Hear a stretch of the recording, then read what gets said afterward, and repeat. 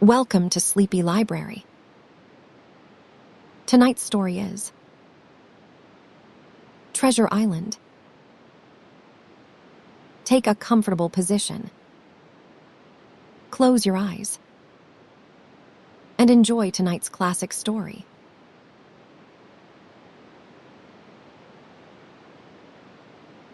Treasure Island by Robert Louis Stevenson. Treasure Island to S.L.O, an American gentleman in accordance with whose classic taste the following narrative has been designed. It is now, in return for numerous delightful hours, and with the kindest wishes, dedicated by his affectionate friend, the author. To the hesitating purchaser, if sailor tales to sailor tunes, storm and adventure, heat and cold, if schooners, islands and maroons and buccaneers and buried gold, and all the old romance, retold exactly in the ancient way, can please as me they pleased of old the wiser youngsters of today. So be it, and fall on. If not, if studious youth no longer crave, his ancient appetites forgot, Kingston or Ballantyne the brave, or Cooper of the wood and wave, so be it also. And may I and all my pirates share the grave, where these and their creations lie. Contents Part 1. The Old Buccaneer I. The Old Sea Dog, A.T. the Admiral B and B.O.W. S11 II. Black Dog appears and disappears. 17 III. The Black Spot, 24 IV. The Sea Chest, 30 V. The Last of the Blind Man, 36 VI. The Captain's Papers, 41 Part 2, The Sea Cook VII. I Go to Bristol, 48 VIII. At the Sign of the Spyglass, 54 IX. Powder and Arms, 59X. The Voyage, 64 XI. What I Heard in the Apple Barrel, 70 XII. Council of War, 76 Part 3, My Shore Adventure XIII. How I Began My Shore Adventure, 82 XIV. The First Blow, 87 XV. The Man of the Island, 93 Part 4, The Stockade XVI. Narrative continued by the Doctor, How the Ship Was Abandoned, 100 XVI.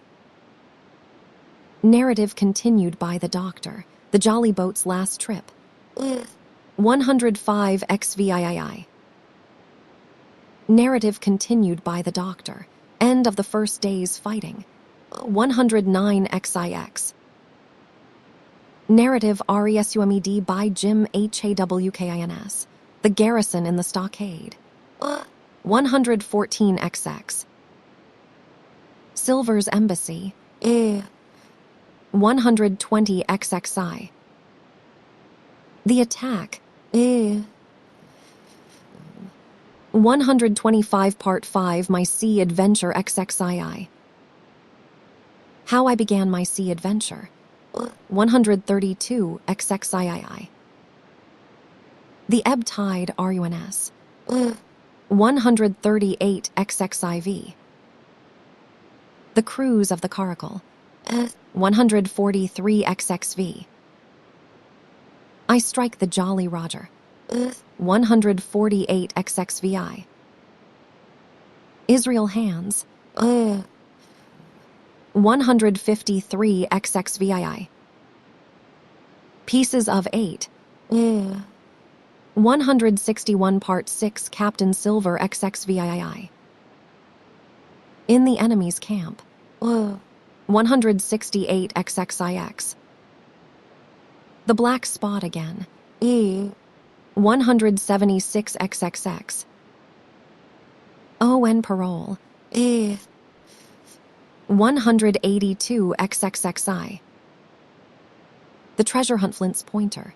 189 XXXII. The treasure hunt the voice among the trees. 195 XXXII. The fall of a chieftain. 201 XXXIV. And last,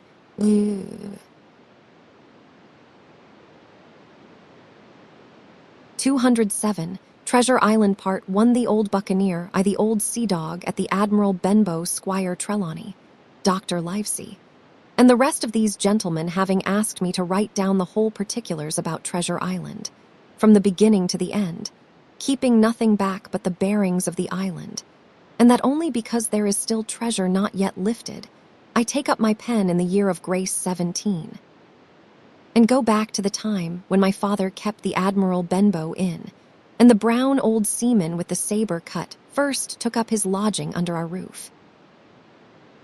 I remember him as if it were yesterday, as he came plodding to the inn door, his sea chest following behind him in a hand barrow, a tall, strong, heavy, nut-brown man, his tarry pigtail falling over the shoulder of his soiled blue coat, his hands ragged and scarred with black, broken nails, and the saber cut across one cheek, a dirty, livid white. I remember him looking round the cove and whistling to himself as he did so, and then breaking out in that old sea song that he sang so often afterwards. 15 men on the dead man's chest, yo-ho-ho, and a bottle of rum, in the high, old, tottering voice that seemed to have been tuned and broken at the capstan bars. Then he rapped on the door with a bit of stick like a handspike that he carried, and when my father appeared, called roughly for a glass of rum. This, when it was brought to him, he drank slowly, like a connoisseur, lingering on the taste and still looking about him at the cliffs and up at our signboard. "This is a handy cove," says he at length, "and a pleasant sitiated grog shop. Much company, mate." My father told him no, very little company, the more was the pity. "Well then," said he, "this is the berth for me." "Here you, matey," he cried to the man who trundled the barrow. "Bring up alongside and help up my chest." "I will stay here a bit," he continued. "I am a plain man. Rum and bacon and eggs is what I want, and that head up there for to watch ships off." "What you mought call me?" "You mought call me captain." "Oh, I see what you are at there." And he threw down 3 or 4 gold pieces on the threshold. "You can tell me when I have worked through that," says he, looking as fierce as a commander. And indeed, bad as his clothes were, and coarsely as he spoke, he had none of the appearance of a man who sailed before the mast, but seemed like a mate or skipper accustomed to be obeyed or to strike. The man who came with the barrow told us the mail had set him down the morning before at the Royal George, that he had inquired what inns there were along the coast, and hearing ours well spoken of, I suppose, and described as lonely, had chosen it from the others for his place of residence. And that was all we could learn of our guest. He was a very silent man by custom. All day he hung round the cove or upon the cliffs with a brass telescope. All evening he sat in a corner of the parlor next the fire and drank rum and water very strong. Mostly he would not speak when spoken to, only look up sudden and fierce and blow through his nose like a foghorn, and we and the people who came about our house soon learned to let him be. Every day when he came back from his stroll, he would ask if any seafaring men had gone by along the road. At first we thought it was the want of company of his own kind that made him ask this question, but at last we began to see he was desirous to avoid them. When a seaman did put up at the Admiral Benbow, as now and then some did, making by the coast road for Bristol, he would look in at him through the curtained door before he entered the parlor, and he was always sure to be as silent as a mouse when any such was present. For me, at least, there was no secret about the matter, for I was, in a way, a sharer in his alarms. He had taken me aside one day and promised me a silver fourpenny on the first of every month if I would only keep my weather eye open for a seafaring man with one leg, and let him know the moment he appeared. Often enough, when the first of the month came round and I applied to him for my wage, he would only blow through his nose at me and stare me down. But before the week was out, he was sure to think better of it, bring me my fourpenny piece, and repeat his orders to look out for the seafaring man with one leg. How that personage haunted my dreams, I need scarcely tell you. On stormy nights, when the wind shook the four corners of the house and the surf roared along the cove and up the cliffs, I would see him in 1,000 forms and with 1,000 diabolical expressions. Now the leg would be cut off at the knee, now at the hip. Now he was a monstrous kind of a creature who had never had but the one leg, and that in the middle of his body. To see him leap and run and pursue me over hedge and ditch was the worst of nightmares. And altogether, I paid pretty dear for my monthly fourpenny piece, in the shape of these abominable fancies. But though I was so terrified by the idea of the seafaring man with one leg, I was far less afraid of the captain himself than anybody else who knew him. There were nights when he took a deal more rum and water than his head would carry, and then he would sometimes sit and sing his wicked, old, wild sea songs, minding nobody. But sometimes he would call for glasses round and force all the trembling company to listen to his stories or bear a chorus to his singing. Often I have heard the house shaking with yo-ho-ho and a bottle of rum, all the neighbors joining in for dear life, with the fear of death upon them, and each singing louder than the other to avoid remark. For in these fits, he was the most overriding companion ever known. He would slap his hand on the table for silence all round. He would fly up in a passion of anger at a question, or sometimes because none was put, and so he judged the company was not following his story. Nor would he allow anyone to leave the inn till he had drunk himself sleepy and reeled off to bed.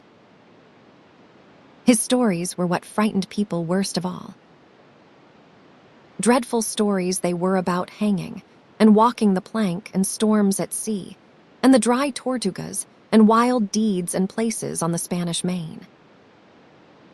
By his own account, he must have lived his life among some of the wickedest men that God ever allowed upon the sea, and the language in which he told these stories shocked our plain country people almost as much as the crimes that he described.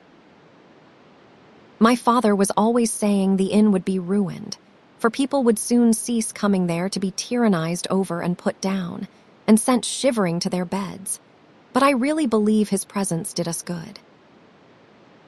People were frightened at the time, but on looking back they rather liked it.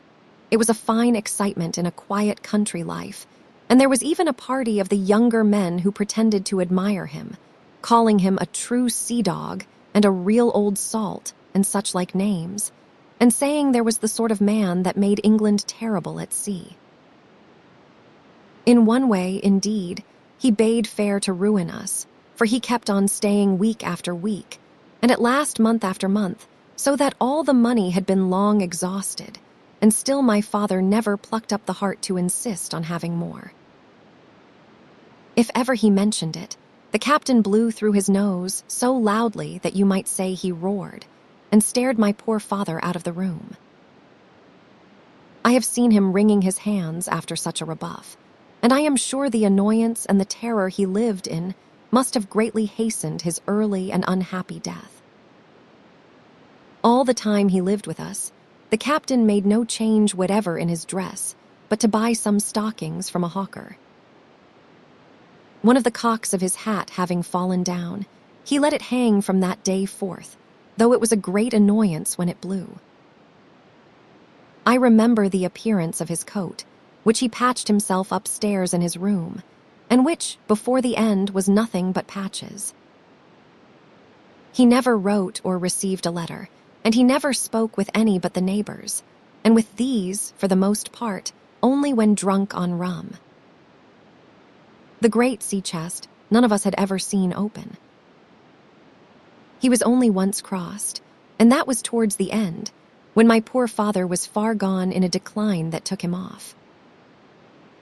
Dr. Livesey came late one afternoon to see the patient, took a bit of dinner from my mother, and went into the parlor to smoke a pipe until his horse should come down from the hamlet, for we had no stabling at the old Benbow. I followed him in, and I remember observing the contrast the neat, bright doctor, with his powder as white as snow and his bright, black eyes and pleasant manners, made with the coltish country folk, and above all with that filthy, heavy, bleared scarecrow of a pirate of ours, sitting far gone in rum with his arms on the table. Suddenly he the captain, that is began to pipe up his eternal song. 15 men on the dead man's chest, yo-ho-ho, and a bottle of rum. Drink and the devil had done for the rest, yo-ho-ho, and a bottle of rum. At first I had supposed the dead man's chest to be that identical big box of his upstairs in the front room, and the thought had been mingled in my nightmares with that of the one-legged seafaring man. But by this time we had all long ceased to pay any particular notice to the song. It was new, that night, to nobody but Dr. Livesey, and on him I observed it did not produce an agreeable effect, for he looked up for a moment quite angrily before he went on with his talk to old Taylor, the gardener, on a new cure for the rheumatics. In the meantime, the captain gradually brightened up at his own music, and at last flapped his hand upon the table before him in a way we all knew to mean silence. The voices stopped at once, all but Dr. Livesey's. He went on as before, speaking clear and kind, and drawing briskly at his pipe between every word or two. The captain glared at him for a while, flapped his hand again, glared still harder, and at last broke out with a villainous low oath. "Silence there between decks. Were you addressing me, sir?" says the doctor, and when the ruffian had told him with another oath that this was so, "I have only one thing to say to you, sir," replies the doctor, "that if you keep on drinking rum, the world will soon be quit of a very dirty scoundrel." The old fellow's fury was awful. He sprang to his feet, drew and opened a sailor's clasp knife, and balancing it open on the palm of his hand, threatened to pin the doctor to the wall. The doctor never so much as moved. He spoke to him as before, over his shoulder and in the same tone of voice, rather high, so that all the room might hear, but perfectly calm and steady. "If you do not put that knife this instant in your pocket, I promise, upon my honor, you shall hang at the next assizes." Then followed a battle of looks between them, but the captain soon knuckled under, put up his weapon, and resumed his seat, grumbling like a beaten dog. "And now, sir," continued the doctor, "since I now know there is such a fellow in my district, you may count I will have an eye upon you day and night. I am not a doctor only. I am a magistrate, and if I catch a breath of complaint against you, if it is only for a piece of incivility like tonight's, I will take effectual means to have you hunted down and rooted out of this. Let that suffice." Soon after, Dr. Livesey's horse came to the door and he rode away, but the captain held his peace that evening, and for many evenings to come. Aye, black dog appears and disappears. It was not very long after this that there occurred the first of the mysterious events that rid us at last of the captain, though not, as you will see, of his affairs.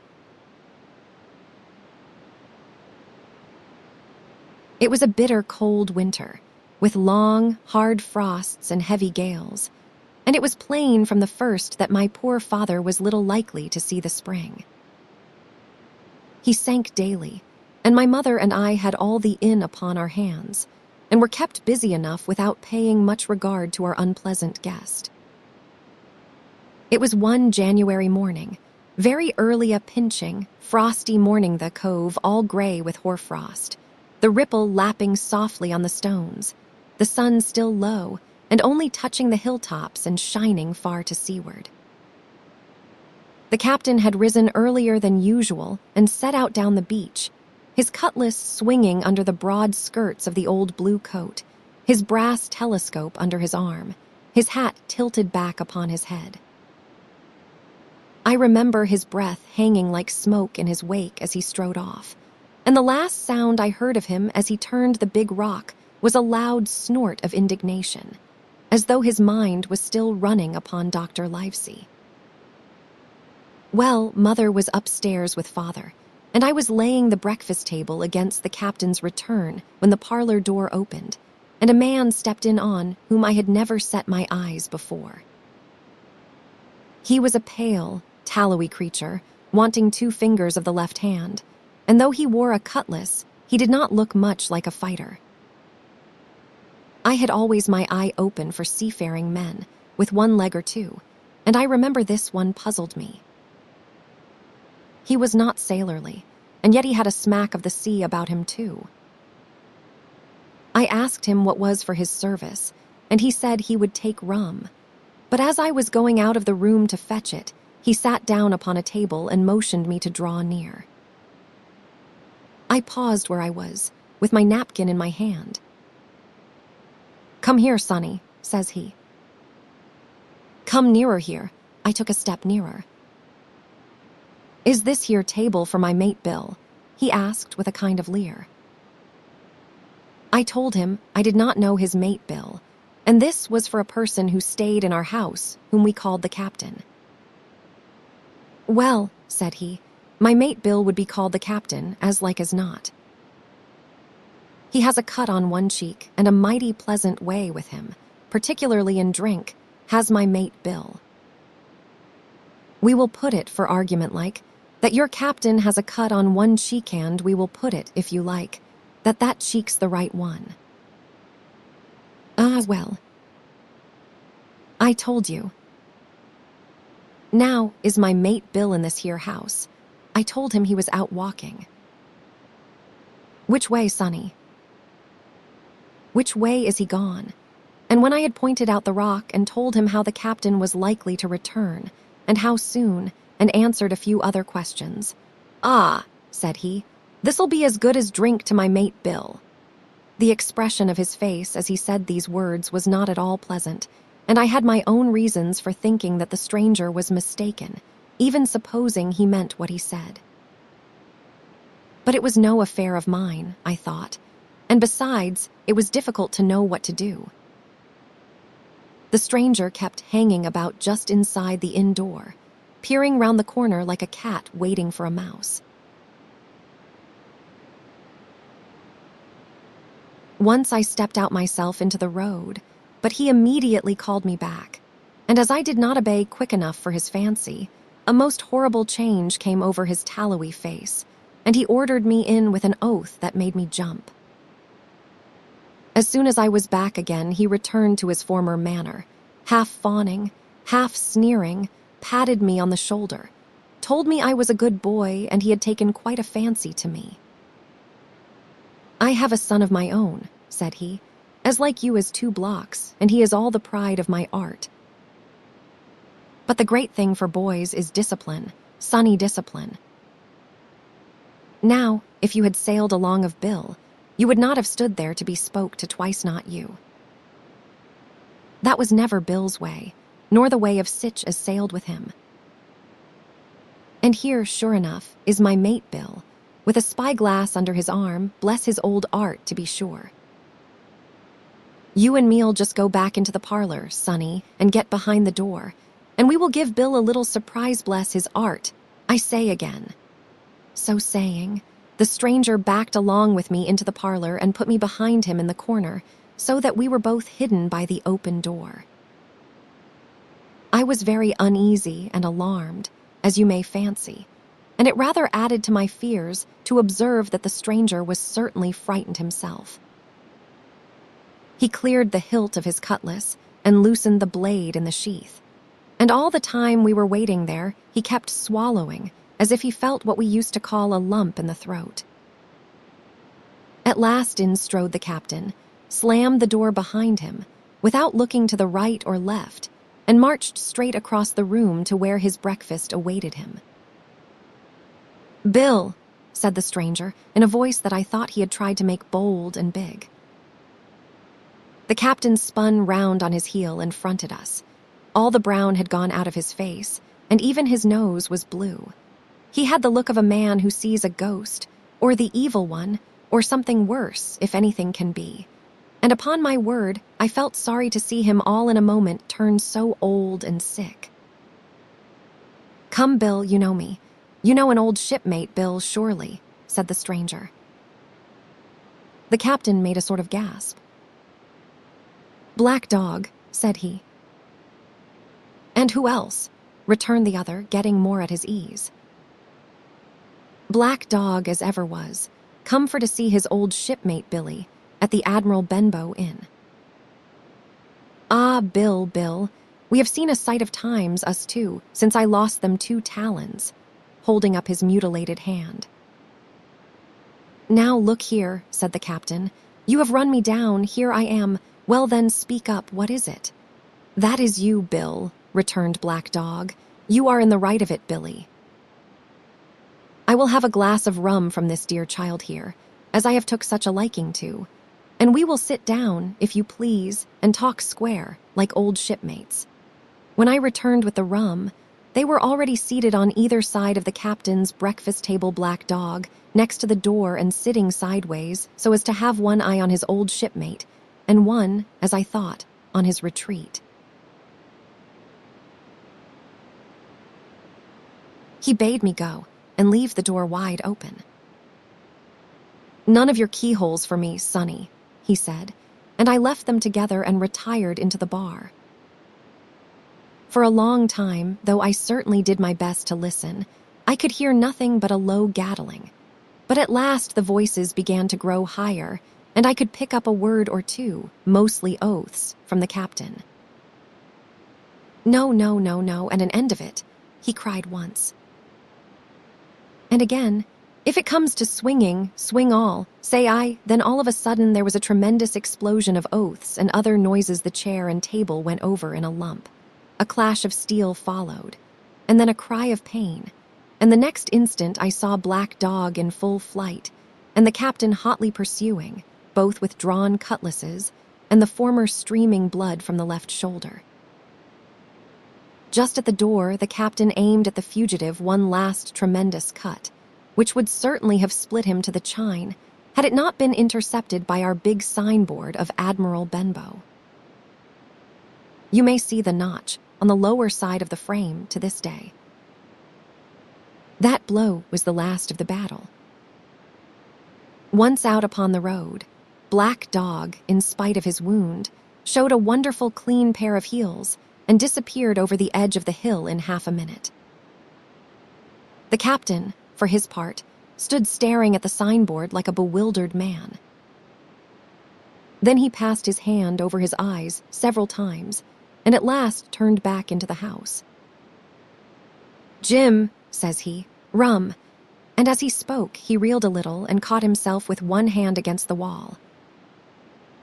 "Are you hurt?" cried I. "Rum," he repeated. "I must get away from here." "Rum."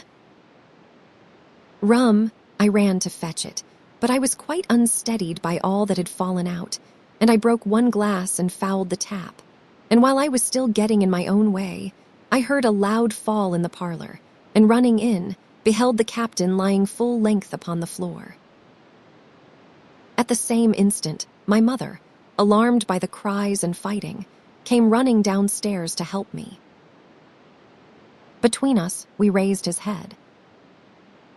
He was breathing very loud and hard, but his eyes were closed, and his face a horrible color. "Dear, dearie me," cried my mother, "what a disgrace upon the house! And your poor father sick."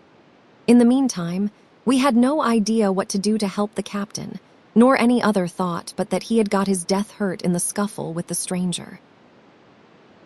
I got the rum, to be sure, and tried to put it down his throat, but his teeth were tightly shut and his jaws as strong as iron. It was a happy relief for us when the door opened and Dr. Livesey came in on his visit to my father. "Oh, doctor," we cried, "what shall we do?" "Where is he wounded?" "Wounded." "A fiddlestick's end," said the doctor. "No more wounded than you or I." "The man has had a stroke, as I warned him." "Now, Mrs. Hawkins, just you run upstairs to your husband and tell him, if possible, nothing about it. For my part, I must do my best to save this fellow's trebly worthless life. Jim, you get me a basin." When I got back with the basin, the doctor had already ripped up the captain's sleeve and exposed his great sinewy arm. It was tattooed in several places. "Here is luck, a fair wind, and Billy Bones his fancy," were very neatly and clearly executed on the forearm, and up near the shoulder there was a sketch of a gallows and a man hanging from it done, as I thought, with great spirit.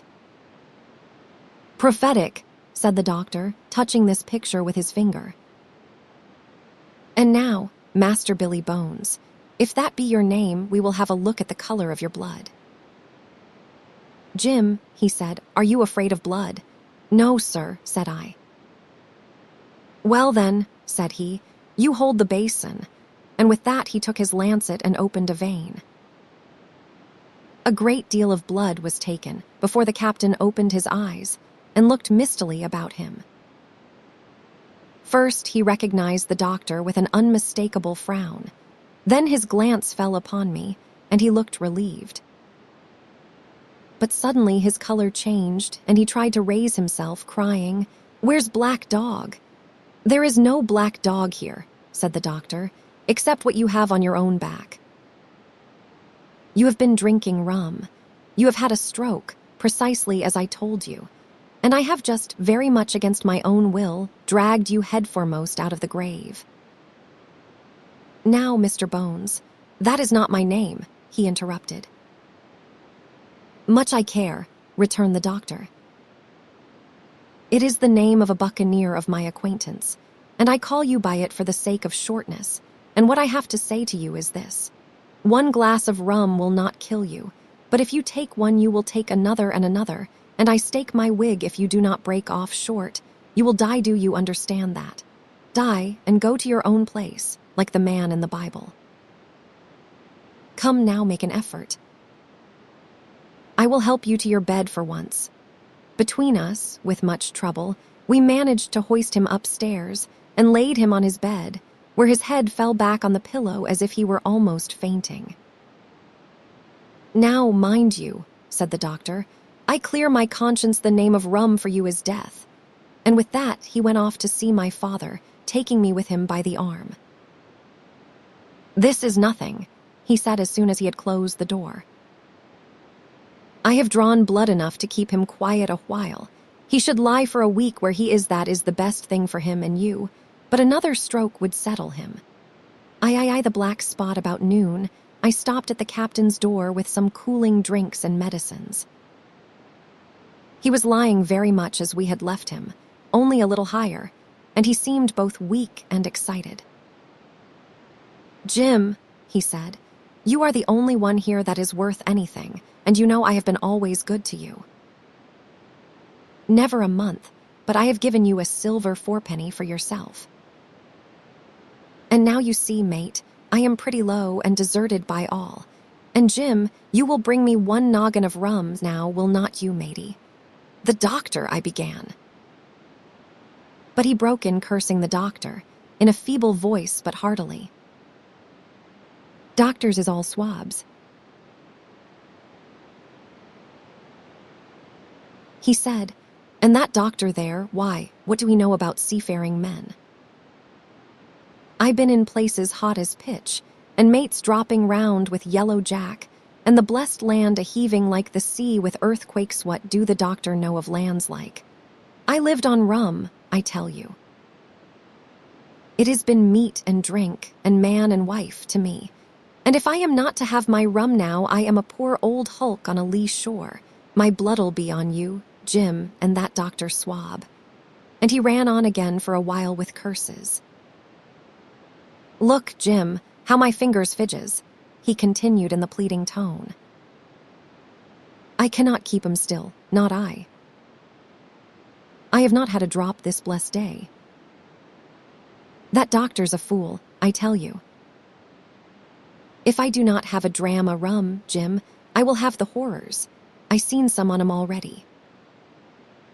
I seen old Flint in the corner there, behind you. As plain as print, I seen him. And if I get the horrors, I am a man that has lived rough, and I will raise Cain. Your doctor hisself said one glass would not hurt me. I will give you a golden guinea for a noggin, Jim." He was growing more and more excited, and this alarmed me for my father, who was very low that day and needed quiet. Besides, I was reassured by the doctor's words, now quoted to me, and rather offended by the offer of a bribe. "I want none of your money," said I, "but what you owe my father. I will get you one glass and no more." When I brought it to him, he seized it greedily and drank it out. Aye, said he, "that is some better, sure enough." "And now, matey, did that doctor say how long I was to lie here in this old berth?" "A week at least," said I. "Thunder," he cried. "A week? I cannot do that. They would have the black spot on me by then. The lubbers is going about to get the wind of me this blessed moment. Lubbers as could not keep what they got, and want to nail what is another's. Is that seamanly behavior, now? I want to know. But I am a saving soul. I never wasted good money of mine, nor lost it neither, and I will trick 'em again. I am not afraid on 'em. I will shake out another reef, matey, and daddle 'em again." As he was thus speaking, he had risen from bed with great difficulty, holding to my shoulder with a grip that almost made me cry out, and moving his legs like so much dead weight. His words, spirited as they were in meaning, contrasted sadly with the weakness of the voice in which they were uttered. He paused when he had got into a sitting position on the edge. "That doctor's done me," he murmured. "My ears is singing. Lay me back." Before I could do much to help him, he had fallen back again to his former place, where he lay for a while silent. "Jim," he said at length, "you saw that seafaring man today. Black dog?" I asked. "Black dog," says he. "He is a bad un, but there is worse that put him on. Now, if I cannot get away nohow, and they tip me the black spot, mind you, it is my old sea chest they are after. You get on a horse you cannot you?" "Well then, you get on a horse and go to well. Yes, I will to that eternal Dr. Swab, and tell him to pipe all hands magistrates, and sichand he will lay 'em aboard at the Admiral Benboal old Flint's crew, man and boy, all on 'em that is left. I was first mate. I was old Flint's first mate, and I am the only one as knows the place. He gave it me at Savannah, when he lay a-dying, like as if I was to now, you see. But you will not peach unless they get the black spot on me, or unless you see that black dog again, or a seafaring man with one leg, Jim him above all." "But what is the black spot, Captain?" I asked. "That is a summons, mate. I will tell you if they get that. But you keep your weather eye open, Jim, and I will share with you equals, upon my honor." He wandered a little longer, his voice growing weaker, but soon after I had given him his medicine, which he took like a child, with the remark, "If ever a seaman wanted drugs, it is me." He fell at last into a heavy, swoon-like sleep, in which I left him. What I should have done, had all gone well, I do not know.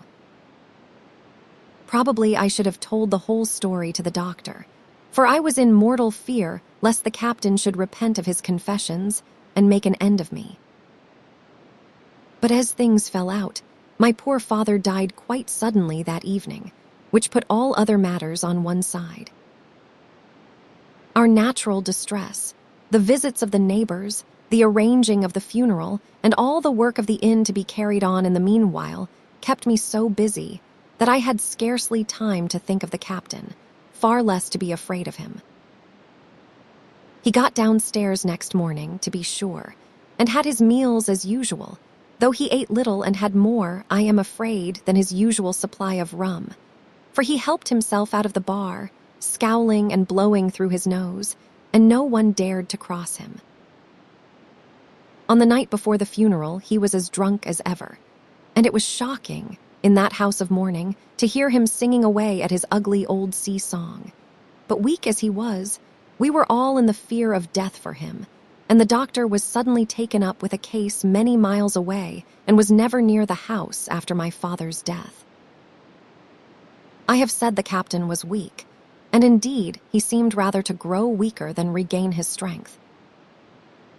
He clambered up and down stairs, and went from the parlor to the bar and back again, and sometimes put his nose out of doors to smell the sea, holding on to the walls as he went for support and breathing hard and fast like a man on a steep mountain. He never particularly addressed me, and it is my belief he had as good as forgotten his confidences, but his temper was more flighty, and allowing for his bodily weakness, more violent than ever. He had an alarming way now, when he was drunk, of drawing his cutlass and laying it bare before him on the table. But with all that, he minded people less and seemed shut up in his own thoughts and rather wandering. Once, for instance, to our extreme wonder, he piped up to a different air, a kind of country love song that he must have learned in his youth before he had begun to follow the sea. So things passed until, the day after the funeral, and about 3 o'clock of a bitter, foggy, frosty afternoon, I was standing at the door for a moment, full of sad thoughts about my father, when I saw someone drawing slowly near along the road. He was plainly blind, for he tapped before him with a stick and wore a great green shade over his eyes and nose, and he was hunched, as if with age or weakness, and wore a huge old tattered sea cloak with a hood that made him appear positively deformed. I never saw in my life a more dreadful-looking figure. He stopped a little from the inn, and raising his voice in an odd sing-song, addressed the air in front of him. "Will any kind friend inform a poor blind man, who has lost the precious sight of his eyes in the gracious defense of his native country, England, and God bless King George, where or in what part of this country he may now be?" "You are at the Admiral Benbow, Black Hill Cove, my good man," said I. "I hear a voice," said he, "a young voice. Will you give me your hand, my kind young friend, and lead me in?" I held out my hand, and the horrible, soft-spoken, eyeless creature gripped it in a moment like a vice.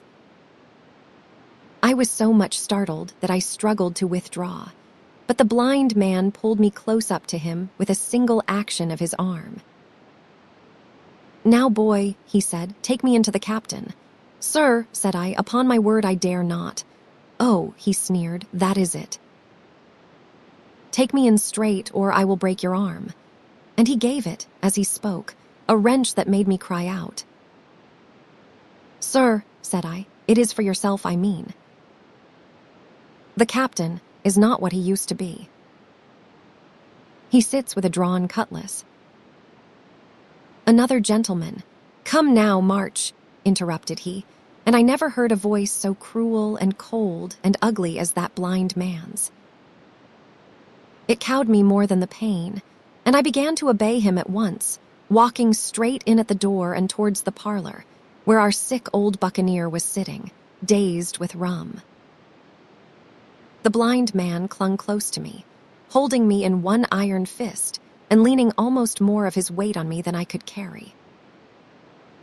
"Lead me straight up to him, and when I am in view, cry out, 'Here is a friend for you, Bill.' If you do not, I will do this." And with that he gave me a twitch that I thought would have made me faint. Between this and that, I was so utterly terrified of the blind beggar that I forgot my terror of the captain, and as I opened the parlor door, cried out the words he had ordered in a trembling voice. The poor captain raised his eyes, and at one look the rum went out of him and left him staring sober. The expression of his face was not so much of terror as of mortal sickness. He made a movement to rise, but I do not believe he had enough force left in his body. "Now, Bill, sit where you are," said the beggar. "If I cannot see, I can hear a finger stirring. Business is business. Hold out your left hand."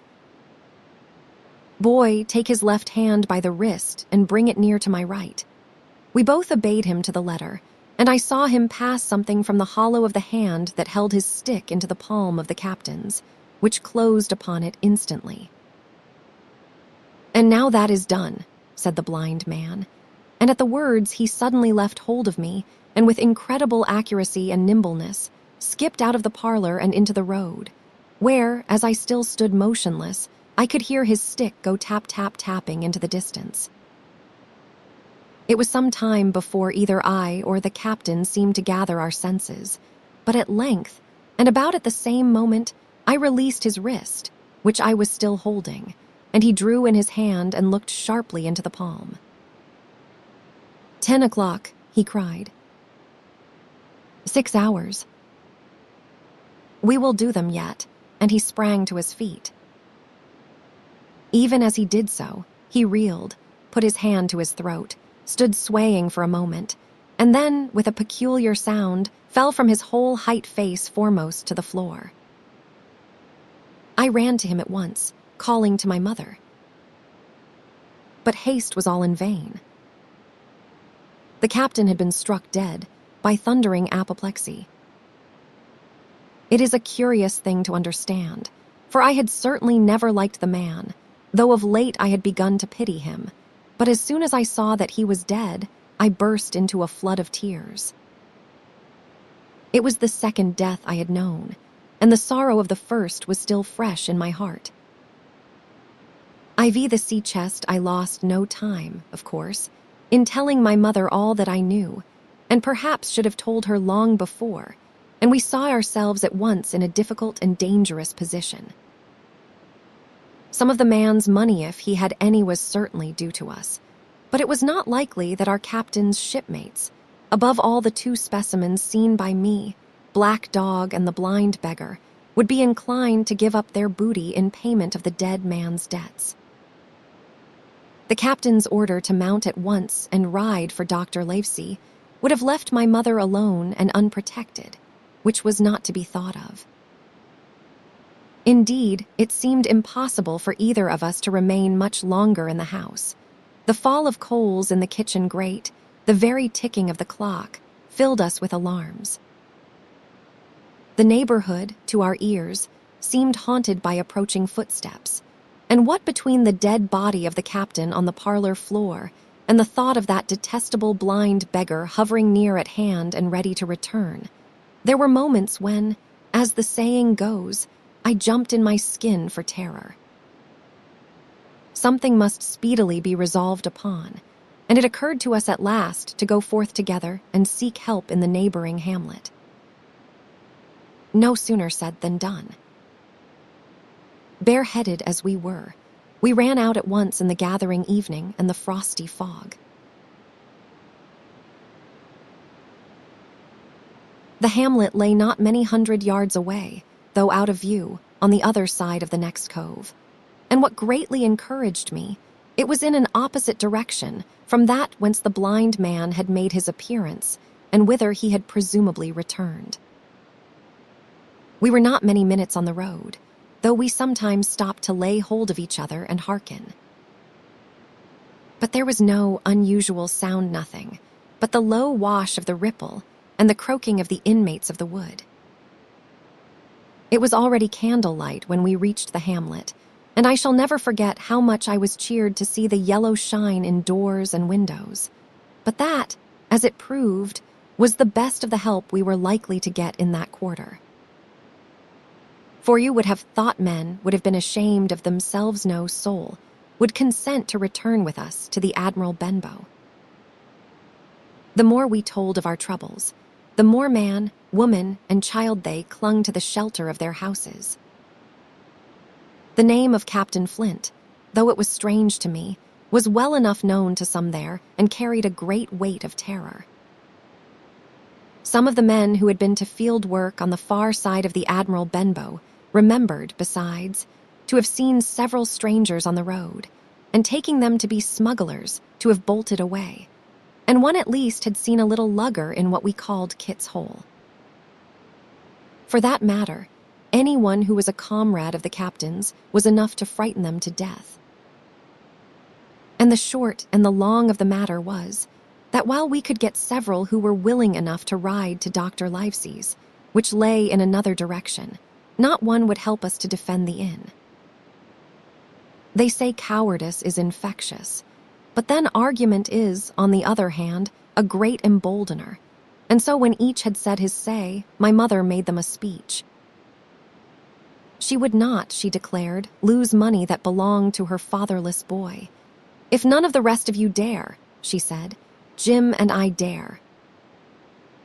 Back we will go, the way we came, and small thanks to you big, hulking, chicken-hearted men. We will have that chest open, if we die for it. And I will thank you for that bag, Mrs. Crossley, to bring back our lawful money in. Of course, I said I would go with my mother, and of course they all cried out at our foolhardiness, but even then not a man would go along with us.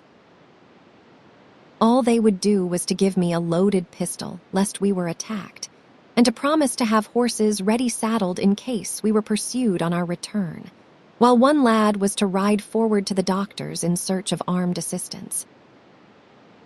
My heart was beating finely when we too set forth in the cold night upon this dangerous venture. A full moon was beginning to rise and peered redly through the upper edges of the fog, and this increased our haste, for it was plain, before we came forth again, that all would be as bright as day, and our departure exposed to the eyes of any watchers. We slipped along the hedges, noiseless and swift, nor did we see or hear anything to increase our terrors, till, to our relief, the door of the Admiral Benbow had closed behind us. I slipped the bolt at once, and we stood and panted for a moment in the dark, alone in the house with the dead captain's body. Then my mother got a candle in the bar, and holding each other's hands, we advanced into the parlor. He lay as we had left him, on his back, with his eyes open and one arm stretched out. "Draw down the blind, Jim," whispered my mother.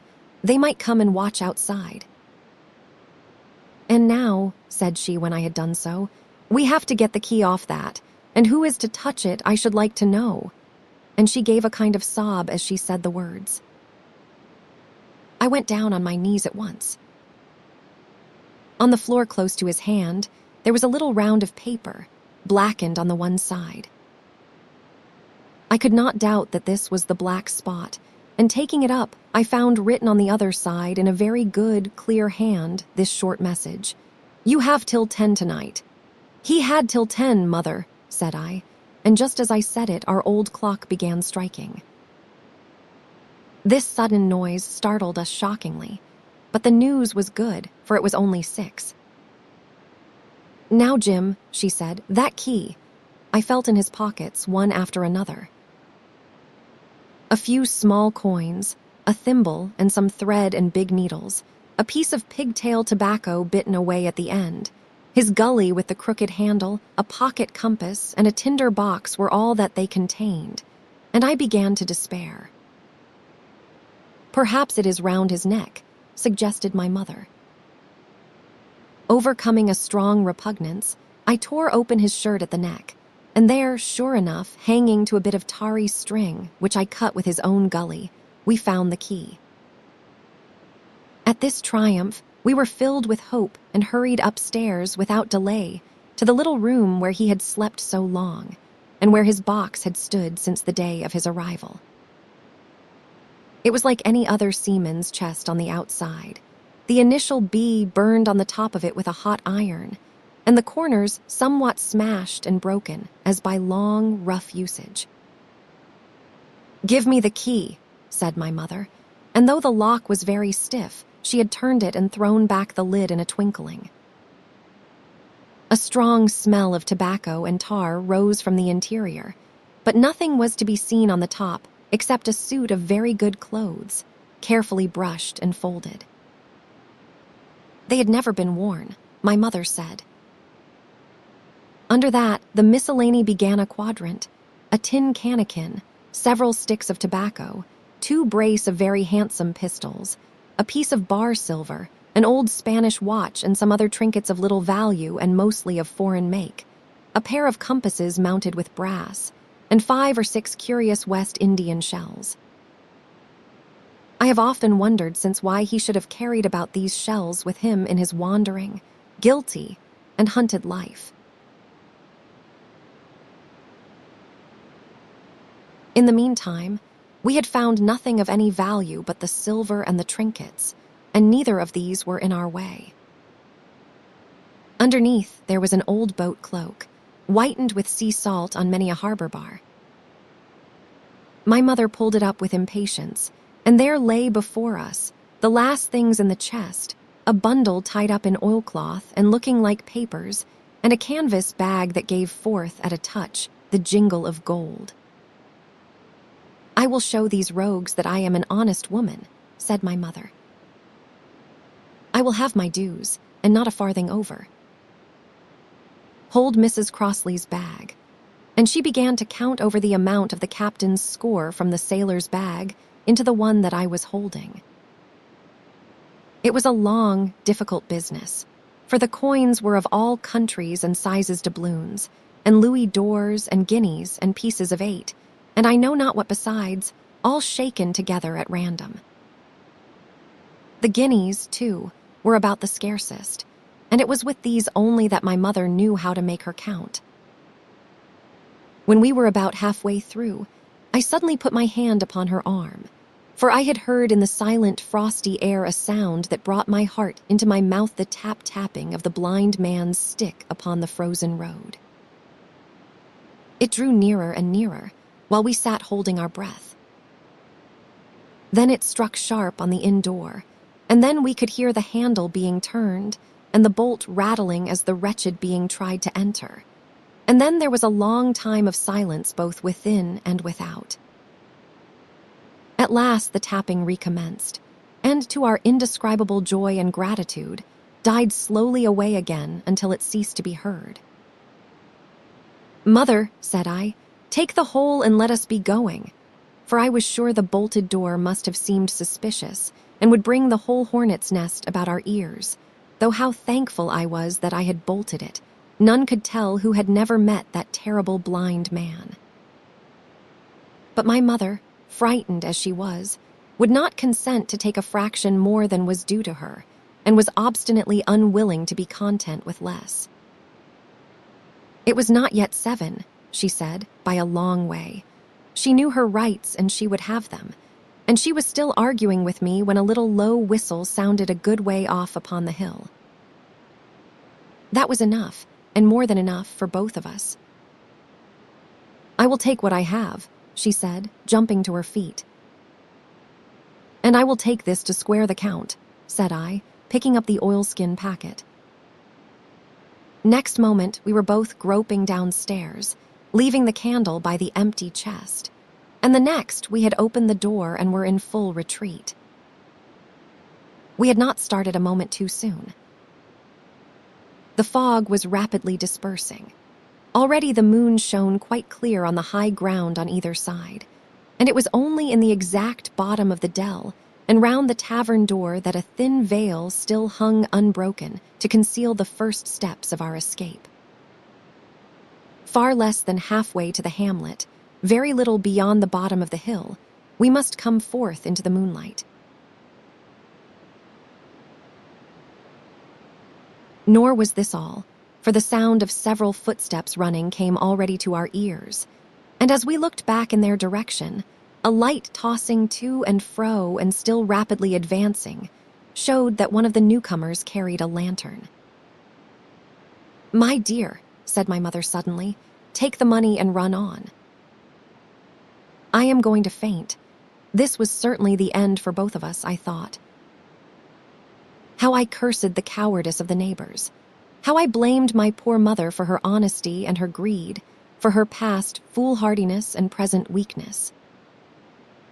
We were just at the little bridge, by good fortune, and I helped her, tottering as she was, to the edge of the bank, where, sure enough, she gave a sigh and fell on my shoulder. I do not know how I found the strength to do it at all, and I am afraid it was roughly done, but I managed to drag her down the bank and a little way under the arch. Farther I could not move her, for the bridge was too low to let me do more than crawl below it. So there we had to stay my mother, almost entirely exposed, and both of us within earshot of the inn. The last of the blind man, my curiosity, in a sense, was stronger than my fear, for I could not remain where I was, but crept back to the bank again, whence, sheltering my head behind a bush of broom, I might command the road before our door. I was scarcely in position ere my enemies began to arrive, 7 or 8 of them, running hard, their feet beating out of time along the road, and the man with the lantern some paces in front. 3 men ran together, hand in hand, and I made out, even through the mist, that the middle man of this trio was the blind beggar. The next moment, his voice showed me that I was right. "Down with the door," he cried. "Aye, aye, sir," answered 2 or 3, and a rush was made upon the Admiral Benbow, the lantern-bearer following, and then I could see them pause and hear speeches passed in a lower key, as if they were surprised to find the door open. But the pause was brief, for the blind man again issued his commands. His voice sounded louder and higher, as if he were afire with eagerness and rage. In, he shouted and cursed them for their delay. 4 or 5 of them obeyed at once, 2 remaining on the road with the formidable beggar. There was a pause, then a cry of surprise, and then a voice shouting from the house, "Bill's dead!" But the blind man swore at them again for their delay. "Search him, some of you shirking lubbers and the rest of you aloft and get the chest," he cried. I could hear their feet rattling up our old stairs, so that the house must have shook with it. Promptly afterwards, fresh sounds of astonishment arose. The window of the captain's room was thrown open with a slam and a jingle of broken glass, and a man leaned out into the moonlight, head and shoulders, and addressed the blind beggar on the road below him. "Pew," he cried, "they have been before us." "Someone's turned the chest out alow and aloft." "Is it there?" roared Pew. "The money's there." The blind man cursed the money. "Flint's fist, I mean," he cried. "We do not see it here nohow," returned the man. "Here, you below there, is it on Bill?" cried the blind man again. At that another fellow, probably him who had remained below to search the captain's body, came to the door of the inn. "Bill's been overhauled already," said he. "Nothin' left. It is these people of the inn, it is that boy." "I wish I had put his eyes out," cried the blind man, Pew. "There were no time ago they had the door bolted when I tried it. Scatter, lads, and find 'em. Sure enough, they left their glim here," said the fellow from the window. "Scatter and find 'em." "Rout the house out," reiterated Pew, striking with his stick upon the road. Then there followed a great to-do through all our old inn, heavy feet pounding to and fro, furniture thrown over, doors kicked in, until the very rocks re-echoed and the men came out again, one after another, on the road and declared that we were nowhere to be found. And just the same whistle that had alarmed my mother and myself over the dead captain's money was once more clearly audible through the night, but this time twice repeated. I had thought it to be the blind man's trumpet, so to speak, summoning his crew to the assault, but I now found that it was a signal from the hillside towards the hamlet, and from its effect upon the buccaneers, a signal to warn them of approaching danger. "There is Dirk again," said one. "Twice." "We will have to budge, mates. Budge, you skulk," cried Pew. Dirk was a fool, and a coward from the first. You would not mind him. "They must be close by. They cannot be far. You have your hands on it. Scatter and look for them, dogs." "Oh, shiver my soul," he cried. "If I had eyes!" This appeal seemed to produce some effect, for two of the fellows began to look here and there among the lumber, but half-heartedly, I thought, and with half an eye to their own danger all the time, while the rest stood irresolute on the road. "You have your hands on thousands, you fools, and you hang a leg.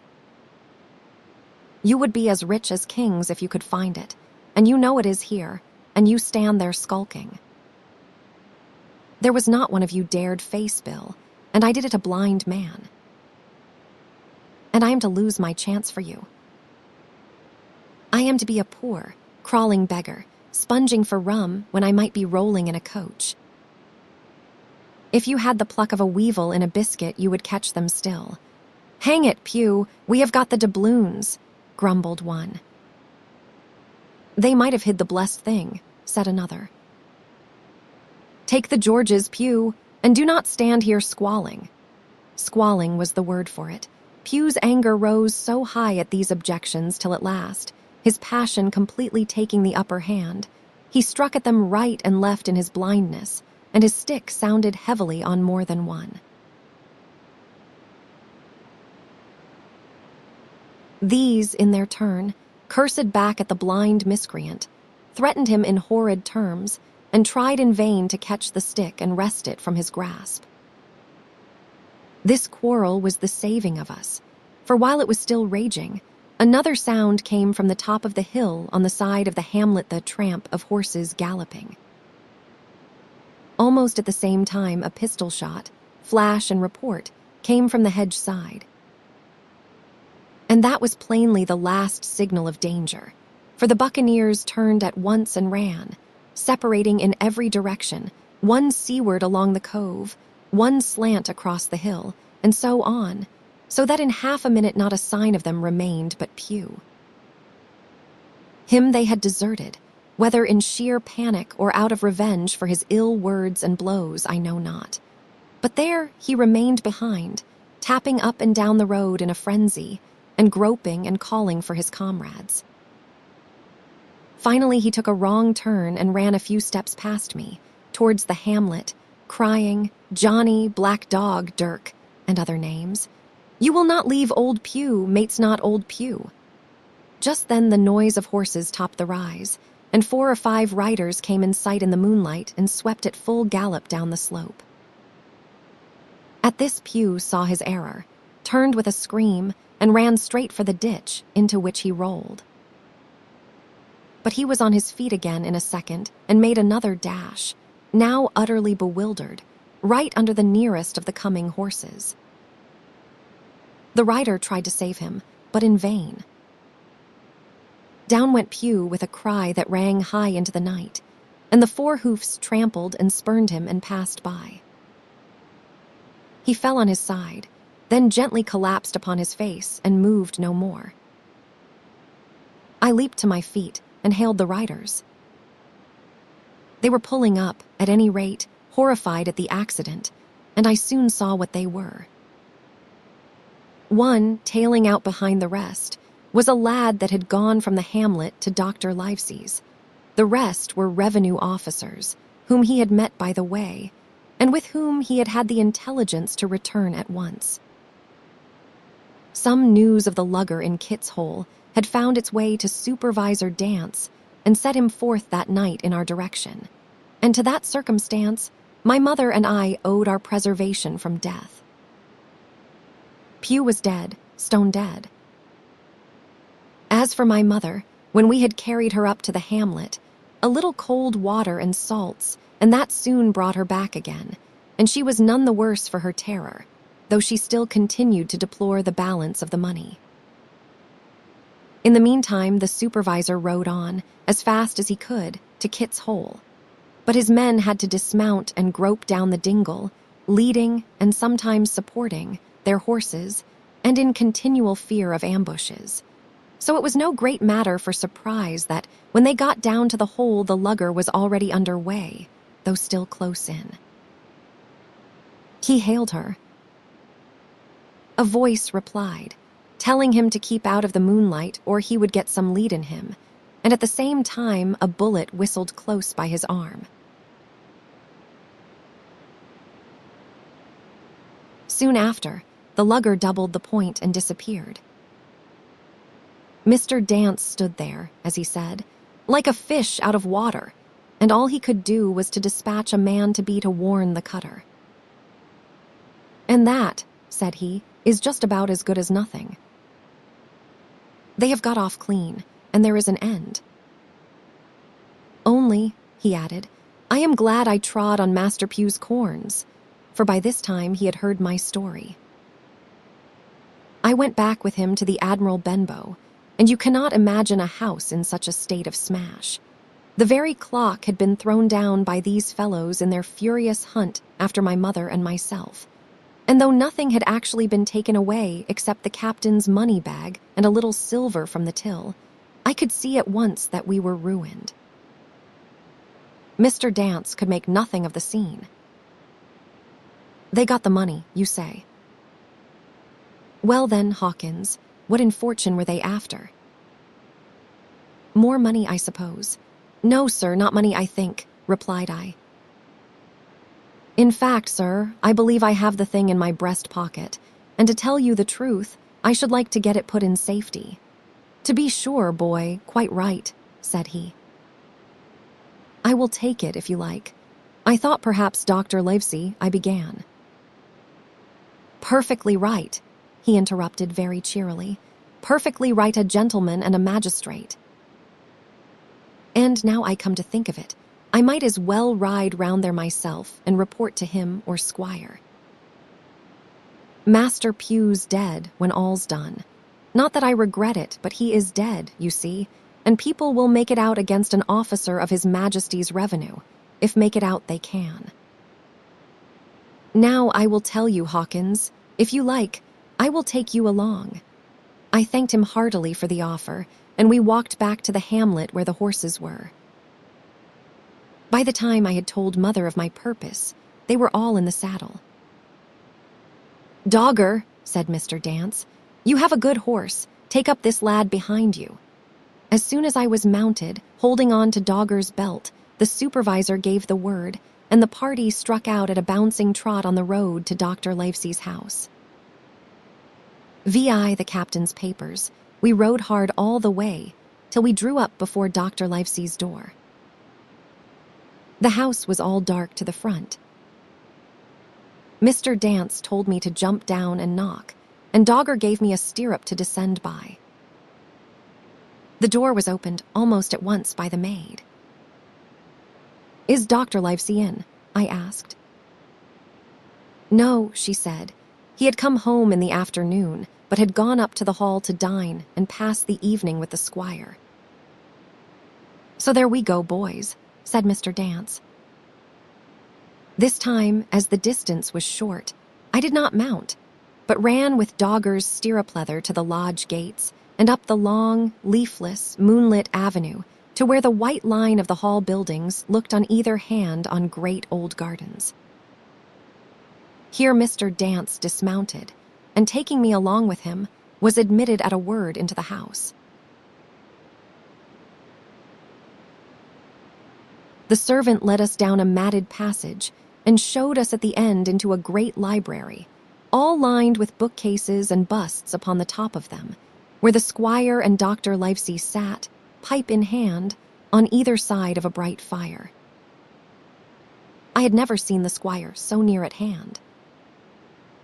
He was a tall man, over 6 feet high and broad in proportion, and he had a bluff, rough and ready face, all roughened and reddened and lined in his long travels. His eyebrows were very black and moved readily, and this gave him a look of some temper, not bad, you would say, but quick and high. "Come in, Mr. Dance," says he, very stately and condescending.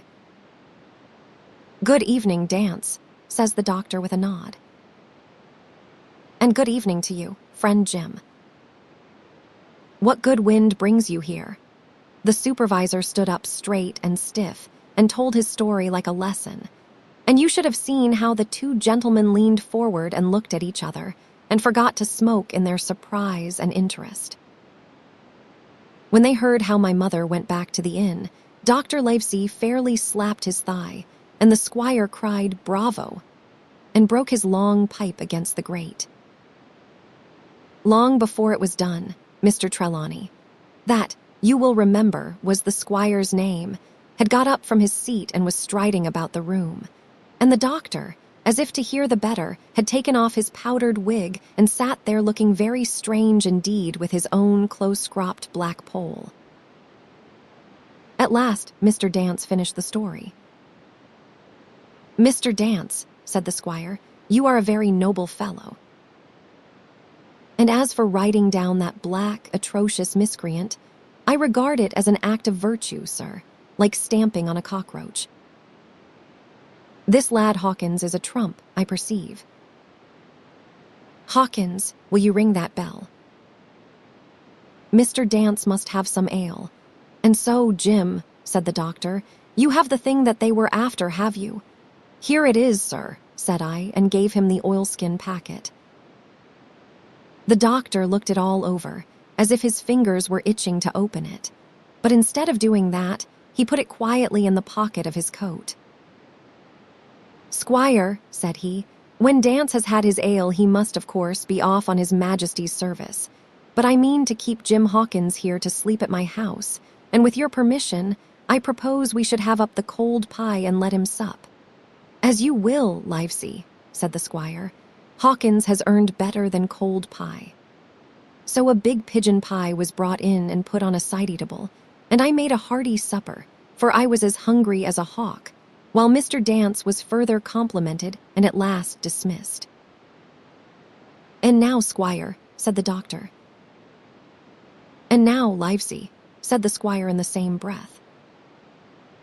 One at a time, laughed Dr. Livesey. "You have heard of this Flint, I suppose." "Heard of him," cried the squire. "Heard of him, you say? He was the bloodthirstiest buccaneer that sailed. Blackbeard was a child to Flint. The Spaniards were so prodigiously afraid of him that, I tell you, sir, I was sometimes proud he was an Englishman. I have seen his topsails with these eyes, off Trinidad, and the cowardly son of a rumpuncheon that I sailed with put back, sir, into port of Spain." "Well, I have heard of him myself in England," said the doctor. "But the point is, had he money?" "Money," cried the squire. "Have you heard the story? What were these villains after but money? What do they care for but money? For what would they risk their rascal carcasses but money? That we shall soon know," replied the doctor. "But you are so confoundedly hot-headed and exclamatory that I cannot get a word in. What I want to know is this. Supposing that I have here in my pocket some clue to where Flint buried his treasure, will that treasure amount to much?" "Amount, sir," cried the squire. "It will amount to this. If we have the clue you talk about, I fit out a ship in Bristol dock and take you and Hawkins here along, and I will have that treasure if I search a year." "Very well," said the doctor. "Now then, if Jim is agreeable, we will open the packet," and he laid it before him on the table. The bundle was sewn together, and the doctor had to get out his instrument case and cut the stitches with his medical scissors.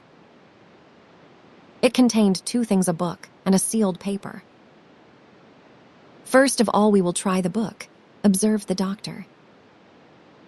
The squire and I were both peering over his shoulder as he opened it, for Dr. Livesey had kindly motioned me to come round from the side table, where I had been eating, to enjoy the sport of the search.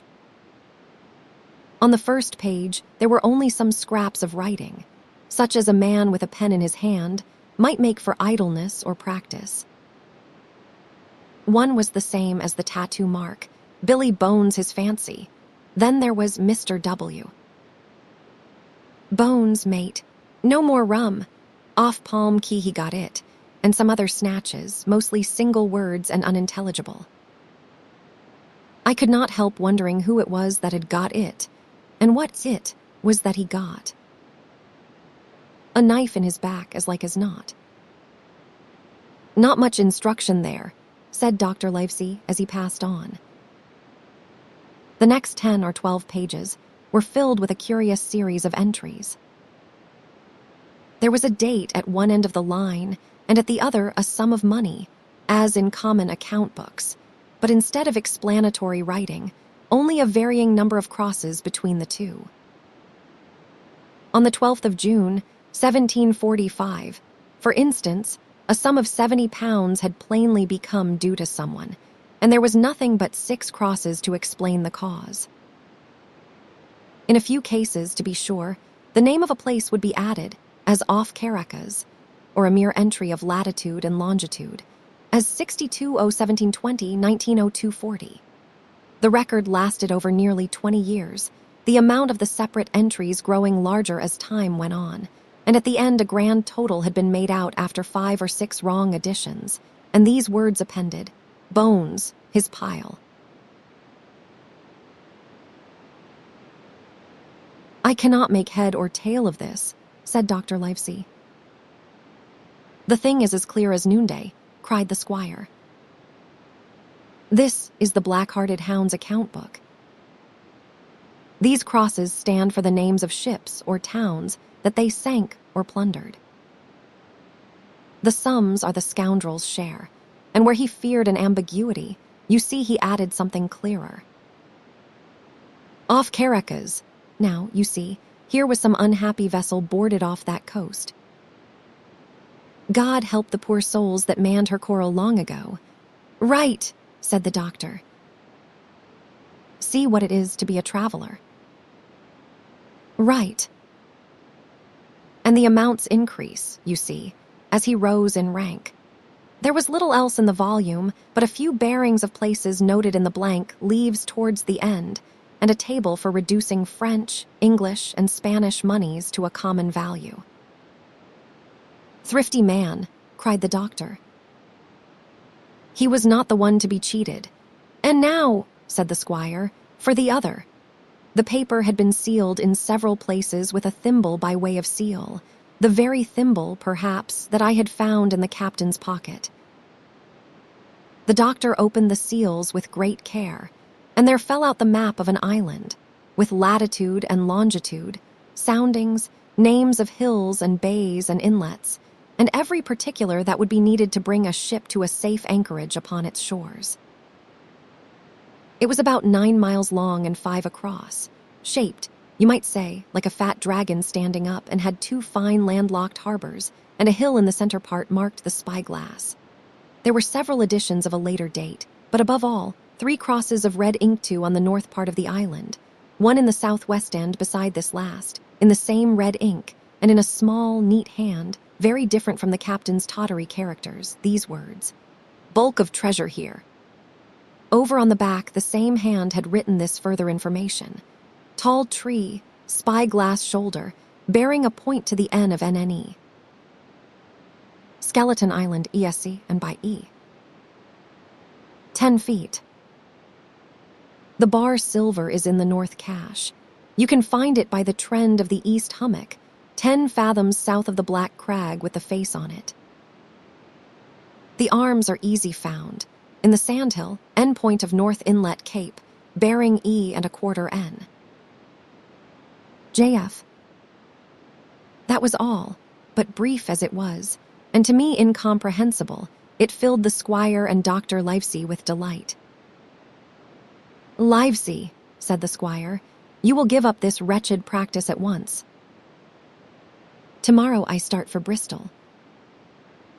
"In 3 weeks' time, 3 weeks. 2 weeks 10 days we will have the best ship, sir, and the choicest crew in England. Hawkins shall come as cabin boy." "You will make a famous cabin boy, Hawkins." "You, Livesey, are ship's doctor. I am admiral." "We will take Redruth, Joyce, and Hunter. We will have favorable winds, a quick passage, and not the least difficulty in finding the spot and money to eat, to roll in, to play duck and drake with ever after. Trelawney," said the doctor, "I will go with you, and I will go bail for it, so will Jim, and be a credit to the undertaking." "There is only one man I am afraid of." "And who is that?" cried the squire. "Name the dog, sir." "You," replied the doctor, "for you cannot hold your tongue." "We are not the only men who know of this paper. These fellows who attacked the inn tonight, bold, desperate blades, for sure, and the rest who stayed aboard that lugger, and more, I dare say, not far off, are, one and all, through thick and thin, bound that they will get that money. We must none of us go alone till we get to sea. Jim and I shall stick together in the meanwhile. You will take Joyce and Hunter when you ride to Bristol, and from first to last, not one of us must breathe a word of what we have found." "Livesey," returned the squire, "you are always in the right of it." "I will be as silent as the grave." Part 2. The Sea Cook VII. I go to Bristol. It was longer than the squire imagined, ere we were ready for the sea. And none of our first plans, not even Dr. Livesey's, of keeping me beside him could be carried out as we intended. The doctor had to go to London for a physician to take charge of his practice. The squire was hard at work at Bristol, and I lived on at the Hall under the charge of old Redruth, the gamekeeper, almost a prisoner, but full of sea dreams and the most charming anticipations of strange islands and adventures. I brooded by the hour together over the map, all the details of which I well remembered. Sitting by the fire in the housekeeper's room, I approached that island in my fancy from every possible direction. I explored every acre of its surface. I climbed 1,000 times to that tall hill they call the Spyglass, and from the top enjoyed the most wonderful and changing prospects. Sometimes the isle was thick with savages, with whom we fought, sometimes full of dangerous animals that hunted us. But in all my fancies, nothing occurred to me so strange and tragic as our actual adventures. So the weeks passed on, till one fine day there came a letter addressed to Dr. Livesey, with this addition: to be opened in the case of his absence by Tom Redruth or young Hawkins. Obeying this order, we found, or rather I found, for the gamekeeper was a poor hand at reading anything but print, the following important news: Old Anchor Inn, Bristol, March 1, 17. Dear Livesey, as I do not know whether you are at the Hall or still in London, I send this in double to both places. The ship is bought and fitted. She lies at anchor, ready for sea. You never imagined a sweeter schooner a child might sail her 200 tons. Name, Hispaniola. I got her through my old friend, Blandley, who has proved himself throughout the most surprising trump. The admirable fellow literally slaved in my interest, and so, I may say, did everyone in Bristol. As soon as they got wind of the port, we sailed for treasure, I mean. Redruth, said I, interrupting the letter. Dr. Livesey will not like that. The squire has been talking, after all.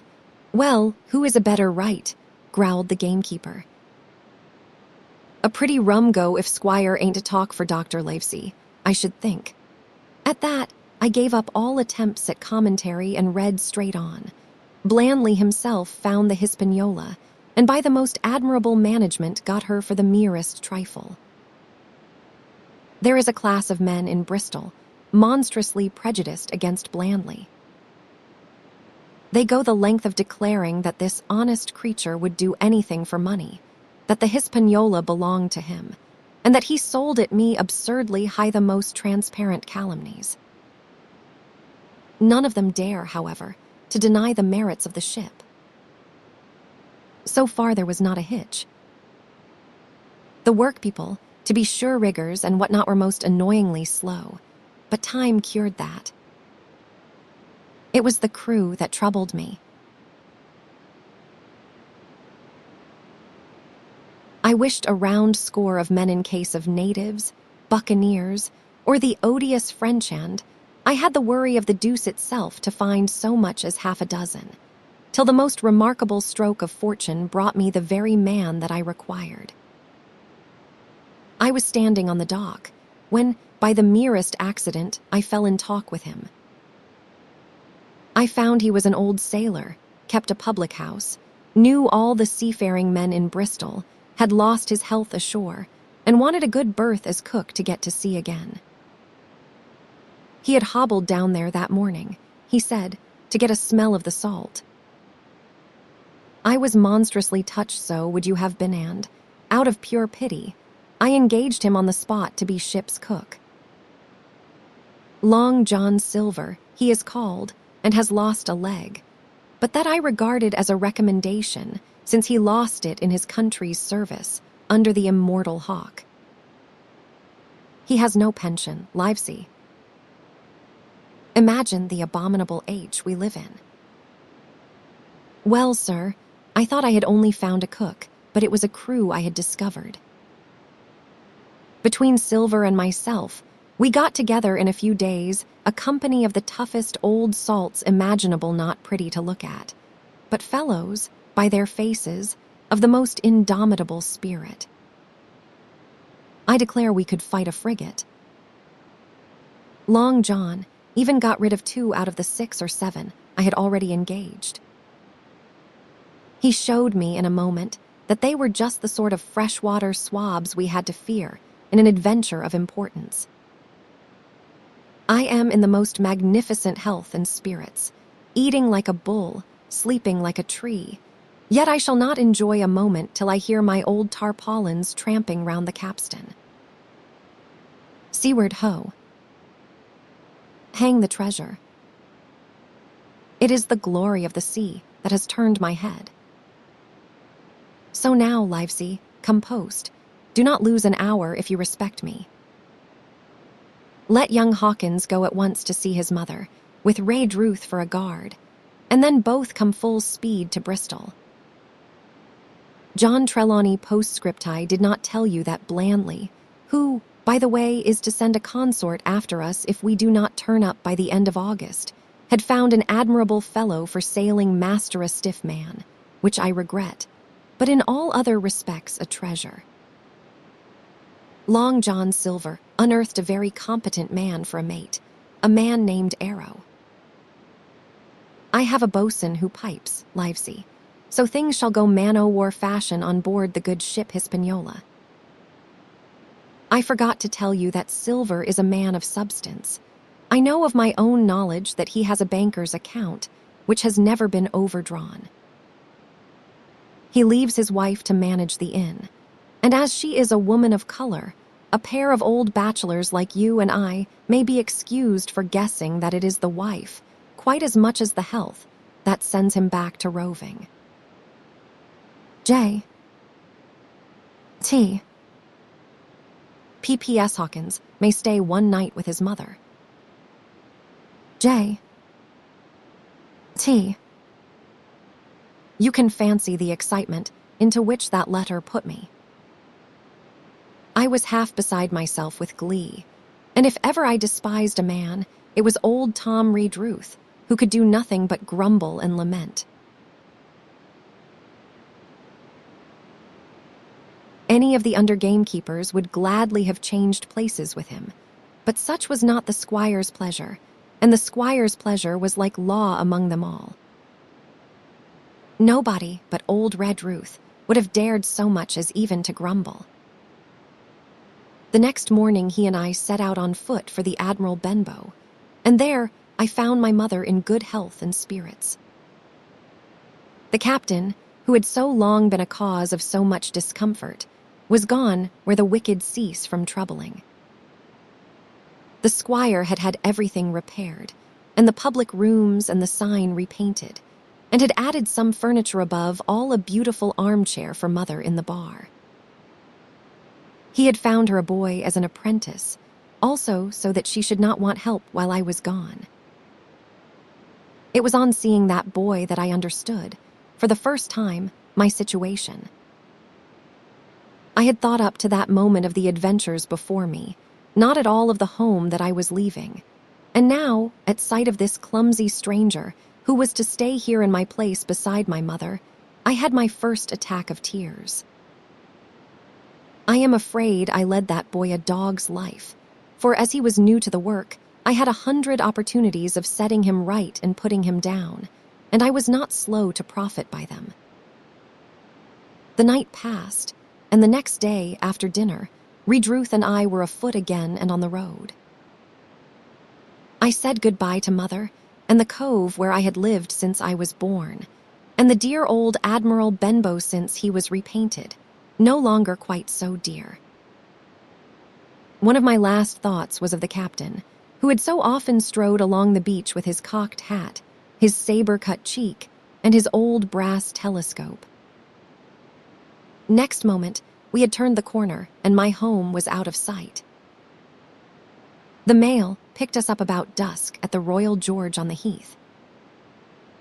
I was wedged in between Redruth and a stout old gentleman, and in spite of the swift motion and the cold night air, I must have dozed a great deal from the very first, and then slept like a log up hill and down dale through stage after stage. For when I was awakened at last, it was by a punch in the ribs, and I opened my eyes to find that we were standing still before a large building in a city street, and that the day had already broken a long time. "Where are we?" I asked. "Bristol," said Tom. "Get down." Mr. Trelawney had taken up his residence at an inn far down the docks to superintend the work upon the schooner. Thither we had now to walk, and our way, to my great delight, lay along the quays and beside the great multitude of ships of all sizes and rigs and nations. In one, sailors were singing at their work. In another there were men aloft, high over my head, hanging to threads that seemed no thicker than a spider's. Though I had lived by the shore all my life, I seemed never to have been near the sea till then. The smell of tar and salt was something new. I saw the most wonderful figureheads that had all been far over the ocean. I saw, besides, many old sailors with rings in their ears and whiskers curled in ringlets and tarry pigtails, and their swaggering, clumsy sea walk. And if I had seen as many kings or archbishops, I could not have been more delighted. And I was going to see myself, to sea in a schooner, with a piping boatswain and pig-tailed singing seamen, to sea, bound for an unknown island, and to seek for buried treasure. While I was still in this delightful dream, we came suddenly in front of a large inn and met Squire Trelawney, all dressed out like a sea officer, in stout blue cloth, coming out of the door with a smile on his face and a capital imitation of a sailor's walk. "Here you are," he cried, "and the doctor came last night from London." "Bravo." "The ship's company complete." "Oh, sir," cried I, "when do we sail?" "Sail," says he. "We sail tomorrow." VIAI at the sign of the Spyglass, when I had done breakfasting, the squire gave me a note addressed to John Silver at the sign of the Spyglass, and told me I should easily find the place by following the line of the docks and keeping a bright lookout for a little tavern with a large brass telescope for sign. I set off, overjoyed at this opportunity to see some more of the ships and seamen, and picked my way among a great crowd of people and carts and bales, for the dock was now at its busiest, until I found the tavern in question. It was a bright enough little place of entertainment. The sign was newly painted. The windows had neat red curtains. The floor was cleanly sanded. There was a street on each side and an open door on both, which made the large, low room pretty clear to see in spite of clouds of tobacco smoke. The customers were mostly seafaring men, and they talked so loudly that I hung at the door, almost afraid to enter. As I was waiting, a man came out of a side room, and at a glance I was sure he must be Long John. His left leg was cut off close by the hip, and under the left shoulder he carried a crutch, which he managed with wonderful dexterity, hopping about upon it like a bird. He was very tall and strong, with a face as big as a hamplane and pale, but intelligent and smiling. Indeed, he seemed in the most cheerful spirits, whistling as he moved about among the tables, with a merry word or a slap on the shoulder for the more favored of his guests. Now, to tell you the truth, from the very first mention of Long John in Squire Trelawney's letter, I had taken a fear in my mind that he might prove to be the very one-legged sailor whom I had watched for so long at the old Benbow. But one look at the man before me was enough. I had seen the captain and Black Dog and the blind man, Pew, and I thought I knew what a buccaneer was like, a very different creature, according to me, from this clean and pleasant-tempered landlord. I plucked up courage at once, crossed the threshold, and walked right up to the man where he stood, propped on his crutch, talking to a customer. "Mr. Silver, sir?" I asked, holding out the note. "Yes, my lad," said he. "Such is my name, to be sure." "And who may you be?" And then, as he saw the squire's letter, he seemed to me to give something almost like a start. "Oh," said he, quite loud, and offering his hand. "I see. You are our new cabin boy. Pleased I am to see you." And he took my hand in his large, firm grasp. Just then, one of the customers at the far side rose suddenly and made for the door.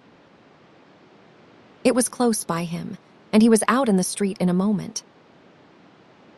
But his hurry had attracted my notice, and I recognized him at glance.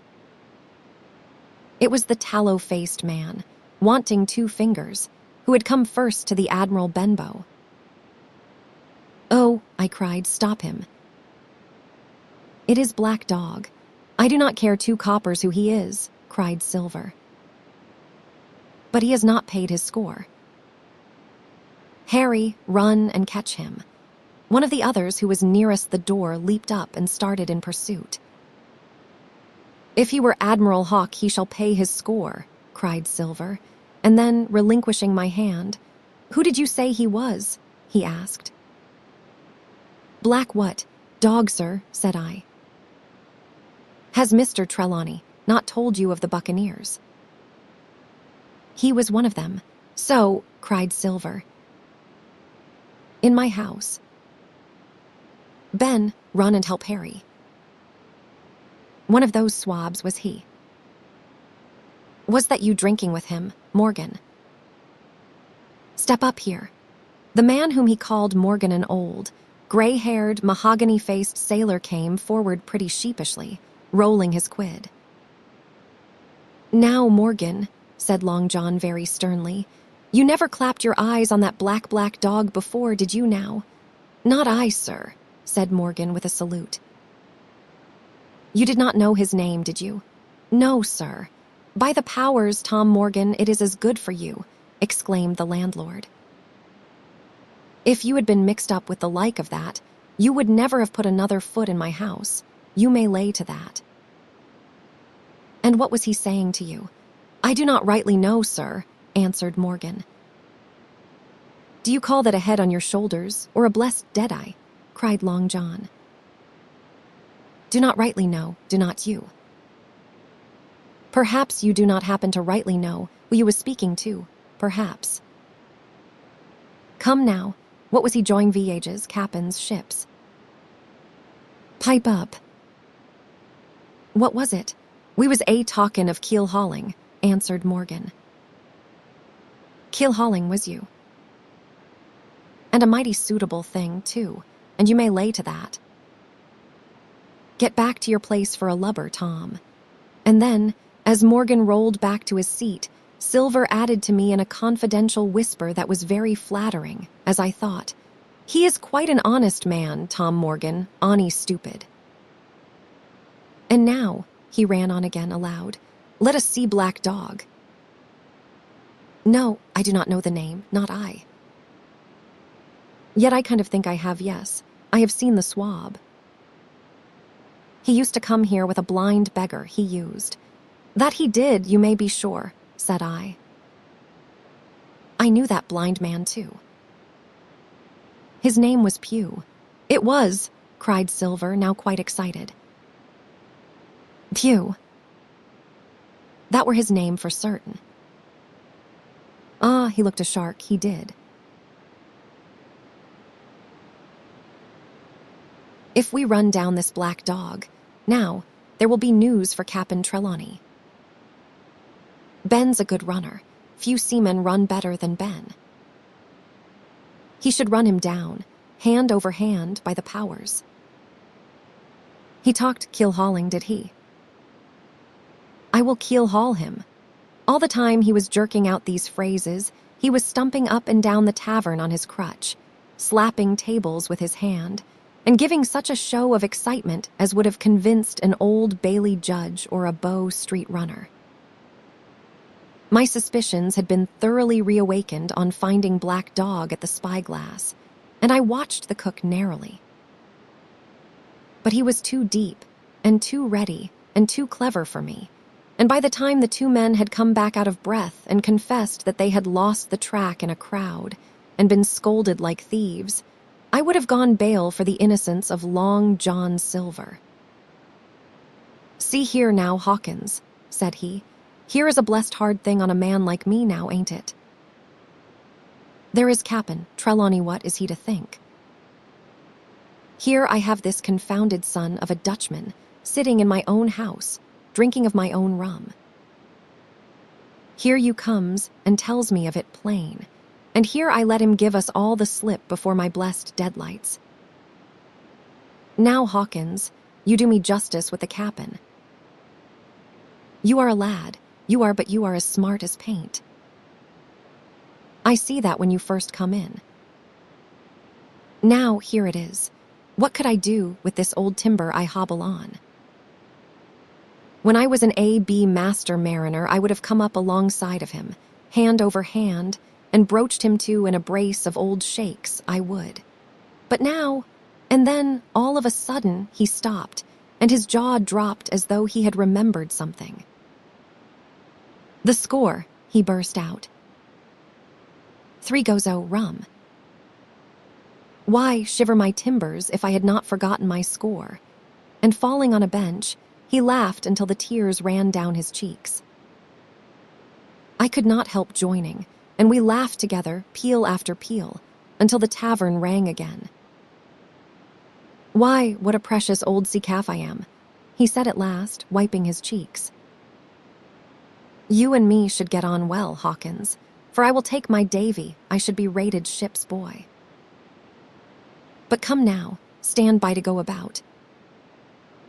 This will not do. Duty is duty, messmates. I will put on my old cockerel hat and step along of you to Cap'n Trelawney and report this here affair.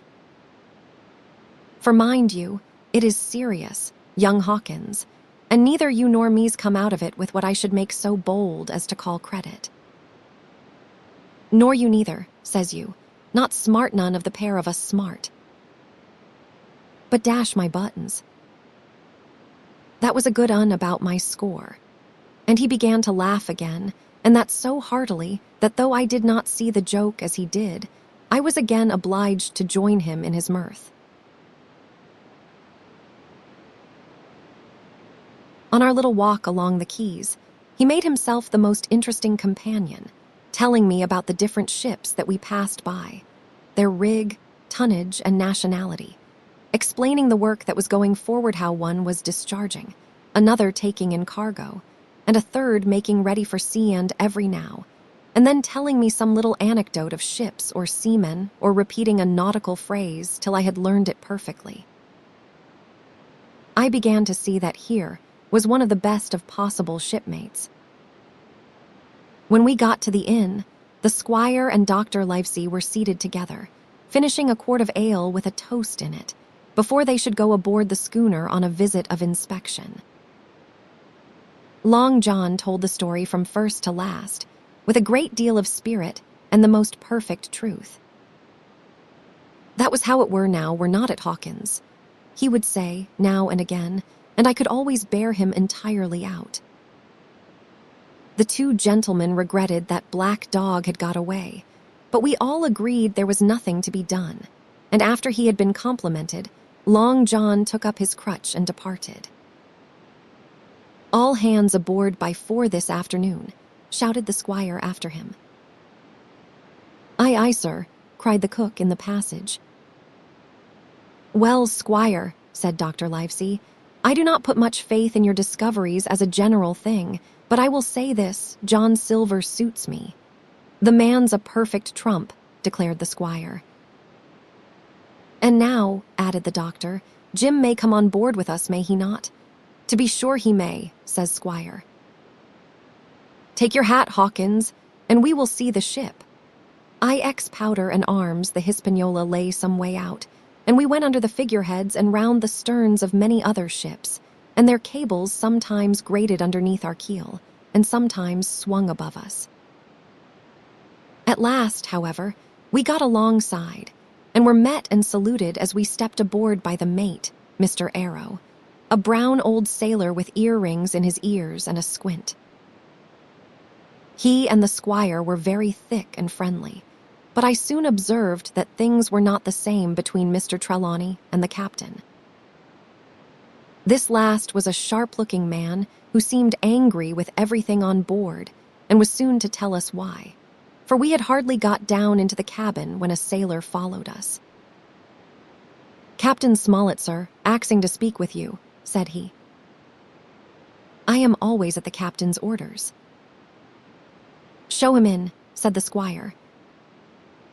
The captain, who was close behind his messenger, entered at once and shut the door behind him. "Well, Captain Smollett, what have you to say?" "All well, I hope, all shipshape and seaworthy." "Well, sir," said the captain, "better speak plain, I believe, even at the risk of offense." "I do not like this cruise. I do not like the men, and I do not like my officer." "That is short and sweet. Perhaps, sir, you do not like the ship?" inquired the squire, very angry, as I could see. "I cannot speak as to that, sir, not having seen her tried," said the captain. "She seems a clever craft, more I cannot say." "Possibly, sir, you may not like your employer either," says the squire. But here Dr. Livesey cut in. "Stay a bit," said he, "stay a bit. No use of such questions as that, but to produce ill feeling.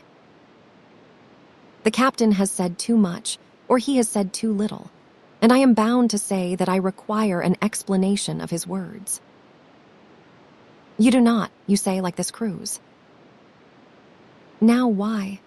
I was engaged, sir, on what we call sealed orders, to sail this ship for that gentleman where he should bid me," said the captain. "So far, so good. But now I find that every man before the mast knows more than I do. I do not call that fair now, do you?" "No," said Dr. Livesey, "I do not." "Next," said the captain, "I learn we are going after treasure here it from my own hands, mind you. Now treasure is ticklish work. I do not like treasure voyages on any account, and I do not like them, above all, when they are secret and when, begging your pardon, Mr. Trelawney, the secret has been told to the parrot." "Silver's parrot," asked the squire. It is a way of speaking, said the captain. Blabbed, I mean. It is my belief neither of you gentlemen know what you are about, but I will tell you my way of it, life or death, and a close run. That is all clear and, I dare say, true enough, replied Dr. Livesey. We take the risk, but we are not so ignorant as you believe us. Next, you say you do not like the crew. Are they not good seamen? I do not like them, sir, returned Captain Smollett. And I think I should have had the choosing of my own hands, if you go to that. Perhaps you should, replied the doctor. My friend should perhaps have taken you along with him, but the slight, if there be one, was unintentional. And you do not like Mr. Arrow? I do not, sir. I believe he is a good seaman, but he is too free with the crew to be a good officer. A mate should keep himself to himself, should not drink with the men before the mast. Do you mean he drinks? Cried the squire. No, sir, replied the captain, only that he is too familiar. Well now, and the short and long of it, Captain, asked the doctor. Tell us what you want. Well, gentlemen, are you determined to go on this cruise? Like iron, answered the squire. Very good, said the captain. Then, as you have heard me very patiently, saying things that I could not prove, hear me a few words more. They are putting the powder, and the arms in the fore hold. Now you have a good place under the cabin. Why not put them there? First point. Then, you are bringing 4 of your own people with you, and they tell me some of them are to be berthed forward. Why not give them the berths here beside the cabin's second point? Any more? Asked Mr. Trelawney. One more, said the captain. There has been too much blabbing already. Far too much, agreed the doctor. I will tell you what I have heard myself. Continued Captain Smollett, that you have a map of an island, that there is crosses on the map to show where treasure is, and that the island lies, and then he named the latitude and longitude exactly. I never told that, cried the squire, to a soul. The hands know it, sir, returned the captain. Livesey, that must have been you or Hawkins, cried the squire. It does not much matter who it was, replied the doctor. And I could see that neither he nor the captain paid much regard to Mr. Trelawney's protestations. Neither did I, to be sure, he was so loose a talker. Yet in this case I believe he was really right, and that nobody had told the situation of the island. Well, gentlemen, continued the captain, I do not know who has this map, but I make it a point it shall be kept secret even from me and Mr. Arrow. Otherwise I would ask you to let me resign. I see, said the doctor. You wish us to keep this matter dark, and to make a garrison of the stern part of the ship, manned with my friend's own people, and provided with all the arms and powder on board. In other words, you fear a mutiny. Sir, said Captain Smollett, with no intention to take offense, I deny your right to put words into my mouth. No captain, sir, would be justified in going to sea at all if he had ground enough to say that. As for Mr. Arrow, I believe him thoroughly honest. Some of the men are the same. All may be for what I know. But I am responsible for the ship's safety and the life of every man jack aboard of her. I see things going, as I think, not quite right. And I ask you to take certain precautions, or let me resign my berth. And that is all.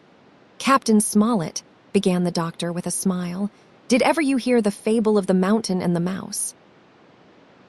You will excuse me, I dare say, but you remind me of that fable. When you came in here, I will stake my wig you meant more than this. Doctor, said the captain, you are smart.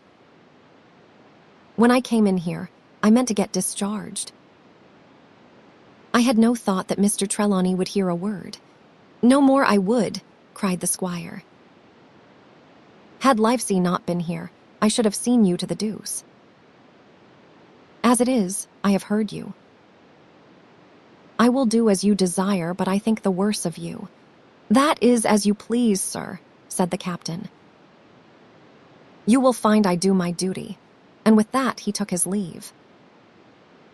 "Trelawney," said the doctor, "contrary to all my notions, I believed you have managed to get 2 honest men on board with you, that man and John Silver."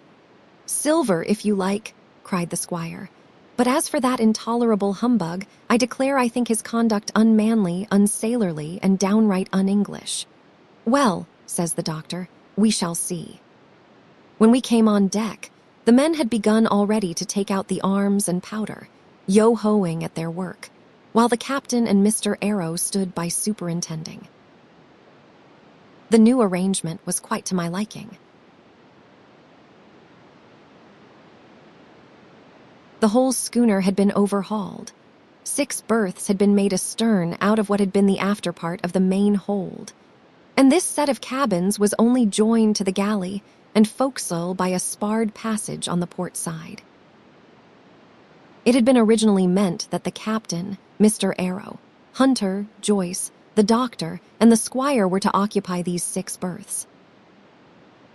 Now Redruth and I were to get 2 of them, and Mr. Arrow and the captain were to sleep on deck in the companion, which had been enlarged on each side till you might almost have called it a roundhouse. Very low it was still, of course, but there was room to swing 2 hammocks, and even the mate seemed pleased with the arrangement. Even he, perhaps, had been doubtful as to the crew, but that is only guess, for as you shall hear, we had not long the benefit of his opinion. We were all hard at work, changing the powder and the berths, when the last man or 2, and Long John along with them, came off in a shore boat. The cook came up the side like a monkey for cleverness, and as soon as he saw what was doing, "So ho, mates," says he. "What is this?" "We are a changing of the powder, Jack," answers one. "Why, by the powers," cried Long John, "if we do, we will miss the morning tide." "My orders," said the captain shortly. "You may go below, my man. Hands will want supper." "Aye, aye, sir," answered the cook, and touching his forelock, he disappeared at once in the direction of his galley. "That is a good man, captain," said the doctor. "Very likely, sir," replied Captain Smollett. "Easy with that, men, easy," he ran on, to the fellows who were shifting the powder, and then suddenly observing me examining the swivel we carried amidships, a long brass 9. "Here you, ship's boy," he cried, "out o' that. Off with you to the cook and get some work." And then as I was hurrying off, I heard him say, quite loudly, to the doctor, "I will have no favorites on my ship." I assure you I was quite of the squire's way of thinking, and hated the captain deeply. The voyage, all that night we were in a great bustle getting things stowed in their place, and boatfuls of the squire's friends, Mr. Blandley and the like, coming off to wish him a good voyage and a safe return. We never had a night at the Admiral Benbow when I had half the work, and I was dog-tired when, a little before dawn, the boatswain sounded his pipe, and the crew began to man the capstan bars. I might have been twice as weary, yet I would not have left the deck. All was so new and interesting to me, the brief commands, the shrill note of the whistle, the men bustling to their places in the glimmer of the ship's lanterns. "Now, Barbecue, tip us a stave," cried one voice. "The old one," cried another. "Aye, aye, mates," said Long John, who was standing by with his crutch under his arm, and at once broke out in the air and words I knew so well. 15 men on the dead man's chest." And then the whole crew bore chorus, "Yo-ho-ho," and a bottle of rum, and at the third ho, drove the bars before them with a will. Even at that exciting moment, It carried me back to the old Admiral Benbow in a second, and I seemed to hear the voice of the captain piping in the chorus. But soon the anchor was shored up. Soon it was hanging dripping at the bows. Soon the sails began to draw, and the land and shipping to flit by on either side. And before I could lie down to snatch an hour of slumber, the Hispaniola had begun her voyage to the Isle of Treasure. I am not going to relate that voyage in detail. It was fairly prosperous.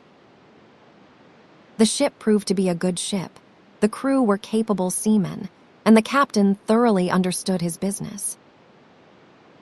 But before we came the length of Treasure Island, 2 or 3 things had happened which require to be known. Mr. Arrow, first of all, turned out even worse than the captain had feared. He had no command among the men, and people did what they pleased with him. But that was by no means the worst of it, for after a day or 2 at sea he began to appear on deck with hazy eye, red cheeks, stuttering tongue, and other marks of drunkenness. Time after time, he was ordered below in disgrace.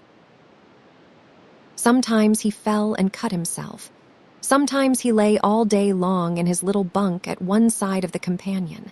Sometimes, for a day or 2, he would be almost sober and attend to his work at least passably.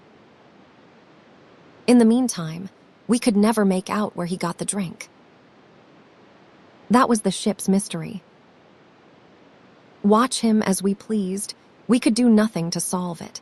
And when we asked him to his face, he would only laugh if he were drunk, and if he were sober, deny solemnly that he ever tasted anything but water.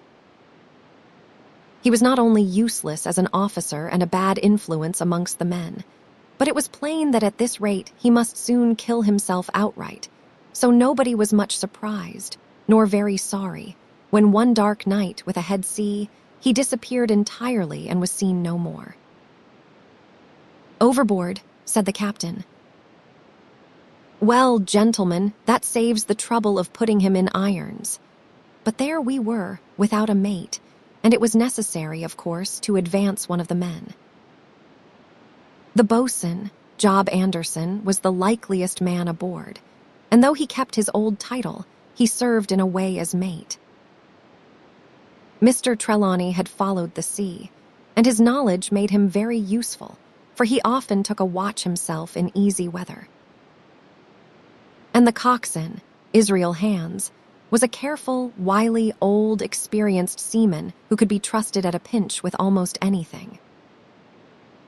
He was a great confidant of Long John Silver, and so the mention of his name leads me on to speak of our ship's cook, Barbecue, as the men called him. Aboard ship, he carried his crutch by a lanyard round his neck, to have both hands as free as possible. It was something to see him wedge the foot of the crutch against a bulkhead and, propped against it, yielding to every movement of the ship, get on with his cooking like someone safe ashore. Still more strange was it to see him, in the heaviest of weather, cross the deck. He had a line or 2 rigged up to help him across the widest spaces Long John's earrings, they were called, and he would hand himself from one place to another, now using the crutch, now trailing it alongside by the lanyard, as quickly as another man could walk. Yet some of the men who had sailed with him before expressed their pity to see him so reduced. "He is no common man, Barbecue," said the coxswain to me. "He had good schooling in his young days, and can speak like a book when so minded, and brave a lion's nothing alongside of Long John. I seen him grapple 4 and knock their heads together him unarmed. All the crew respected and even obeyed him. He had a way of talking to each and doing everybody some particular service. To me, he was unweariedly kind and always glad to see me in the galley, which he kept as clean as a new pin, the dishes hanging up burnished and his parrot in a cage in one corner. 'Come away, Hawkins,' he would say. 'Come and have a yarn with John.' 'Nobody more welcome than yourself, my son.' Sit you down and hear the news. Here is Cap'n Flint-Eye calls my parrot Cap'n Flint. After the famous buccaneer here is Cap'n Flint predicting success to our voyage. Was not you, Cap'n? And the parrot would say with great rapidity, pieces of 8. Pieces of 8. Pieces of 8, till you wondered that it was not out of breath, or till John threw his handkerchief over the cage. Now that bird, he would say, is maybe 200 years old. Hawkins they live forever mostly, and if anybody's seen more wickedness, it must be the devil himself. She has sailed with England, the great Cap'n England, the pirate. She has been at Madagascar, and at Malabar, and Suriname, and Providence, and Portobello. She was at the fishing up of the wrecked plate ships. It is there she learned pieces of 8, and little wonder, 350,000 of 'em Hawkins. She was at the boarding of the Viceroy of the Indies out of Goa, she was, and to look at her you would think she was a babby. But you smelt powder, did not you, Cap'n? Stand by to go about, the parrot would scream. Ah, she is a handsome craft, she is, the cook would say, and give her sugar from his pocket, and then the bird would peck at the bars and swear straight on, passing belief for wickedness. There, John would add, you cannot touch pitch and not be mucked, lad. Here is this poor old innocent bird o' mine swearing blue fire, and none the wiser, you may lay to that. She would swear the same, in a manner of speaking, before Chaplain, and John would touch his forelock with a solemn way he had that made me think he was the best of men. In the meantime, the squire and Captain Smollett were still on pretty distant terms with one another. The squire made no bones about the matter. He despised the captain. The captain, on his part, never spoke but when he was spoken to, and then sharp and short and dry, and not a word wasted. He owned, when driven into a corner, that he seemed to have been wrong about the crew, that some of them were as brisk as he wanted to see, and all had behaved fairly well. As for the ship, he had taken a downright fancy to her. She will lie a point nearer the wind than a man has a right to expect of his own married wife, sir. But, he would add, all I say is, we are not home again, and I do not like the cruise. The squire, at this, would turn away and march up and down the deck, chin in air. A trifle more of that man, he would say, and I shall explode. We had some heavy weather, which only proved the qualities of the Hispaniola. Every man on board seemed well content, and they must have been hard to please if they had been otherwise, for it is my belief there was never a ship's company so spoiled since Noah put to sea. Double grog was going on the least excuse. There was duff on odd days, as, for instance, if the squire heard it was any man's birthday, and always a barrel of apples standing broached in the waist for anyone to help himself that had a fancy. Never knew good come of it yet, the captain said to Dr. Livesey. Spoil folks'll hands make devils. That is my belief. But good did come of the apple barrel, as you shall hear, for if it had not been for that, we should have had no note of warning and might all have perished by the hand of treachery. This was how it came about. We had run up the trades to get the wind of the island. We were after I am not allowed to be more plain and now we were running down for it with a bright lookout day and night. It was about the last day of our outward voyage by the largest computation. Sometime that night, or at latest before noon of the morrow, we should sight the treasure island. We were heading SSW, and had a steady breeze abeam and a quiet sea. The Hispaniola rolled steadily, dipping her bowsprit now, and then with a whiff of spray. All was drawing alow and aloft. Everyone was in the bravest spirits because we were now so near an end of the first part of our adventure. Now, just after sundown, when all my work was over and I was on my way to my berth, it occurred to me that I should like an apple. I ran on deck. The watch was all forward, looking out for the island. The man at the helm was watching the luff of the sail and whistling away gently to himself, and that was the only sound excepting the swish of the sea against the bows and around the sides of the ship.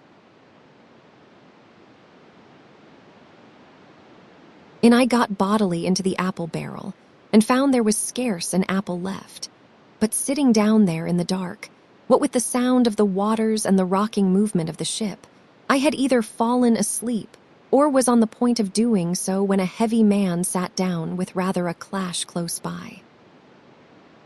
The barrel shook as he leaned his shoulders against it, and I was just about to jump up when the man began to speak. It was Silver's voice, and before I had heard a dozen words, I would not have shown myself for all the world, but lay there, trembling and listening, in the extreme of fear and curiosity. For from these dozen words I understood that the lives of all the honest men aboard depended upon me alone. "Exi what I heard in the apple barrel. No, not I," said Silver. "Flint was cap'n. I was quartermaster, along of my timber leg. The same broadside I lost my leg. Old Pew lost his deadlights. It was a master surgeon, him that amputated me out of college and all Latin by the bucket, and what not. But he was hanged like a dog, and sun-dried like the rest, at Corso Castle. That was Robert's men, that was, and comed of changing names to their ship's royal fortune and so on. Now what a ship was christened, so let her stay, I says.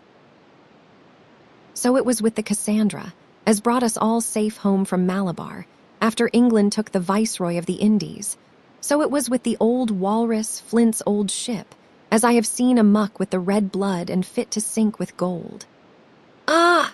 cried another voice, that of the youngest hand on board, and evidently full of admiration. He was the flower of the flock, was Flint. Davis was a man too, by all accounts, said Silver. I never sailed along of him. First with England, then with Flint. That is my story, and now here on my own account in a manner of speaking. I laid by 900 safe, from England, and 2,000 after Flint. That ain't bad for a man, before the mast-all's safe in bank. 'Tain't earning now, it is saving does it, you may lay to that. Where's all England's men now? I dunno. Where's Flint's?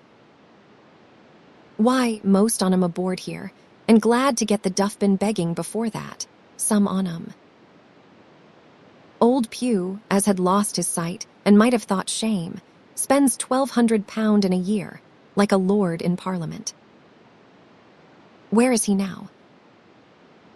Well, he is dead now and under hatches, but for 2 years before that, shiver my timbers, the man was starving. He begged, and he stole, and he cut throats and starved at that by the powers. Well, it ain't much use after all, said the young seaman.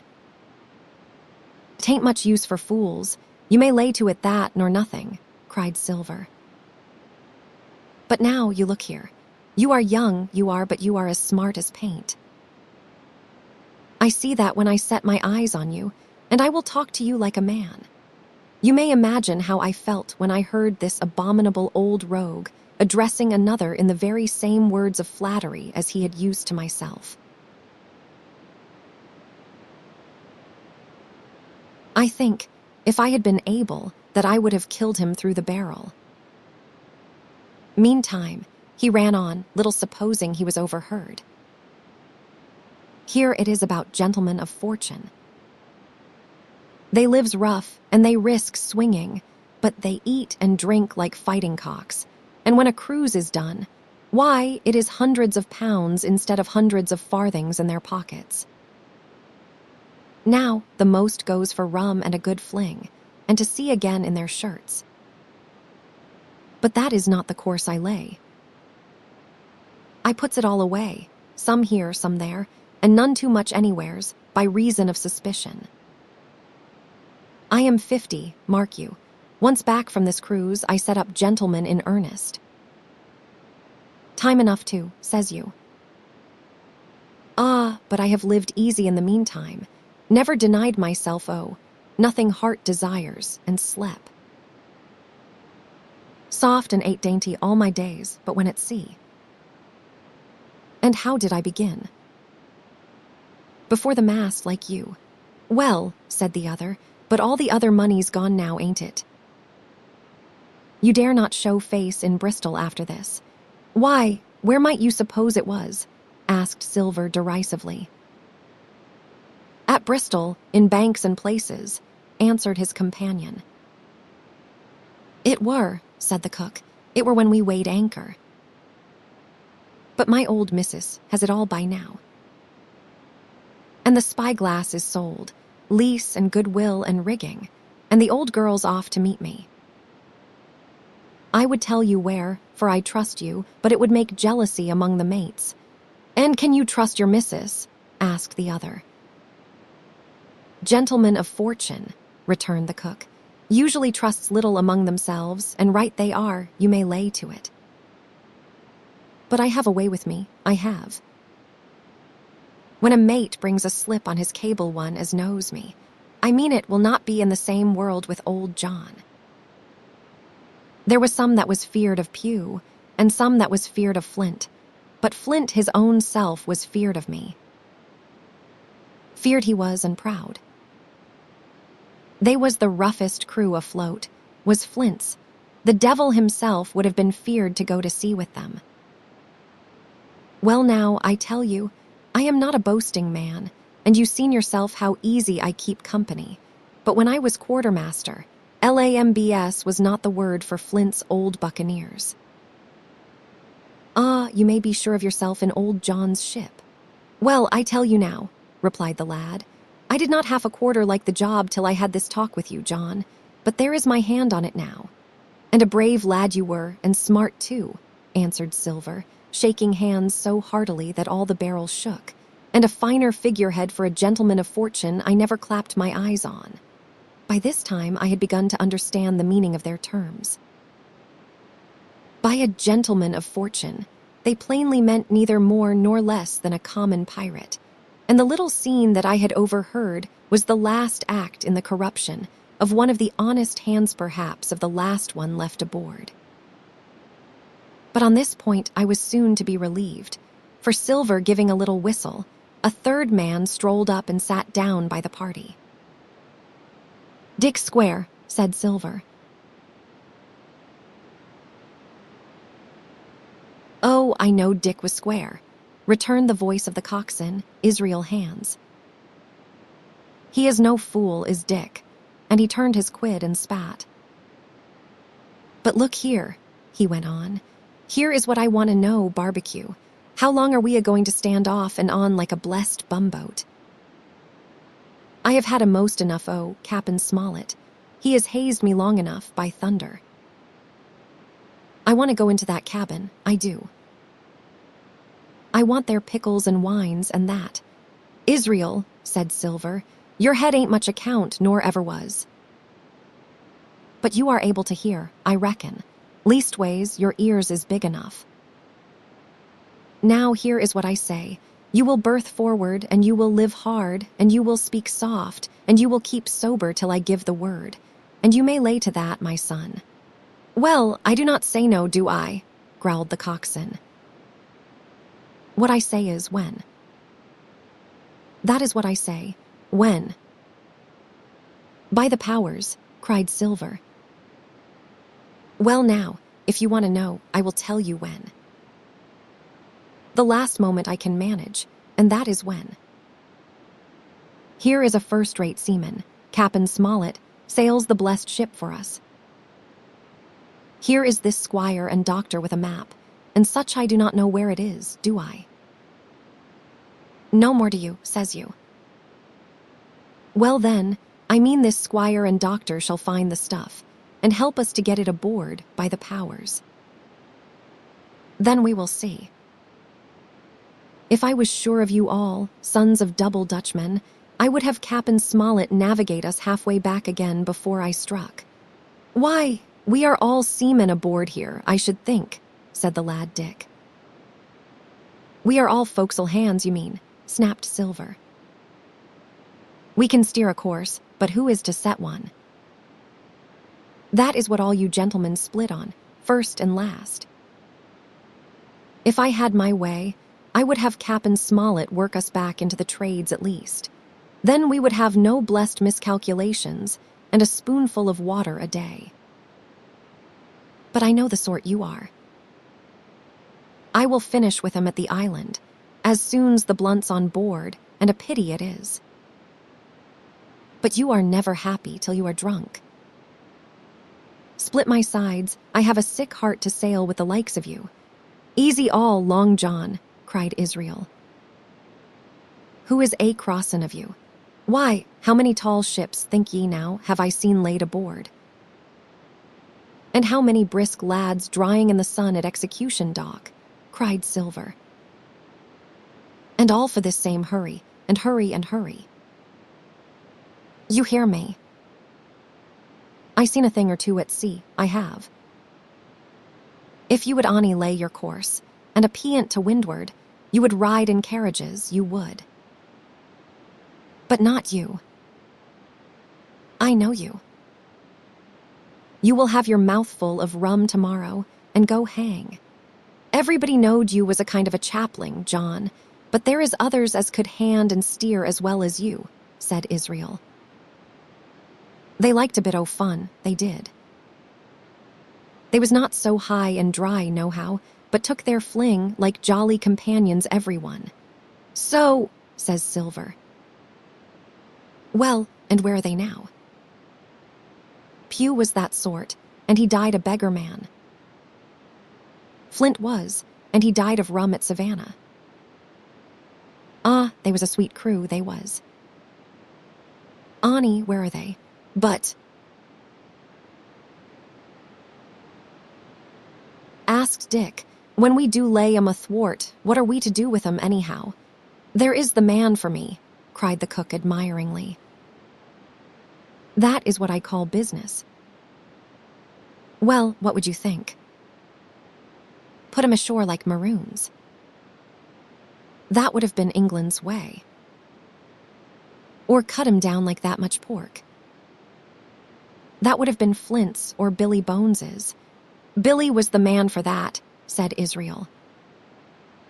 Dead men do not bite, says he. Well, he is dead now hisself. He knows the long and short on it now, and if ever a rough hand come to port, it was Billy. Right you are, said Silver, rough and ready.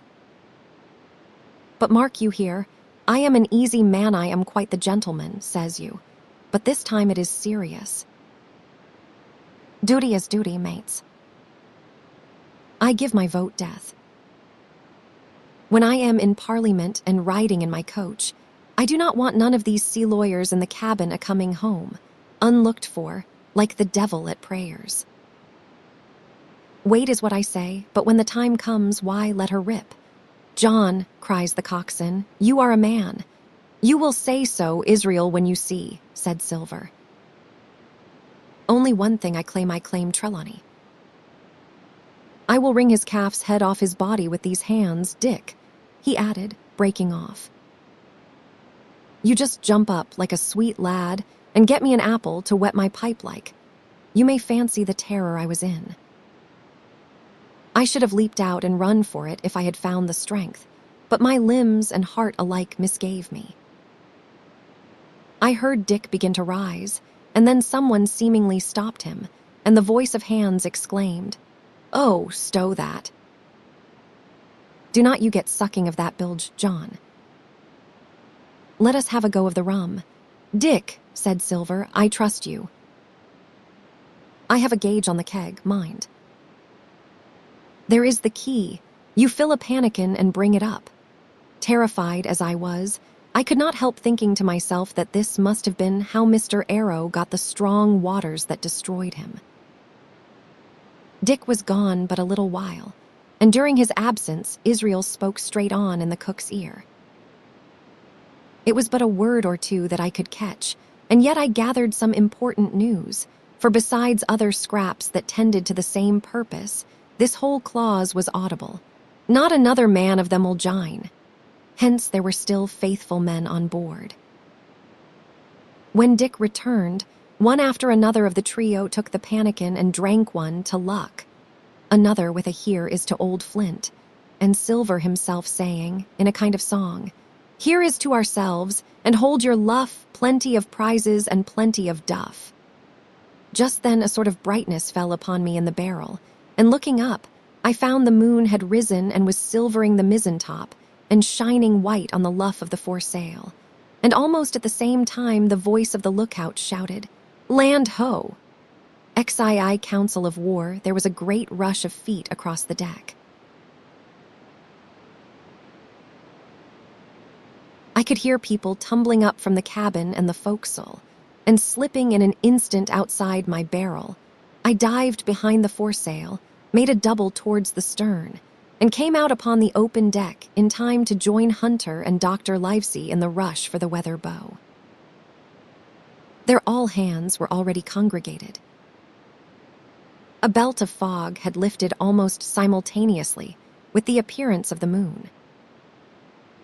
Away to the southwest of us, we saw two low hills, about a couple of miles apart, and rising behind one of them a third and higher hill, whose peak was still buried in the fog. All three seemed sharp and conical in figure.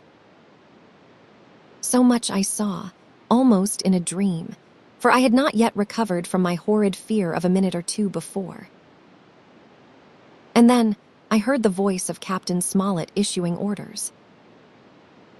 The Hispaniola was laid a couple of points nearer the wind, and now sailed a course that would just clear the island on the east. "And now, men," said the captain when all was sheeted home, "has any one of you ever seen that land ahead?" "I have, sir," said Silver.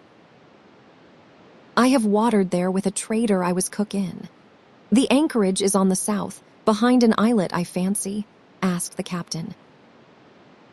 "Yes, sir. Skeleton Island, they calls it." It were a main place for pirates once, and a hand we had on board knowed all their names for it. That hill to the nor'ard they calls the foremast hill. There are 3 hills in a row running south'ard fore, main, and mizzen, sir. But the main that is the big un, with the cloud on it they usually calls the spyglass, by reason of a lookout they kept when they was in the anchorage cleaning, for it is there they cleaned their ships, sir, asking your pardon. "I have a chart here," says Captain Smollett. "See if that is the place." Long John's eyes burned in his head as he took the chart, but by the fresh look of the paper I knew he was doomed to disappointment. This was not the map we found in Billy Bones's chest, but an accurate copy, complete in all things, names and heights, and soundings with the single exception of the red crosses and the written notes. Sharp as must have been his annoyance, Silver had the strength of mind to hide it. "Yes, sir," said he, "this is the spot, to be sure, and very prettily drawed out." Who might have done that, I wonder? The pirates were too ignorant, I reckon. Aye, here it is. Captain Kidd's anchorage, just the name my shipmate called it. There is a strong current runs along the south, and then away nor'ard up the west coast. "Right you was, sir," says he, "to haul your wind and keep the weather of the island. Leastways, if such was your intention as to enter and careen, and there ain't no better place for that in these waters." "Thank you, my man," says Captain Smollett. "I will ask you later on to give us a help." "You may go." I was surprised at the coolness with which John avowed his knowledge of the island, and I own I was half frightened when I saw him drawing nearer to myself. He did not know, to be sure, that I had overheard his counsel from the apple barrel, and yet I had by this time taken such a horror of his cruelty, duplicity, and power that I could scarce conceal a shudder when he laid his hand upon my arm. "Ah," says he, "this here is a sweet spot, this island a sweet spot for a lad to get ashore on. You will bathe, and you will climb trees, and you will hunt goats, you will, and you will get aloft on them hills like a goat yourself. Why, it makes me young again. I was going to forget my timber leg. I was. It is a pleasant thing to be young and have 10 toes, and you may lay to that. When you want to go a bit of exploring, you just ask old John, and he will put up a snack for you to take along." And clapping me in the friendliest way upon the shoulder, he hobbled off forward and went below. Captain Smollett, the squire, and Dr. Livesey were talking together on the quarterdeck, and anxious as I was to tell them my story, I durst not interrupt them openly. While I was still casting about in my thoughts to find some probable excuse, Dr. Livesey called me to his side. He had left his pipe below, and being a slave to tobacco, had meant that I should fetch it. But as soon as I was near enough to speak and not to be overheard, I broke immediately. "Doctor, let me speak.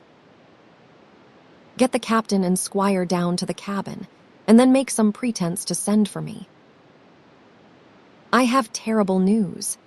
The doctor changed countenance a little, but next moment he was master of himself. "Thank you, Jim," said he quite loudly. "That was all I wanted to know," as if he had asked me a question. And with that, he turned on his heel and rejoined the other two. They spoke together for a little, and though none of them started, or raised his voice, or so much as whistled, it was plain enough that Dr. Livesey had communicated my request, for the next thing that I heard was the captain giving an order to Job Anderson, and all hands were piped on deck. "My lads," said Captain Smollett, "I have a word to say to you. This land that we have sighted is the place we have been sailing for. Mr. Trelawney, being a very open-handed gentleman, as we all know, has just asked me a word or two, and as I was able to tell him that every man on board had done his duty, alow and aloft, as I never asked to see it done better, why, he and I and the doctor are going below to the cabin to drink your health and luck, and you will have grog served out for you to drink our health and luck. I will tell you what I think of this. I think it handsome. And if you think as I do, you will give a good sea cheer for the gentleman that does it." The cheer followed that was a matter of course, but it rang out so full and hearty that I confess I could hardly believe these same men were plotting for our blood. "One more cheer for Captain Smollett," cried Long John when the first had subsided. And this also was given with a will. On the top of that the 3 gentlemen went below, and not long after, word was sent forward that Jim Hawkins was wanted in the cabin. I found them all 3 seated round the table, a bottle of Spanish wine and some raisins before them, and the doctor smoking away, with his wig on his lap, and that, I knew, was a sign that he was agitated. The stern window was open, for it was a warm night, and you could see the moon shining behind on the ship's wake. "Now, Hawkins," said the squire, "you have something to say." "Speak up." I did as I was bid, and as short as I could make it, told the whole details of Silver's conversation. Nobody interrupted me till I was done, nor did any one of the 3 of them make so much as a movement, but they kept their eyes upon my face from first to last. "Jim," said Dr. Livesey, "take a seat." And they made me sit down at table beside them, poured me out a glass of wine, filled my hands with raisins, and all 3, one after the other, and each with a bow, drank my good health and their service to me for my luck and courage. "Now, Captain," said the squire, "you were right and I was wrong. I own myself an ass, and I await your orders." "No more an ass than I, sir," returned the captain. "I never heard of a crew that meant to mutiny, but what showed signs before. for any man that had an eye in his head to see the mischief and take steps according. But this crew, he added, beats me. Captain, said the doctor, with your permission, that is Silver. A very remarkable man. He would look remarkably well from a yardarm, sir, returned the captain. But this is talk. This do not lead to anything. I see 3 or 4 points, and with Mr. Trelawney's permission, I will name them. You, sir, are the captain. It is for you to speak, says Mr. Trelawney grandly. First point, began Mr. Smollett. We must go on, because we cannot turn back. If I gave the word to go about, they would rise at once. Second point, we have time before us at least until this treasure's found. Third point, there are faithful hands. Now, sir, it has got to come to blows sooner or later, and what I propose is to take time by the forelock, as the saying is, and come to blows some fine day when they least expect it. We can count, I take it, on your own home servants, Mr. Trelawney. As upon myself, declared the squire. 3, reckoned the captain. Ourselves make 7, counting Hawkins here.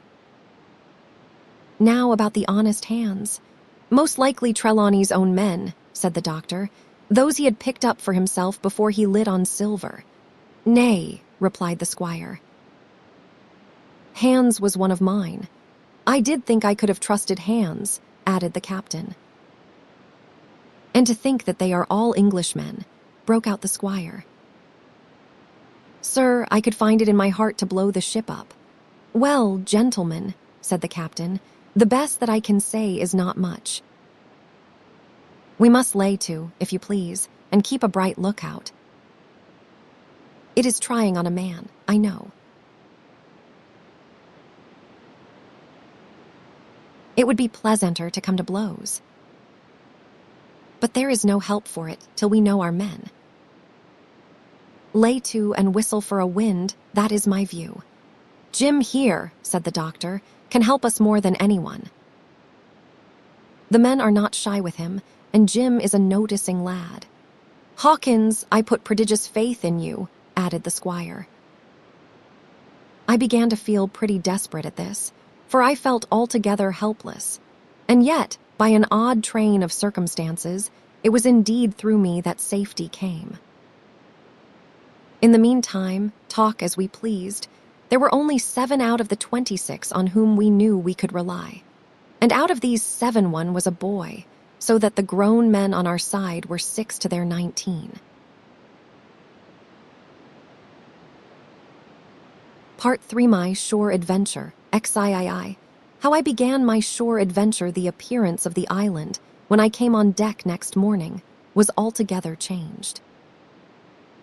Although the breeze had now utterly ceased, we had made a great deal of way during the night, and were now lying becalmed about half a mile to the southeast of the low eastern coast.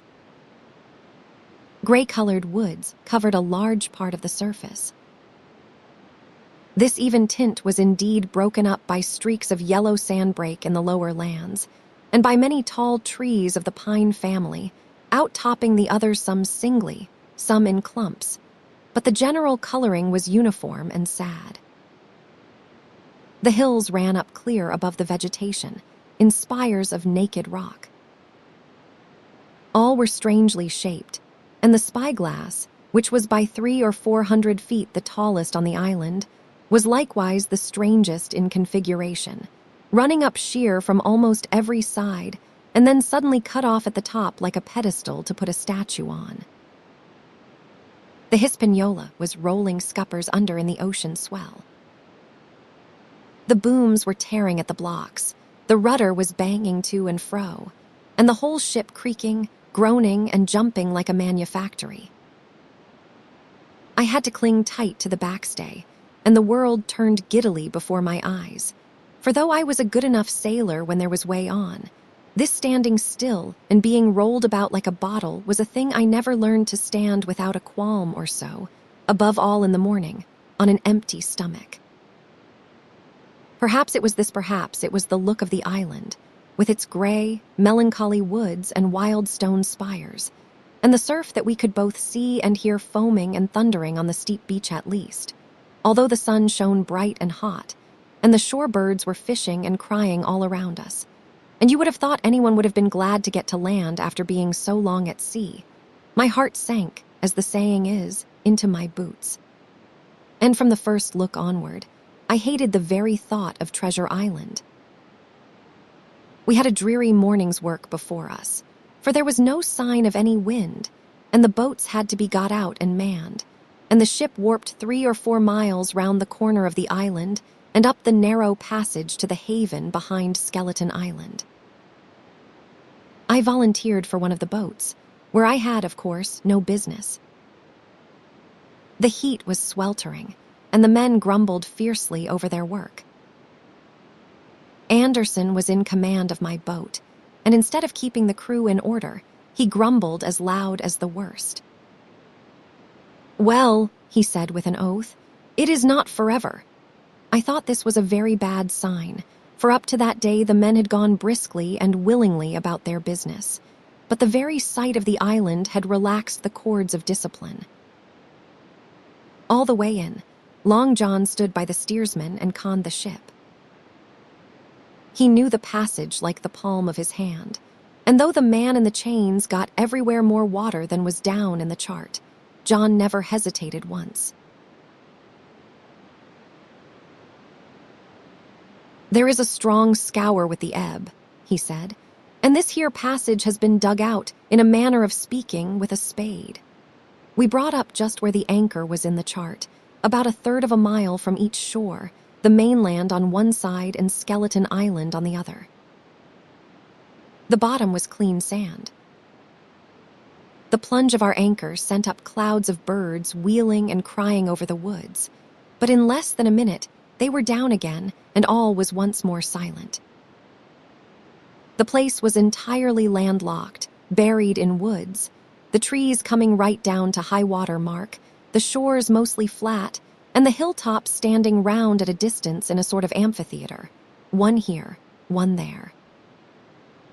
2 little rivers, or rather 2 swamps, emptied out into this pond, as you might call it, and the foliage round that part of the shore had a kind of poisonous brightness. From the ship we could see nothing of the house or stockade, for they were quite buried among trees, and if it had not been for the chart on the companion, we might have been the first that had ever anchored there since the island arose out of the seas. There was not a breath of air moving, nor a sound but that of the surf booming 1/2 a mile away along the beaches and against the rocks outside. A peculiar stagnant smell hung over the anchorage, a smell of sodden leaves and rotting tree trunks. I observed the doctor sniffing and sniffing, like someone tasting a bad egg. "I do not know about treasure," he said, "but I will stake my wig there is fever here." If the conduct of the men had been alarming in the boat, it became truly threatening when they had come aboard. They lay about the deck growling together in talk. The slightest order was received with a black look, and grudgingly and carelessly obeyed. Even the honest hands must have caught the infection, for there was not one man aboard to mend another. Mutiny, it was plain, hung over us like a thundercloud. And it was not only we of the cabin party who perceived the danger. Long John was hard at work going from group to group, spending himself in good advice, and as for example, no man could have shown a better. He fairly outstripped himself in willingness and civility. He was all smiles to everyone. If an order were given, John would be on his crutch in an instant, with the cheeriest "Aye, aye, sir," in the world. And when there was nothing else to do, he kept up one song after another, as if to conceal the discontent of the rest. Of all the gloomy features of that gloomy afternoon, this obvious anxiety on the part of Long John appeared the worst. We held a council in the cabin. "Sir," said the captain, If I risk another order, the whole ship'll come about our ears by the run. You see, sir, here it is. I get a rough answer, do I not? Well, if I speak back, Pikes will be going in 2 shakes. If I do not, Silver will see there is something under that, and the game's up. Now we have only one man to rely on. And who is that? Asked the squire. Silver, sir, returned the captain. He is as anxious as you and I to smother things up. This is a tiff. He would soon talk him out of it if he had the chance, and what I propose to do is to give him the chance. Let us allow the men an afternoon ashore. If they all go, why we will fight the ship. If they none of them go, well then, we hold the cabin and God defend the right. If some go, you mark my words, sir, Silver'll bring 'em aboard again as mild as lambs. It was so decided. Loaded pistols were served out to all the shore men. Hunter, Joyce, and Reed Ruth were taken into our confidence and received the news with less surprise and a better spirit than we had looked for, and then the captain went on deck and addressed the crew. My lads, said he, we have had a hot day and are all tired and out of sorts. A turn ashore'll hurt nobody. The boats are still in the water. You can take the gigs, and as many as please may go ashore for the afternoon. I will fire a gun half an hour before sundown.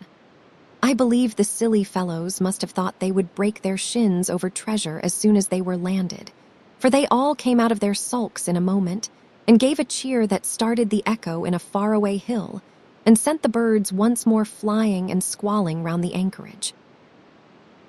The captain was too bright to be in the way. He whipped out of sight in a moment, leaving Silver to arrange the party, and I fancy it was as well he did so. Had he been on deck, he could no longer so much as have pretended not to understand the situation. It was as plain as day. Silver was the captain, and a mighty rebellious crew he had of it. The honest hand's end I was soon to see. It proved that there were such on board must have been very stupid fellows. Or rather, I suppose the truth was this, that all hands were disaffected by the example of the ringleaders only, some more, some less. And a few, being good fellows in the main, could neither be led nor driven any further. It is one thing to be idle and skulk, and quite another to take a ship and murder a number of innocent men. At last, however, the party was made up. 6 fellows were to stay on board, and the remaining 13, including Silver, began to embark. Then it was that there came into my head the first of the mad notions that contributed so much to save our lives. If 6 men were left by Silver, it was plain our party could not take and fight the ship. And since only 6 were left, it was equally plain that the cabin party had no present need of my assistance. It occurred to me at once to go ashore. In a jiffy, I had slipped over the side and curled up in the foresheets of the nearest boat, and almost at the same moment she shoved off. No one took notice of me, only the bow oar saying, "Is that you, Jim?" "Keep your head down." But Silver, from the other boat, looked sharply over and called out to know if that were me, and from that moment I began to regret what I had done. The crews raced for the beach, but the boat I was in, having some start and being at once the lighter and the better manned, shot far ahead of her consort, and the bow had struck among the shoreside trees, and I had caught a branch and swung myself out and plunged into the nearest thicket, while Silver and the rest were still 100 yards behind. "Jim, Jim," I heard him shouting. But you may suppose I paid no heed. Jumping, ducking, and breaking through, I ran straight before my nose till I could run no longer. XIV the first blow I was so pleased at having given the slip to Long John that I began to enjoy myself, and look around me with some interest on the strange land that I was in. I had crossed a marshy tract full of willows, bulrushes, and odd, outlandish, swampy trees, and I had now come out upon the skirts of an open piece of undulating, sandy country, about a mile long, dotted with a few pines and a great number of contorted trees, not unlike the oak in growth, but pale in the foliage like willows.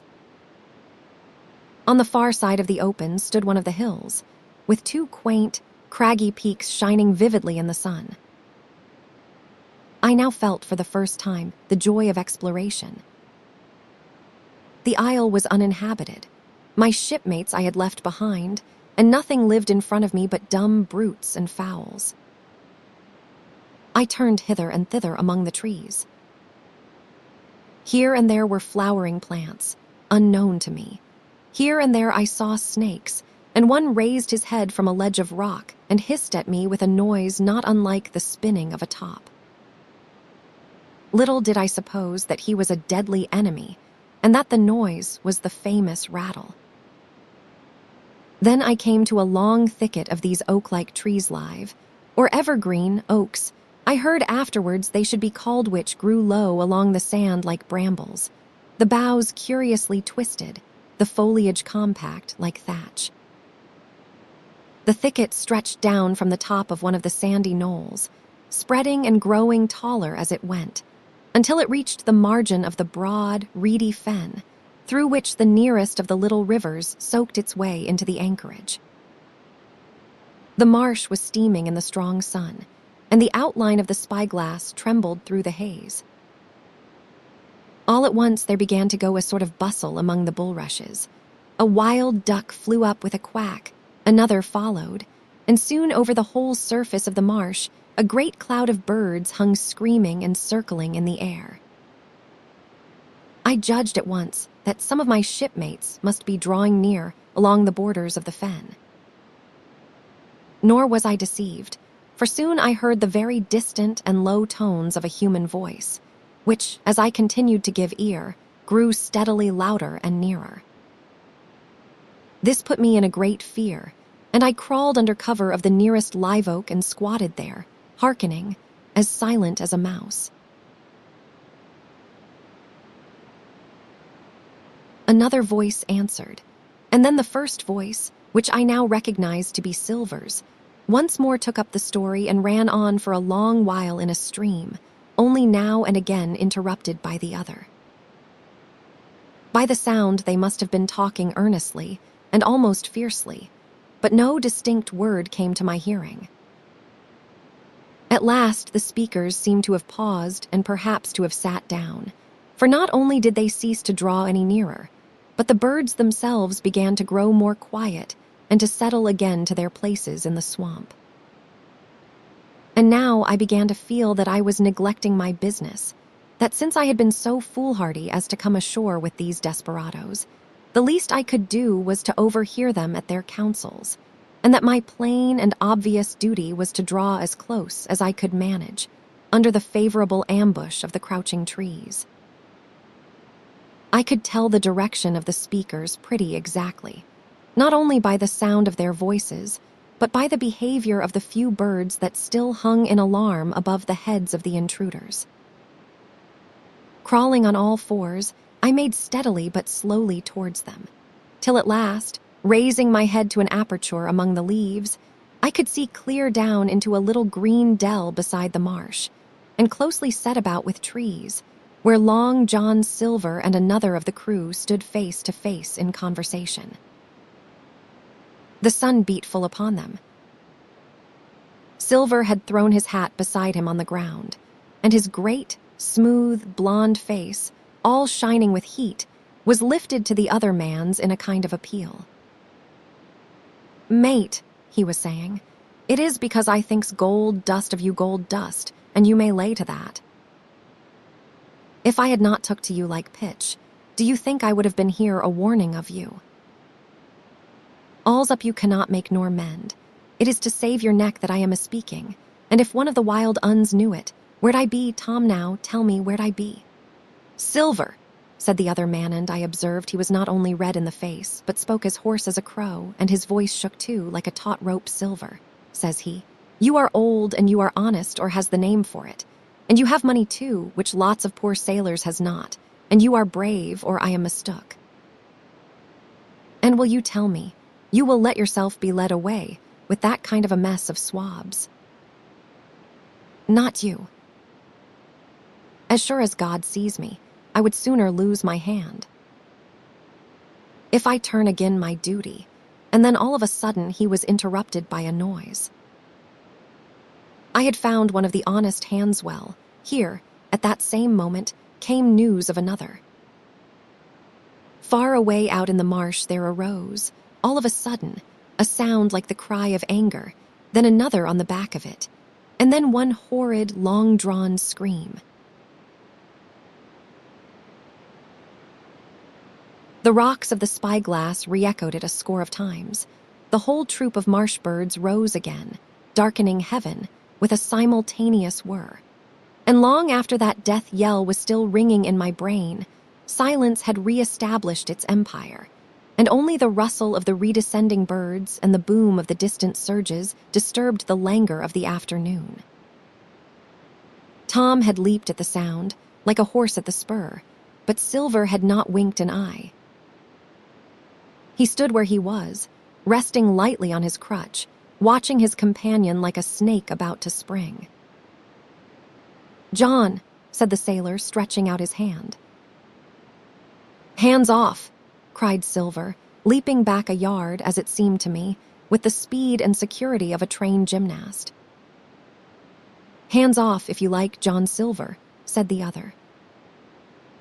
"It is a black conscience that can make you feared of me. But in heaven's name, tell me, what was that?" "That," returned Silver, smiling away, but warier than ever, his eye a mere pinpoint in his big face, but gleaming like a crumb of glass. "That. Oh, I reckon that will be Alan." And at this point, Tom flashed out like a hero. "Alan," he cried. "Then rest his soul for a true seaman. And as for you, John Silver, long you have been a mate of mine, but you are mate of mine no more. If I die like a dog, I will die in my duty. You have killed Alan, have you? Kill me too, if you can. But I defies you." And with that, this brave fellow turned his back directly on the cook and set off walking for the beach. But he was not destined to go far. With a cry, John seized the branch of a tree, whipped the crutch out of his armpit, and sent that uncouth missile hurtling through the air. It struck poor Tom, point foremost, and with stunning violence, right between the shoulders in the middle of his back. His hands flew up, he gave a sort of gasp and fell. Whether he were injured much or little, none could ever tell. Like enough, to judge from the sound, his back was broken on the spot. But he had no time given him to recover. Silver, agile as a monkey even without leg or crutch, was on the top of him next moment and had twice buried his knife up to the hilt in that defenseless body. From my place of ambush, I could hear him pant aloud as he struck the blows. I do not know what it rightly is to faint, but I do know that for the next little while the whole world swam away from before me in a whirling mist. Silver and the birds, and the tall spyglass hilltop, going round and topsy-turvy before my eyes, and all manner of bells ringing and distant voices shouting in my ear. When I came again to myself, the monster had pulled himself together, his crutch under his arm, his hat upon his head. Just before him, Tom lay motionless upon the sward, but the murderer minded him not a whit, cleansing his blood-stained knife the while upon a wisp of grass. Everything else was unchanged, the sun still shining mercilessly on the steaming marsh and the tall pinnacle of the mountain, and I could scarce persuade myself that murder had been actually done, and a human life cruelly cut short a moment since before my eyes. But now John put his hand into his pocket, brought out a whistle, and blew upon it several modulated blasts that rang far across the heated air. I could not tell, of course, the meaning of the signal, but it instantly awoke my fears. More men would be coming. I might be discovered. They had already slain 2 of the honest people. After Tom and Alan, might not I come next? Instantly, I began to extricate myself and crawl back again, with what speed and silence I could manage, to the more open portion of the wood. As I did so, I could hear hails coming and going between the old buccaneer and his comrades, and this sound of danger lent me wings. As soon as I was clear of the thicket, I ran as I never ran before, scarce minding the direction of my flight, so long as it led me from the murderers. And as I ran, fear grew and grew upon me until it turned into a kind of frenzy. Indeed, could anyone be more entirely lost than I? When the gun fired, how should I dare to go down to the boats among those fiends, still smoking from their crime? Would not the first of them, who saw me wring my neck like a snipe's, would not my absence itself be an evidence to them of my alarm, and therefore of my fatal knowledge? It was all over, I thought. Goodbye to the Hispaniola. Goodbye to the squire, the doctor, and the captain. There was nothing left for me but death by starvation or death by the hands of the mutineers. All this while, as I say, I was still running, and without taking any notice, I had drawn near to the foot of the little hill with the 2 peaks, and had got into a part of the island where the live oaks grew more widely apart and seemed more like forest trees in their bearing and dimensions. Mingled with these were a few scattered pines, some 50, some nearer 70 feet high. The air, too, smelt more freshly than down beside the marsh. And here, a fresh alarm brought me to a standstill with a thumping heart. XV the man of the island from the side of the hill, which was here steep and stony. A spout of gravel was dislodged and fell rattling and bounding through the trees. My eyes turned instinctively in that direction, and I saw a figure leap with great rapidity behind the trunk of a pine. What it was, whether bear or man or monkey, I could in no wise tell. It seemed dark and shaggy, more I knew not. But the terror of this new apparition brought me to a stand. I was now, it seemed, cut off upon both sides. Behind me the murderers, before me this lurking nondescript. And immediately, I began to prefer the dangers that I knew to those I knew not. Silver himself appeared less terrible in contrast with this creature of the woods, and I turned on my heel, and looking sharply behind me over my shoulder, began to retrace my steps in the direction of the boats. Instantly, the figure reappeared, and making a wide circuit, began to head me off. I was tired, at any rate, but had I been as fresh as when I rose, I could see it was in vain for me to contend in speed with such an adversary. From trunk to trunk, the creature flitted like a deer, running manlike on 2 legs, but unlike any man that I had ever seen, stooping almost double as it ran. Yet a man it was. I could no longer be in doubt about that. I began to recall what I had heard of cannibals. I was within an ace of calling for help. But the mere fact that he was a man, however wild, had somewhat reassured me, and my fear of Silver began to revive in proportion. I stood still, therefore, and cast about for some method of escape, and as I was so thinking, the recollection of my pistol flashed into my mind. As soon as I remembered I was not defenseless, courage glowed again in my heart, and I set my face resolutely for this man of the island and walked briskly towards him. He was concealed by this time behind another tree trunk, but he must have been watching me closely, for as soon as I began to move in his direction, he reappeared and took a step to meet me. Then he hesitated, drew back, came forward again, and at last, to my wonder and confusion, threw himself on his knees and held out his clasped hands in supplication. At that I once more stopped. "Who are you?" I asked. "Ben Gunn," he answered, and his voice sounded hoarse and awkward like a rusty lock. "I am poor Ben Gunn, I am, and I have not spoke with a Christian these 3 years." I could now see that he was a white man like myself, and that his features were even pleasing. His skin, wherever it was exposed, was burnt by the sun. Even his lips were black, and his fair eyes looked quite startling in so dark a face. Of all the beggar men that I had seen or fancied, he was the chief for raggedness. He was clothed with tatters of old ship's canvas and old sea cloth, and this extraordinary patchwork was all held together by a system of the most various and incongruous fastenings, brass buttons, bits of stick, and loops of tarry gaskin.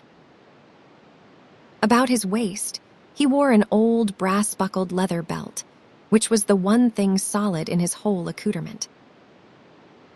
3 years, I cried. "Were you shipwrecked?" "Nay, mate," said he, "marooned."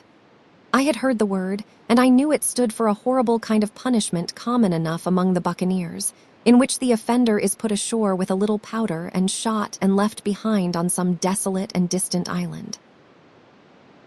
"Marooned 3 years agone," he continued, "and lived on goats since then, and berries and oysters." "Wherever a man is," says I, "a man can do for himself." "But, mate, my heart is sore for Christian diet." "You might not happen to have a piece of cheese about you now." "No." "Well, many's the long night I have dreamed of cheese toasted, mostly, and woke up again, and here I were." "If ever I can get aboard again," said I, "you shall have cheese by the stone." All this time he had been feeling the stuff of my jacket, smoothing my hands, looking at my boots, and generally, in the intervals of his speech, showing a childish pleasure in the presence of a fellow creature. But at my last words, he perked up into a kind of startled slyness. "If ever you can get aboard again, says you," he repeated. "Why now, who is to hinder you?" "Not you, I know," was my reply. "And right you was," he cried. "Now you, what do you call yourself, mate?" "Jim," I told him. Jim, says he, quite pleased apparently. "Well now, Jim, I have lived that rough as you would be ashamed to hear of." "Now, for instance, you would not think I had had a pious mother to look at me?" he asked. "Why, no, not in particular," I answered. "Ah, well," said he, "but I had remarkable pious." And I was a civil, pious boy, and could rattle off my catechism that fast, as you could not tell one word from another. And here is what it come to, Jim, and it begun with Chuck Farthen on the blessed gravestones. That is what it begun with, but it went further'n that, and so my mother told me and predict the whole, she did, the pious woman. But it were Providence that put me here. I have thought it all out in this here lonely island, and I am back on piety. You do not catch me tasting rum so much, but just a thimbleful for luck, of course, the first chance I have. I am bound I will be good, and I see the way too. And Jim, looking all round him and lowering his voice to a whisper, "I am rich." I now felt sure that the poor fellow had gone crazy in his solitude, and I suppose I must have shown the feeling in my face, for he repeated the statement hotly. "Rich." "Rich," I says. "And I will tell you what, I will make a man of you, Jim." "Ah, Jim, you will bless your stars, you will, You was the first that found me." And at this there came suddenly a lowering shadow over his face, and he tightened his grasp upon my hand and raised a forefinger threateningly before my eyes. "Now, Jim, you tell me true, that ain't Flint's ship?" he asked. At this, I had a happy inspiration. I began to believe that I had found an ally, and I answered him at once. "It is not Flint's ship, and Flint is dead. But I will tell you true, as you ask me there are some of Flint's hands aboard, worse luck for the rest of us." "Not a man with one leg," he gasped. "Silver?" I asked. "Ah, Silver," says he. That were his name. He is the cook and the ringleader too. He was still holding me by the wrist, and at that he give it quite a ring. "If you was sent by Long John," he said, "I am as good as pork, and I know it." "But where was you, do you suppose?" I had made my mind up in a moment, and by way of answer told him the whole story of our voyage and the predicament in which we found ourselves. He heard me with the keenest interest, and when I had done, he patted me on the head. "You are a good lad, Jim," he said, "and you are all in a clove hitch, ain't you? Well, you just put your trust in Ben Gun's the man to do it. Would you think it likely, now, that your squire would prove a liberal-minded one in case of help him being in a clove hitch, as you remark?" I told him the squire was the most liberal of men. "Aye, but you see," returned Ben Gunn, "I did not mean giving me a gate to keep and a suit of livery clothes and such. That is not my mark, Jim. What I mean is, would he be likely to come down to the tune of, say, £1,000 out of money that is as good as a man's own already?" "I am sure he would," said I. As it was, all hands were to share, and a passage home, he added with a look of great shrewdness. "Why," I cried, "the squire's a gentleman. And besides, if we got rid of the others, we should want you to help work the vessel home." "Ah," said he, "so you would," and he seemed very much relieved. "Now I will tell you what," he went on. "So much I will tell you, and no more. I were in Flint's ship when he buried the treasure, he and 6 strong seamen. They was ashore nigh on a week, and standing off and on in the old Walrus. One fine day up went the signal, and here come Flint by himself in a little boat, and his head done up in a blue scarf. The sun was getting up, and mortal white he looked about the cutwater. But there he was, you mind, and the 6 all dead and buried. How he done it, not a man aboard us could make out. It was battle, murder, and sudden death, leastways him against 6. Billy Bones was the mate. Long John, he was quartermaster, and they asked him where the treasure was. "Ah," says he, "you can go ashore if you like and stay," he says, "but as for the ship, she will beat up for more by thunder." That is what he said. Well, I was in another ship 3 years back, and we sighted this island. "Boys," said I, "here is Flint's treasure. Let us land and find it." The captain was displeased at that, but my messmates were all of a mind and landed. 12 days they looked for it, and every day they had the worse word for me, until one fine morning all hands went aboard. "As for you, Benjamin Gunn," says they, "here is a musket," they says, "and a spade and pickaxe. You can stay here and find Flint's money for yourself," they says. Well, Jim, 3 years have I been here, and not a bite of Christian diet from that day to this. But now you look here, look at me. Do I look like a man before the mast? No, says you. Nor I were not, neither, I says, and with that he winked and pinched me hard. Just you mention them words to your squire, Jim, he went on. Nor he were not, neither that is the words. 3 years he were the man of this island, light and dark, fair and rain. And sometimes he would maybe think upon a prayer, says you. And sometimes he would maybe think of his old mother, so be as she is alive, you will say. But the most part of Gun's time, this is what you will say, the most part of his time was took up with another matter. And then you will give him a nip, like I do. And he pinched me again in the most confidential manner.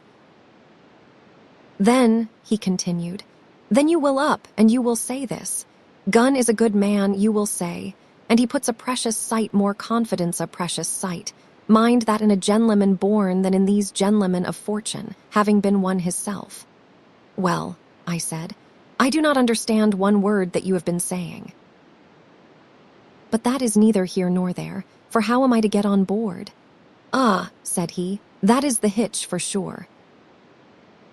Well, there is my boat, that I made with my 2 hands. I keep her under the white rock. If the worst come to the worst, we might try that after dark. Hi, he broke out. What is that? For just then, although the sun had still an hour or 2 to run, all the echoes of the island awoke and bellowed to the thunder of a cannon. They have begun to fight, I cried. Follow me. And I began to run towards the anchorage, my terrors all forgotten, while close at my side, the marooned man in his goatskins trotted easily and lightly. Left, says he. Keep to your left hand, mate Jim.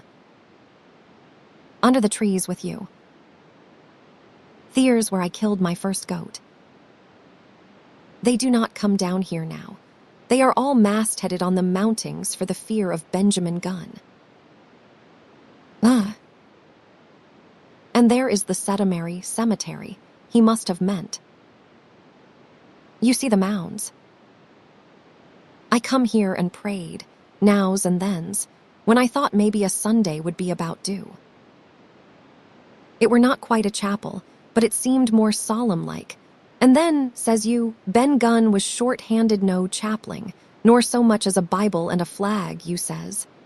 So he kept talking as I ran, neither expecting nor receiving any answer. The cannon shot was followed after a considerable interval by a volley of small arms. Another pause, and then, not a quarter of a mile in front of me, I beheld the Union Jack flutter in the air above a wood. Part 4 The Stockade XVI narrative continued by the doctor. How the ship was abandoned, it was about 13:30 bells in the sea phrase that the 2 boats went ashore from the Hispaniola. The captain, the squire, and I were talking matters over in the cabin. Had there been a breath of wind, we should have fallen on the 6 mutineers who were left aboard with us, slipped our cable, and away to sea. But the wind was wanting, and to complete our helplessness, down came Hunter with the news that Jim Hawkins had slipped into a boat and was gone ashore with the rest. It never occurred to us to doubt Jim Hawkins, but we were alarmed for his safety. With the men and the temper they were in, it seemed an even chance if we should see the lad again. We ran on deck. The pitch was bubbling in the seams. The nasty stench of the place turned me sick. If ever a man smelt fever and dysentery, it was in that abominable anchorage. The 6 scoundrels were sitting grumbling under a sail in the forecastle. Ashore we could see the gigs made fast, and a man sitting in each, hard by where the river runs in. One of them was whistling Lily Bolero. Waiting was a strain, and it was decided that Hunter and I should go ashore with the jolly boat in quest of information. The gigs had leaned to their right, but Hunter and I pulled straight in the direction of the stockade upon the chart. The 2 who were left guarding their boats seemed in a bustle at our appearance. Lily Bolero stopped off, and I could see the pair discussing what they ought to do. Had they gone and told Silver, all might have turned out differently, but they had their orders, I suppose, and decided to sit quietly where they were and hark back again to Lillibulero. There was a slight bend in the coast, and I steered so as to put it between us. Even before we landed, we had thus lost sight of the gigs.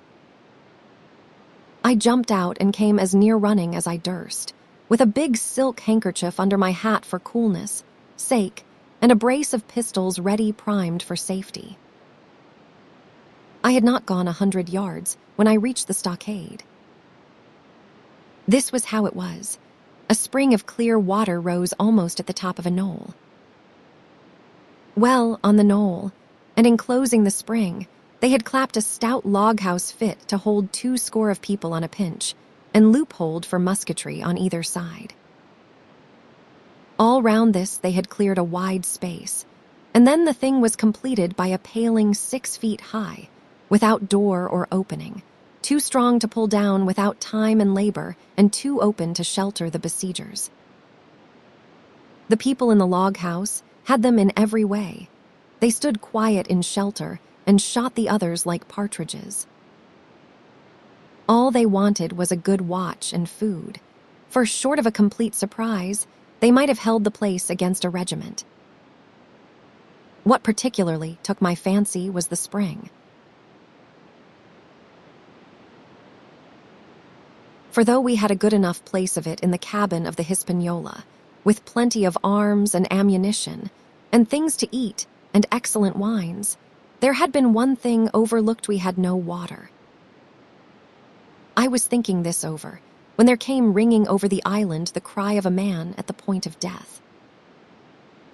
I was not new to violent death. I have served His Royal Highness the Duke of Cumberland, and got a wound myself at Fontenoy. I know my pulse went dot and carry one. Jim Hawkins is gone, was my first thought. It is something to have been an old soldier, but more still to have been a doctor. There is no time to dilly-dally in our work. And so now, I made up my mind instantly, and with no time lost returned to the shore and jumped on board the jolly boat. By good fortune, Hunter pulled a good oar. We made the water fly, and the boat was soon alongside, and I aboard the schooner. I found them all shaken, as was natural. The squire was sitting down, as white as a sheet, thinking of the harm he had led us to, the good soul. And one of the 6 forecastle hands was little better. "There is a man," says Captain Smollett, nodding towards him, "new to this work. He came nigh-hand fainting, doctor, when he heard the cry. Another touch of the rudder, and that man would join us. I told my plan to the captain, and between us we settled on the details of its accomplishment. We put old Reed Ruth in the gallery between the cabin and the forecastle, with 3 or 4 loaded muskets and a mattress for protection. Hunter brought the boat round under the sternport, and Joyce and I set to work loading her with powder tins, muskets, bags of biscuits, kegs of pork, a cask of cognac, and my invaluable medicine chest. In the meantime, the squire and the captain stayed on deck, and the latter hailed the coxswain, who was the principal man aboard. "Mr. Hands," he said, "here are 2 of us with a brace of pistols each. If any one of you 6 make a signal of any description, that man's dead." They were a good deal taken aback, and after a little consultation, one and all tumbled down the fore companion, thinking no doubt to take us on the rear. But when they saw Reed Ruth waiting for them in the sparred galley, they went about ship at once, and a head popped out again on deck. "Down, dog," cries the captain. And the head popped back again, and we heard no more, for the time, of these 6 very faint-hearted seamen. By this time, tumbling things in as they came, we had the jolly boat loaded as much as we dared. Joyce and I got out through the sternport, and we made for shore again as fast as oars could take us. This second trip fairly aroused the watchers along shore. Lillibulero was dropped again, and just before we lost sight of them behind the little point, One of them whipped ashore and disappeared. I had half a mind to change my plan and destroy their boats, but I feared that Silver and the others might be close at hand, and all might very well be lost by trying for too much. We had soon touched land in the same place as before, and set to provision the blockhouse. All three made the first journey, heavily laden, and tossed our stores over the palisade. Then, leaving Joyce to guard them one man, to be sure, but with half a dozen muskets, Hunter and I returned to the jolly boat and loaded ourselves once more. So we proceeded without pausing to take breath, till the whole cargo was bestowed, when the two servants took up their position in the blockhouse, and I, with all my power, sculled back to the Hispaniola. That we should have risked a second boat, load, seems more daring than it really was. They had the advantage of numbers, of course, but we had the advantage of arms. Not one of the men ashore had a musket, and before they could get within range for pistol shooting, we flattered ourselves we should be able to give a good account of a half-dozen at least. The squire was waiting for me at the stern window, all his faintness gone from him. He caught the painter and made it fast, and we fell to loading the boat for our very lives. Pork, powder, and biscuit was the cargo, with only a musket and a cutlass apiece for the squire and me and Red Ruth and the captain.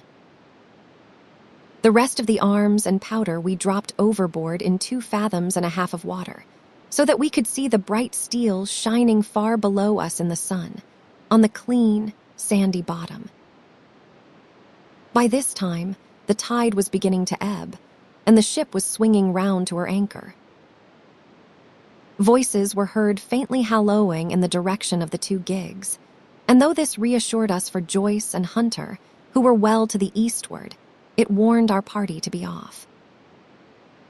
Redruth retreated from his place in the gallery and dropped into the boat, which we then brought round to the ship's counter, to be handier for Captain Smollett. "Now, men," said he, "do you hear me?" There was no answer from the forecastle. "It is to you, Abraham Gray, it is to you I am speaking." Still no reply. "Gray," resumed Mr. Smollett a little louder, "I am leaving this ship, and I order you to follow your captain. I know you are a good man at bottom, and I dare say not one of the lot of you's as bad as he makes out. I have my watch here in my hand. I give you 30 seconds to join me in." There was a pause. "Come, my fine fellow," continued the captain. "Do not hang so long in stays. I am risking my life and the lives of these good gentlemen every second." There was a sudden scuffle, a sound of blows, and out burst Abraham Gray with a knife cut on the side of the cheek, and came running to the captain like a dog to the whistle. "I am with you, sir," said he. And the next moment, he and the captain had dropped aboard of us, and we had shoved off and given way. We were clear out of the ship, but not yet ashore in our stockade. XXVII narrative continued by the doctor. The jolly boat's last trip, this 5th trip, was quite different from any of the others. In the first place, the little gallipot of a boat that we were in was gravely overloaded. 5 grown men, and 3 of them Trelawney, Redruth, and the captain over 6 feet high, was already more than she was meant to carry. Add to that the powder, pork, and bread bags. The gunwale was lipping astern. Several times we shipped a little water, and my breeches and the tails of my coat were all soaking wet before we had gone 100 yards. The captain made us trim the boat, and we got her to lie a little more evenly. All the same, we were afraid to breathe. In the second place, the ebb was now making a strong rippling current running westward through the basin, and then southward and seaward down the straits by which we had entered in the morning. Even the ripples were a danger to our overloaded craft. But the worst of it was that we were swept out of our true course and away from our proper landing place behind the point. If we let the current have its way, we should come ashore beside the gigs, where the pirates might appear at any moment. "I cannot keep her head for the stockade, sir," said I to the captain. I was steering, while he and Redruth, 2 fresh men, were at the oars. "The tide keeps washing her down. Could you pull a little stronger? Not without swamping the boat," said he. "You must bear up, sir. If you please bear up until you see you are gaining." I tried and found by experiment that the tide kept sweeping us westward until I had laid her head due east, or just about right angles to the way we ought to go.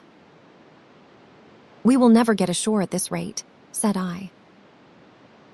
"If it is the only course that we can lie, sir, we must even lie it," returned the captain.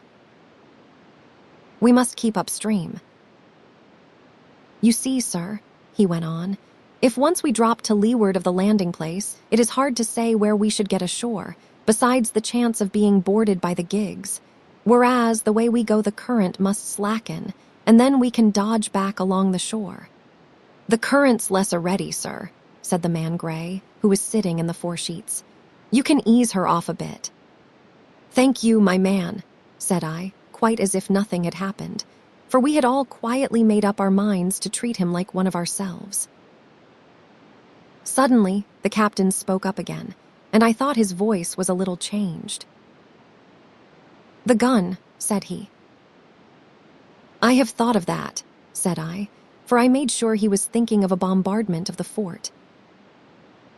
"They could never get the gun ashore, and if they did, they could never haul it through the woods." "Look astern, Doctor," replied the captain. We had entirely forgotten the long 9, and there, to our horror, were the 5 rogues busy about her, getting off her jacket, as they called the stout tarpaulin cover under which she sailed.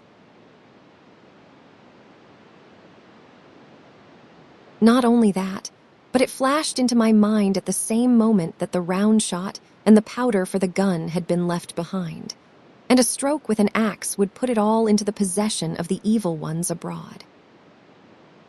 "Israel was Flint's gunner," said Gray hoarsely. At any risk, we put the boat's head direct for the landing place. By this time, we had got so far out of the run of the current that we kept steerage way, even at our necessarily gentle rate of rowing, and I could keep her steady for the goal. But the worst of it was that, with the course I now held, we turned our broadside instead of our stern to the Hispaniola, and offered a target like a barn door. I could hear as well as see that brandy-faced rascal Israel Hands plumping down a round shot on the deck. "Who is the best shot?" asked the captain. "Mr. Trelawney, out and away," said I. "Mr. Trelawney, will you please pick me off one of these men, sir?" "Hands, if possible," said the captain. Trelawney was as cool as steel. He looked to the priming of his gun. "Now," cried the captain, "easy with that gun, sir, or you will swamp the boat. All hands stand by to trim her when he aims." The squire raised his gun, the rowing ceased, and we leaned over to the other side to keep the balance, and all was so nicely contrived that we did not ship a drop. They had the gun, by this time, slewed round upon the swivel, and Hands, who was at the muzzle with the rammer, was in consequence the most exposed. However, we had no luck, for just as Trelawney fired, down he stooped, the ball whistled over him, and it was one of the other 4 who fell. The cry he gave was echoed not only by his companions on board, but by a great number of voices from the shore, and looking in that direction I saw the other pirates trooping out from among the trees and tumbling into their places in the boats. "Here come the gigs, sir," said I. "Give way, then," cried the captain. "We must not mind if we swamp her now. If we cannot get ashore, all's up.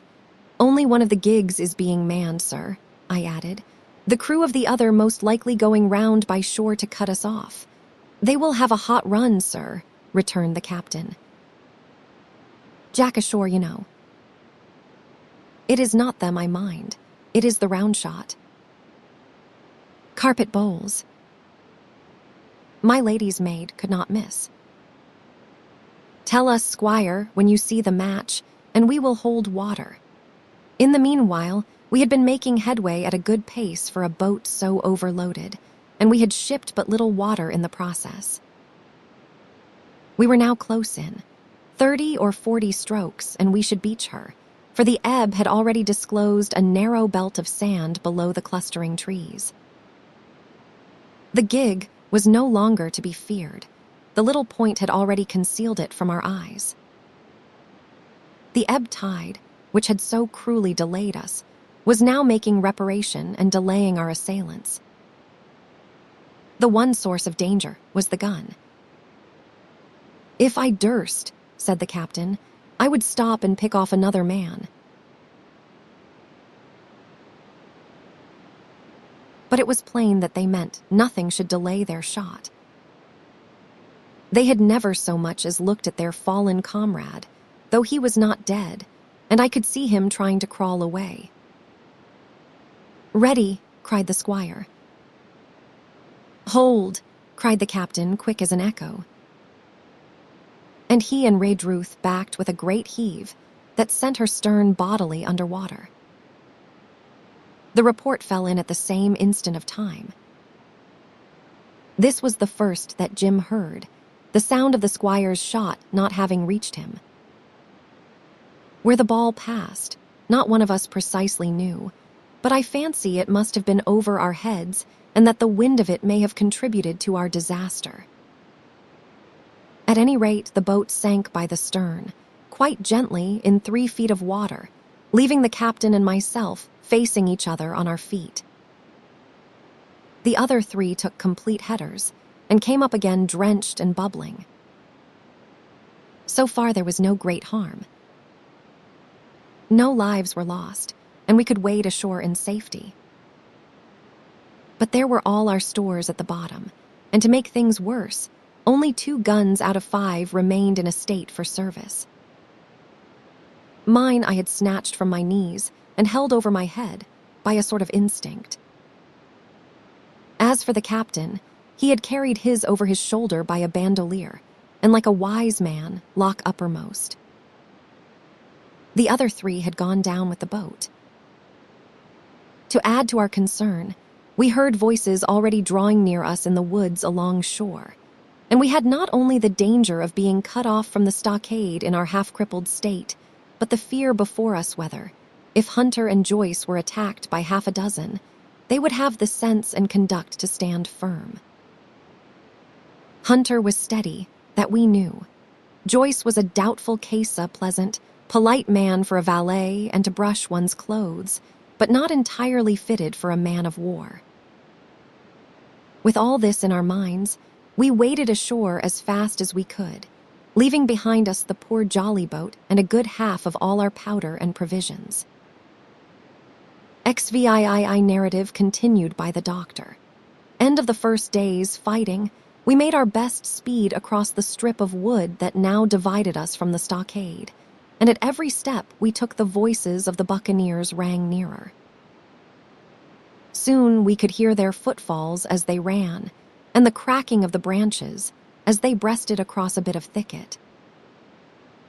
I began to see we should have a brush for it in earnest, and looked to my priming.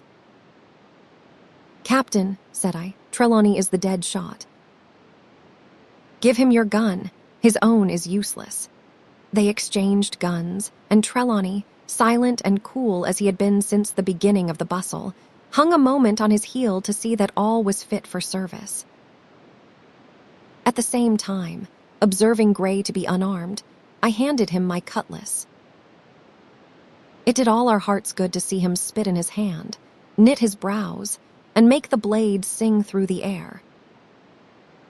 It was plain from every line of his body that our new hand was worth his salt. 40 paces farther, We came to the edge of the wood and saw the stockade in front of us. We struck the enclosure about the middle of the south side, and almost at the same time, 7 mutineers Job Anderson, the boatswain, at their head appeared in full cry at the southwestern corner. They paused as if taken aback, and before they recovered, not only the squire and I, but Hunter and Joyce from the blockhouse had time to fire. The 4 shots came in rather a scattering volley, but they did the business. One of the enemy actually fell, and the rest, without hesitation, turned and plunged into the trees. After reloading, we walked down the outside of the palisade to see to the fallen enemy. He was stone dead shot through the heart. We began to rejoice over our good success, when just at that moment a pistol cracked in the bush. A ball whistled close past my ear, and poor Tom Redruth stumbled and fell his length on the ground. Both the squire and I returned the shot, but as we had nothing to aim at, it is probable we only wasted powder. Then we reloaded and turned our attention to poor Tom. The captain and Gray were already examining him, and I saw with half an eye that all was over. I believe the readiness of our return volley had scattered the mutineers once more, for we were suffered without further molestation to get the poor old gamekeeper hoisted over the stockade and carried, groaning and bleeding, into the log house. Poor old fellow, he had not uttered one word of surprise, complaint, fear, or even acquiescence from the very beginning of our troubles till now, when we had laid him down in the log house to die. He had lain like a Trojan behind his mattress in the gallery. He had followed every order silently, doggedly, and well. He was the oldest of our party by a score of years, and now, sullen, old, serviceable servant, it was he that was to die. The squire dropped down beside him on his knees and kissed his hand, crying like a child. "Be I going, doctor?" he asked. "Tom, my man," said I, "you are going home." "I wish I had had a lick at them with the gun first," he replied. "Tom," said the squire, "say you forgive me, will not you?" "Would that be respectful like from me to you, squire?" was the answer. "Howsoever, so be it, amen." After a little while of silence, he said he thought somebody might read a prayer. "It is the custom, sir," he added apologetically. And not long after, without another word, he passed away. In the meantime, the captain, whom I had observed to be wonderfully swollen about the chest and pockets, had turned out a great many various stores the British colors, a Bible, a coil of stoutish rope, pen, ink, the logbook, and pounds of tobacco. He had found a longish fir tree lying felled and trimmed in the enclosure, and with the help of Hunter, he had set it up at the corner of the log house, where the trunks crossed and made an angle. Then, climbing on the roof, he had with his own hand bent and run up the colors. This seemed mightily to relieve him. He re-entered the log house and set about counting up the stores as if nothing else existed. But he had an eye on Tom's passage for all that, and as soon as all was over, came forward with another flag and reverently spread it on the body. "Do not you take on, sir," he said, shaking the squire's hand. "All's well with him. No fear for a hand that has been shot down in his duty to captain and owner. It mayn't be good divinity, but it is a fact." Then he pulled me aside. "Dr. Livesey," he said, "in how many weeks do you and Squire expect the consort?" I told him it was a question not of weeks but of months, that if we were not back by the end of August, Blandley was to send to find us, but neither sooner nor later. "You can calculate for yourself," I said. "Why, yes," returned the captain, scratching his head, "and making a large allowance, sir, for all the gifts of Providence, I should say we were pretty close hauled." "How do you mean?" I asked. "It is a pity, sir. We lost that second load." "That is what I mean," replied the captain. "As for powder and shot, we will do. But the rations are short, very short, so short, Dr. Livesey, that we are perhaps as well without that extra mouth." And he pointed to the dead body under the flag. Just then, with a roar and a whistle, a round shot passed high above the roof of the log house and plumped far beyond us in the wood. "Oh ho," said the captain. "Blaze away. You have little enough powder already, my lads." At the second trial, the aim was better, and the ball descended inside the stockade, scattering a cloud of sand but doing no further damage. "Captain," said the squire, "the house is quite invisible from the ship." "It must be the flag they are aiming at. Would it not be wiser to take it in?" "Strike my colors," cried the captain. "No, sir, not I." And as soon as he had said the words, I think we all agreed with him. For it was not only a piece of stout, seamanly good feeling. It was good policy besides, and showed our enemies that we despised their cannonade. All through the evening they kept thundering away. Ball after ball flew over or fell short or kicked up the sand in the enclosure, but they had to fire so high that the shot fell dead and buried itself in the soft sand. We had no ricochet to fear, and though one popped in through the roof of the log house and out again through the floor, we soon got used to that sort of horseplay and minded it no more than cricket. "There is one good thing about all this," observed the captain. "The wood in front of us is likely clear. The ebb has made a good while. Our stores should be uncovered. Volunteers to go and bring in pork. Gray and Hunter were the first to come forward. Well armed, they stole out of the stockade, but it proved a useless mission. The mutineers were bolder than we fancied, or they put more trust in Israel's gunnery. For 4 or 5 of them were busy carrying off our stores and wading out with them to one of the gigs that lay close by, pulling an oar or so to hold her steady against the current. Silver was in the stern sheets in command, and every man of them was now provided with a musket from some secret magazine of their own. The captain sat down to his log, and here is the beginning of the entry. Alexander Smollett, master; David Livesey, ship's doctor; Abraham Gray, carpenter's mate; John Trelawney, owner; John Hunter and Richard Joyce, owner's servants, landsmen being all that is left faithful of the ship's company with stores for 10 days at short rations, came ashore this day and flew British colors on the log house in Treasure Island. Thomas Reed Ruth, owner's servant, lanceman, shot by the mutineers; James Hawkins, cabin boy, and at the same time I was wondering over poor Jim Hawkins' fate. A hail on the land side. "Somebody hailing us," said Hunter, who was on guard. "Doctor." "Squire." "Captain." "Hullo, Hunter, is that you?" came the cries. And I ran to the door in time to see Jim Hawkins, safe and sound, come climbing over the stockade.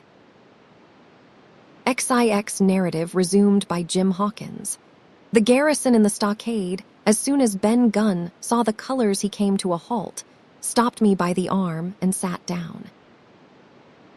"Now," said he, "there is your friends, sure enough.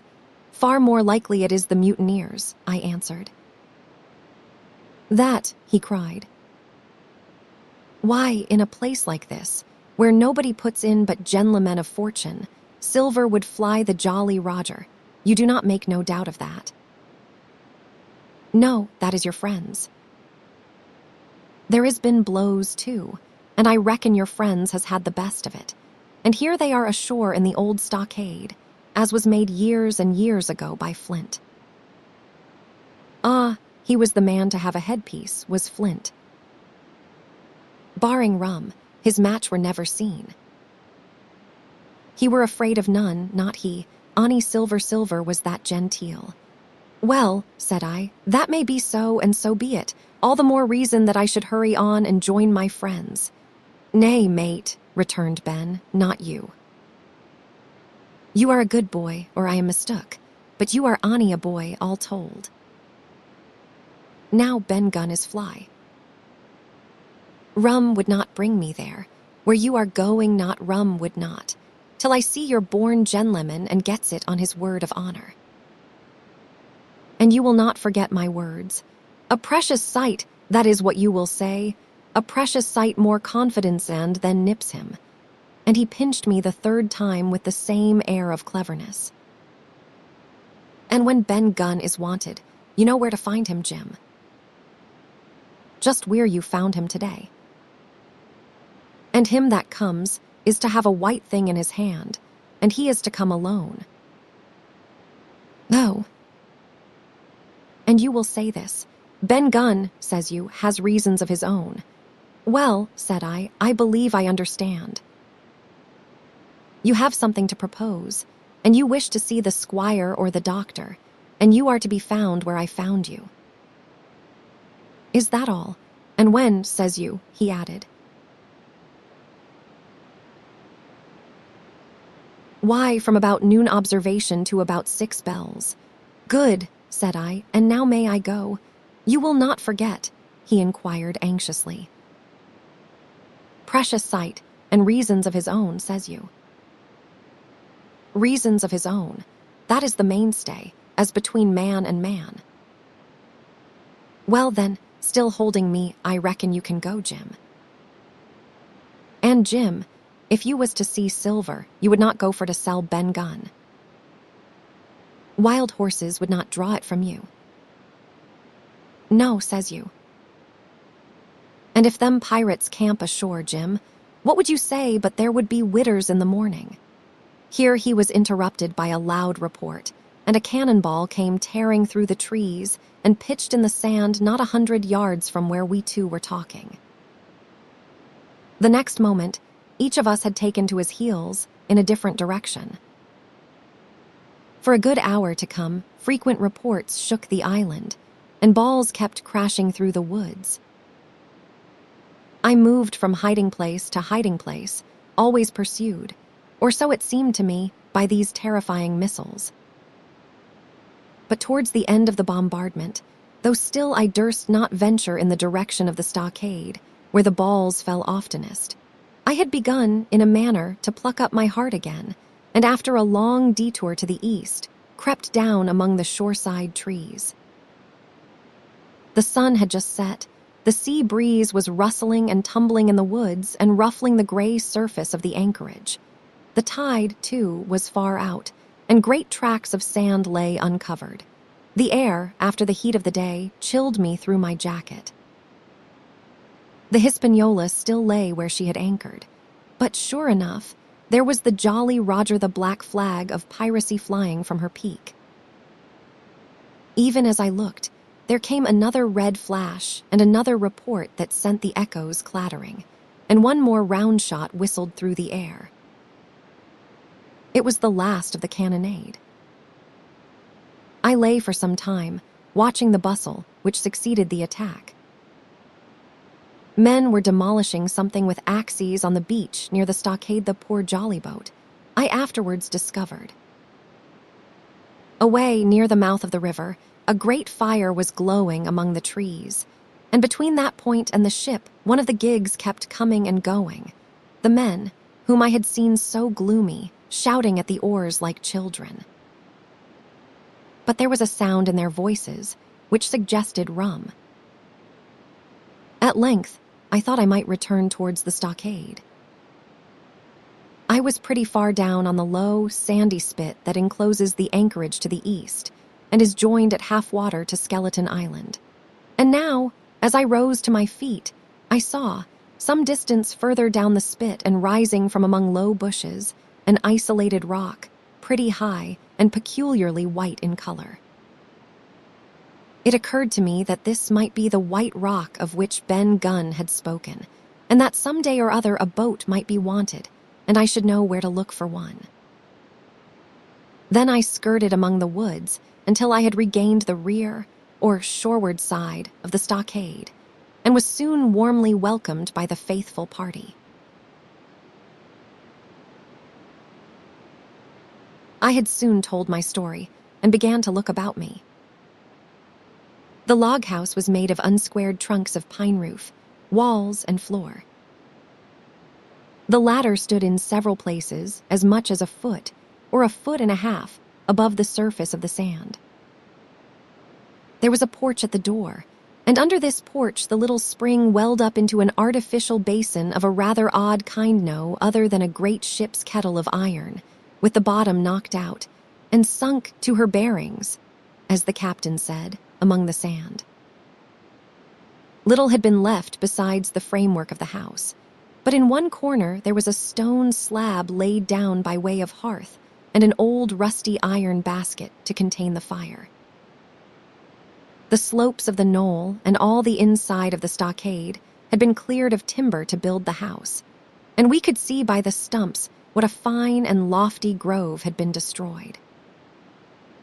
Most of the soil had been washed away or buried in drift after the removal of the trees. Only where the streamlet ran down from the kettle, a thick bed of moss, and some ferns and little creeping bushes were still green among the sand. Very close around the stockade, too close for defense, they said the wood still flourished high and dense, all of fir on the land side, but towards the sea with a large admixture of live oaks. The cold evening breeze, of which I have spoken, whistled through every chink of the rude building and sprinkled the floor with a continual rain of fine sand. There was sand in our eyes, sand in our teeth, sand in our suppers, sand dancing in the spring at the bottom of the kettle, for all the world like porridge beginning to boil. Our chimney was a square hole in the roof. It was but a little part of the smoke that found its way out, and the rest eddied about the house and kept us coughing and piping the eye. Add to this that Gray, the new man, had his face tied up in a bandage for a cut he had got in breaking away from the mutineers, and that poor old Tom Raydruth, still unburied, lay along the wall, stiff and stark, under the Union Jack. If we had been allowed to sit idle, we should all have fallen in the blues, but Captain Smollett was never the man for that. All hands were called up before him, and he divided us into watches. The doctor and Gray and I for one, the squire, Hunter, and Joyce upon the other. Tired though we all were, 2 were sent out for firewood. 2 more were set to dig a grave for Raydruth. The doctor was named Cook. I was put sentry at the door, and the captain himself went from one to another, keeping up our spirits and lending a hand wherever it was wanted. From time to time, the doctor came to the door for a little air and to rest his eyes, which were almost smoked out of his head, and whenever he did so, he had a word for me. "That man Smollett," he said once, "is a better man than I am. And when I say that, it means a deal, Jim." Another time he came and was silent for a while. Then he put his head on one side and looked at me. "Is this Ben Gunn a man?" he asked. "I do not know, sir," said I. "I am not very sure whether he is sane. If there is any doubt about the matter, he is," returned the doctor. "A man who has been 3 years biting his nails on a desert island, Jim, cannot expect to appear as sane as you or me. It does not lie in human nature." "Was it cheese you said he had a fancy for?" "Yes, sir, cheese," I answered. "Well, Jim," says he, "just see the good that comes of being dainty in your food. You have seen my snuff box, have not you? And you never saw me take snuff, the reason being that in my snuff box I carry a piece of Parmesan cheese made in Italy, very nutritious. Well, that is for Ben Gunn. Before supper was eaten, we buried old Tom in the sand and stood round him for a while bareheaded in the breeze. A good deal of firewood had been got in, but not enough for the captain's fancy, and he shook his head over it and told us we must get back to this tomorrow rather livelier. Then, when we had eaten our pork and each had a good stiff glass of brandy grog, the three chiefs got together in a corner to discuss our prospects. It appears they were at their wits' end what to do, the stores being so low that we must have been starved into surrender long before help came. But our best hope, it was decided, was to kill off the buccaneers until they either hauled down their flag or ran away with the Hispaniola. From 19, they were already reduced to 15. 2 others were wounded, and one, at least the man, shot beside the gun severely wounded, if he were not dead. Every time we had a crack at them, we were to take it, saving our own lives with the extremest care. And besides that, we had 2 able allies, rum and the climate. As for the first, though we were about half a mile away, we could hear them roaring and singing late into the night. And as for the second, the doctor staked his wig that, camped where they were in the marsh and unprovided with remedies, the half of them would be on their backs before a week. So, he added, if we are not all shot down first, they will be glad to be packing in the schooner. It is always a ship, and they can get to buccaneering again, I suppose. First ship that ever I lost, said Captain Smollett. I was dead tired, as you may fancy, and when I got to sleep, which was not till after a great deal of tossing, I slept like a log of wood. The rest had long been up and had already breakfasted, and increased the pile of firewood by about half as much again, when I was wakened by a bustle and the sound of voices. "Flag of truce," I heard someone say, and then, immediately after, with a cry of surprise, "Silver himself!" And at that, up I jumped and, rubbing my eyes, ran to a loophole in the wall.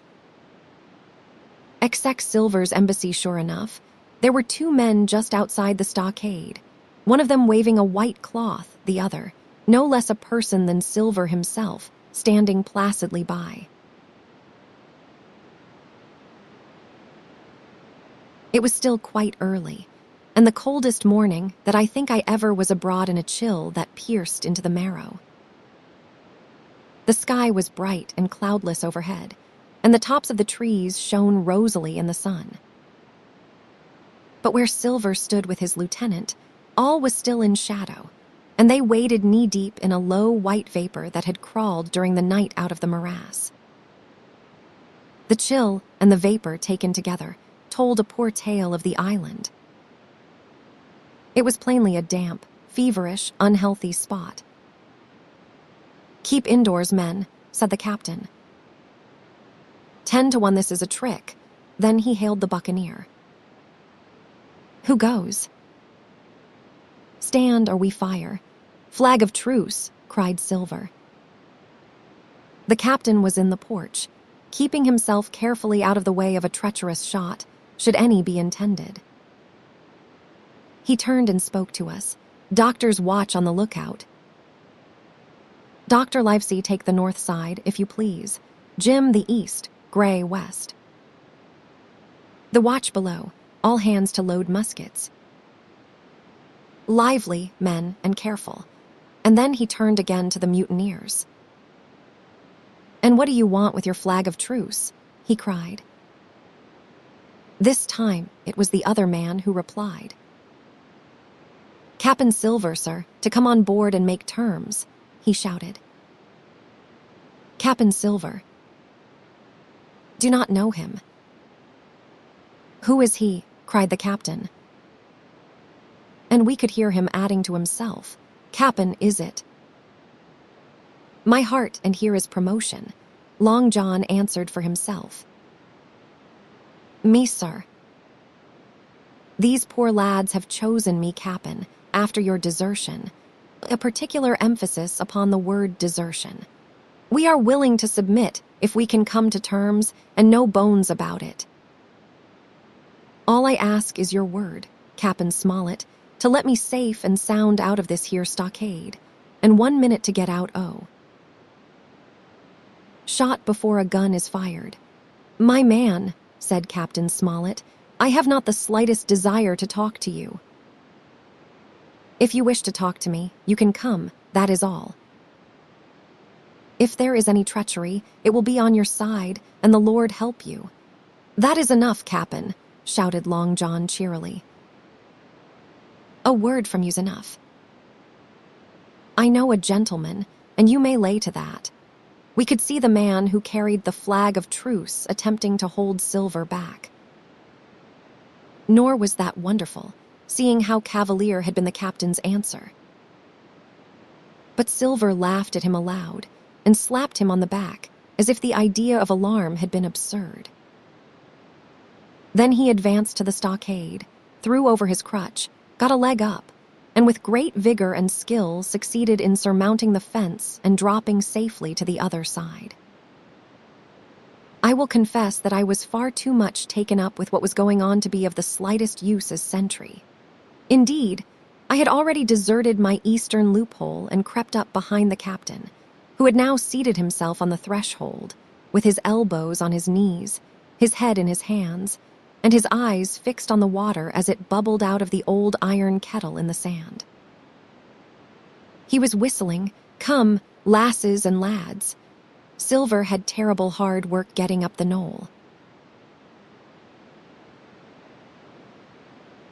What with the steepness of the incline, the thick tree stumps, and the soft sand, he and his crutch were as helpless as a ship in stays. But he stuck to it like a man in silence, and at last arrived before the captain, whom he saluted in the handsomest style. He was tricked out in his best, an immense blue coat, thick with brass buttons, hung as low as to his knees, and a fine laced hat was set on the back of his head. "Here you are, my man," said the captain, raising his head. "You had better sit down. You ain't a-going to let me inside, Cap'n," complained Long John. "It is a main cold morning, to be sure, sir, to sit outside upon the sand." "Why, Silver," said the captain, "if you had pleased to be an honest man, you might have been sitting in your galley." "It is your own doing. You are either my ship's cook-hand, then you were treated handsomore, Cap'n Silver, a common mutineer and pirate, and then you can go hang." "Well, well, Cap'n," returned the sea cook, sitting down as he was bidden on the sand. "You will have to give me a hand up again, that is all. A sweet, pretty place you have of it here. Ah, there is Jim. The top of the morning to you, Jim.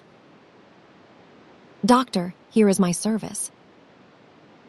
Why, there you all are together like a happy family, in a manner of speaking. If you have anything to say, my man, better say it," said the captain. "Right you were, Cap'n Smollett," replied Silver. "Duty is duty, to be sure. Well now, you look here. That was a good lay of yours last night." "I do not deny it was a good lay. Some of you pretty handy, with a handspike end. And I will not deny neither, but what some of my people was shook, maybe all was shook. Maybe I was shook myself. Maybe that is why I am here for terms. But you mark me, Cap'n, it will not do twice, by thunder. We will have to do sentry go, and ease off a point or so on the rum. Maybe you think we were all a sheet in the wind's eye. But I will tell you I was sober. I was honey dog tired, and if I would awoke a second sooner, I would have caught you at the act, I would. He was not dead when I got round to him, not he. Well, says Captain Smollett as cool as can be. All that Silver said was a riddle to him, but you would never have guessed it from his tone. As for me, I began to have an inkling. Ben Gunn's last words came back to my mind.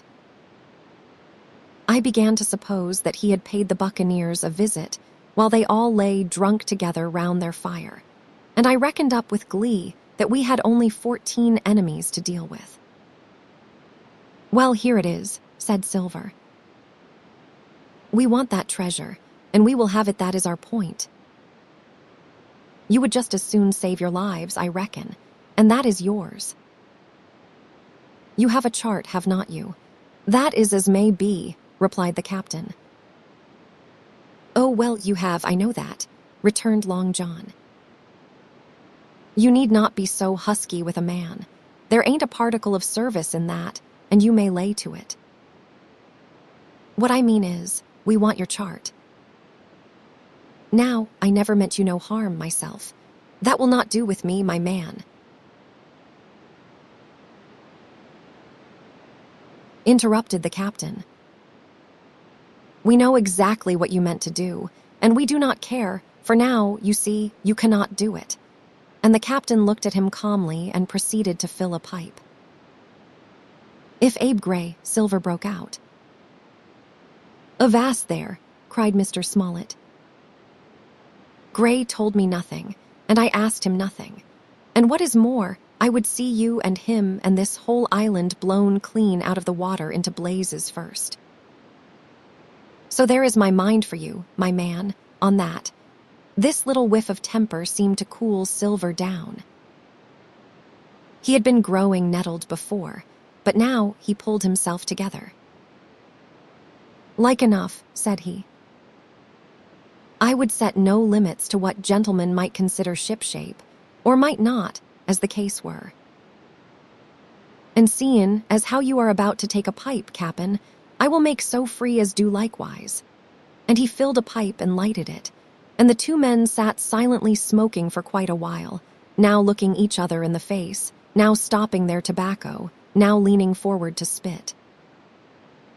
It was as good as the play to see them.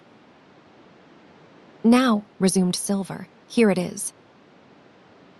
You give us the chart to get the treasure by, and drop shooting poor seamen and stoving of their heads in while asleep. You do that, and we will offer you a choice. Either you come aboard along of us, once the treasure's shipped, and then I will give you my affidavy, upon my word of honor, to clap you somewhere safe ashore. Or if that ain't to your fancy, some of my hands being rough and having old scores on account of hazing, then you can stay here, you can. We will divide stores with you, man for man, and I will give my affidavy as before to speak the first ship I sight, and send 'em here to pick you up. Now you will own that is talking. Handsomer you could not look to get, now you. And I hope," raising his voice, "that all hands in this here blockhouse will overhaul my words, for what is spoke to one is spoke to all." Captain Smollett rose from his seat and knocked out the ashes of his pipe in the palm of his left hand. "Is that all?" he asked. "Every last word, by thunder," answered John. "Refuse that, and you have seen the last of me but musket balls." "Very good," said the captain. "Now you will hear me. If you will come up one by one, unarmed, I will engage to clap you all in irons and take you home to a fair trial in England. If you will not, my name is Alexander Smollett. I have flown my sovereign's colors, and I will see you all to Davy Jones. You cannot find the treasure. You cannot sail the ship. There is not a man among you fit to sail the ship. You cannot fight us, Gray, there, got away from 5 of you. Your ship's in irons, Master Silver. You are on a lee shore, and so you will find. I stand here and tell you so, and they are the last good words you will get from me, for in the name of heaven, I will put a bullet in your back when next I meet you. Tramp, my lad. Bundle out of this, please, hand over hand, and double quick." Silver's face was a picture. His eyes started in his head with wrath. He shook the fire out of his pipe. "Give me a hand up," he cried. "Not I," returned the captain. "Who will give me a hand up?" he roared. Not a man among us moved. Growling the foulest imprecations, he crawled along the sand till he got hold of the porch and could hoist himself again upon his crutch. Then he spat into the spring. "There," he cried. "That is what I think of ye. Before an hour's out, I will stove in your old blockhouse like a rum puncheon. Laugh, by thunder, laugh. Before an hour's out, ye'll laugh upon the other side. Them that die'll be the lucky ones." And with a dreadful oath he stumbled off, plowed down the sand, was helped across the stockade, after 4 or 5 failures, by the man with the flag of truce, and disappeared in an instant afterwards among the trees.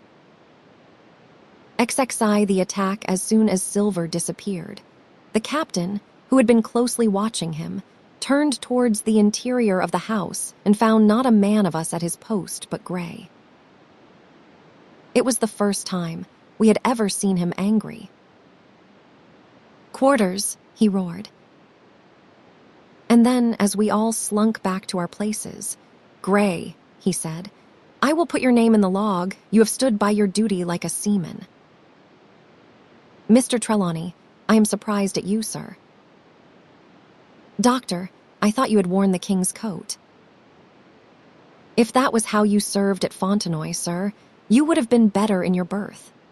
The doctor's watch were all back at their loopholes, the rest were busy loading the spare muskets, and everyone with a red face, you may be certain, and a flea in his ear, as the saying is. The captain looked on for a while in silence. Then he spoke. "My lads," said he, "I have given Silver a broadside. I pitched it in red hot on purpose, and before the hour's out, as he said, we shall be boarded. We are outnumbered. I need not tell you that, but we fight in shelter.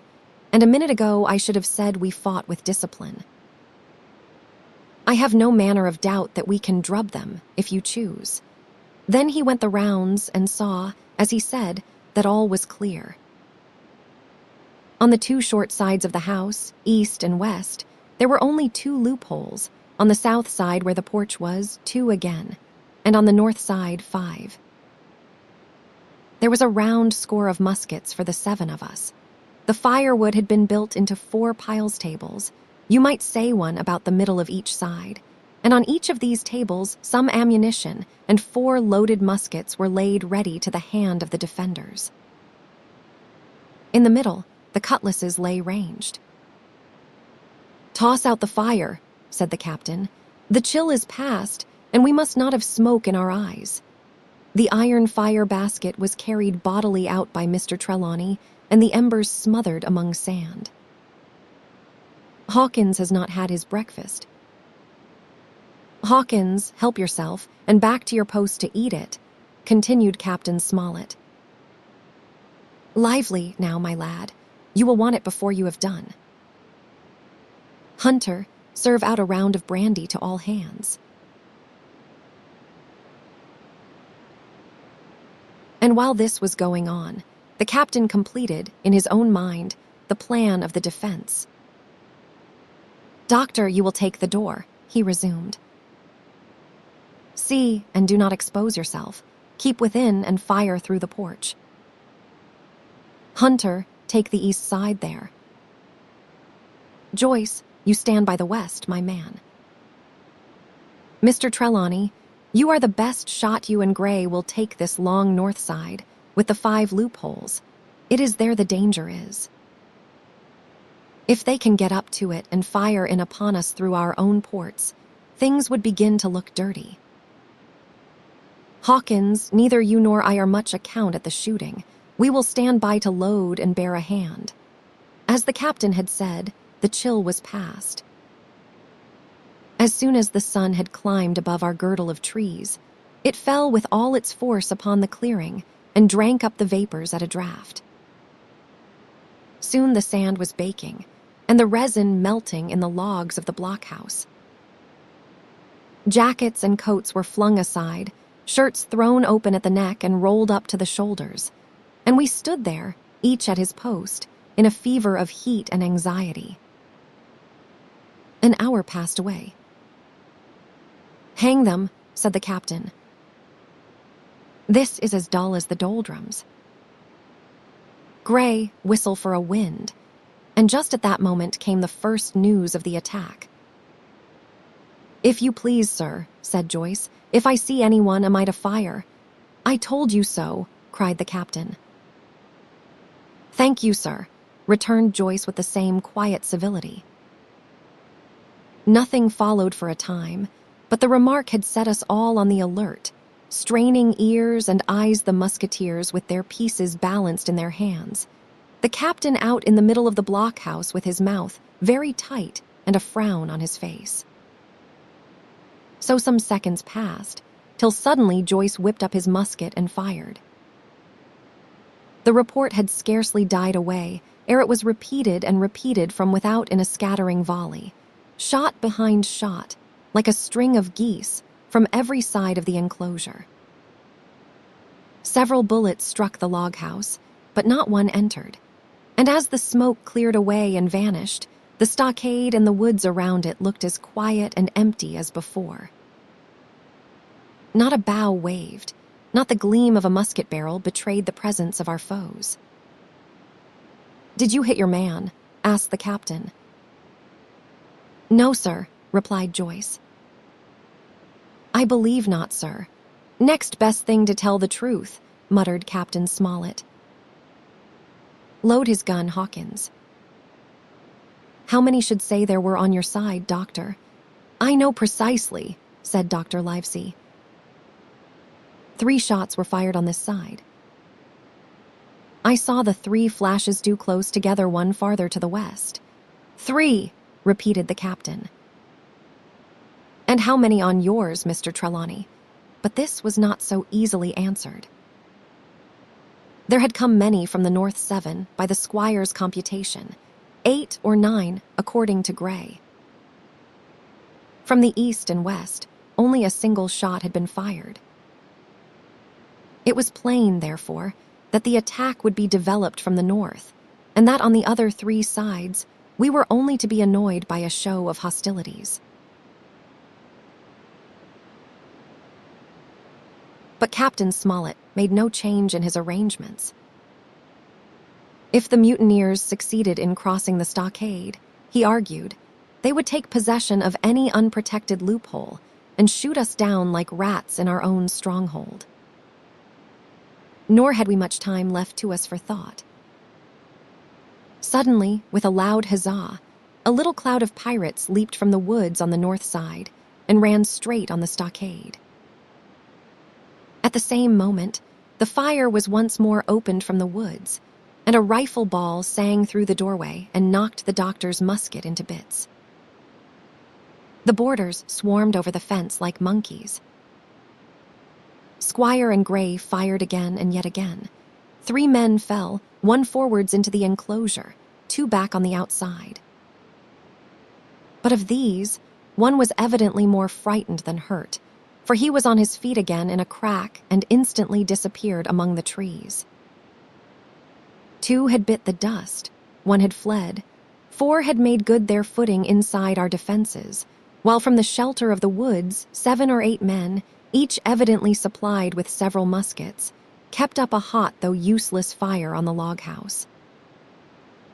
The 4 who had boarded made straight before them for the building, shouting as they ran, and the men among the trees shouted back to encourage them. Several shots were fired, but such was the hurry of the marksmen that not one appears to have taken effect. In a moment, the 4 pirates had swarmed up the mound and were upon us. The head of Job Anderson, the boatswain, appeared at the middle loophole. "Adam, all hands," he roared in a voice of thunder. At the same moment, another pirate grasped Hunter's musket by the muzzle, wrenched it from his hands, plucked it through the loophole, and with one stunning blow laid the poor fellow senseless on the floor.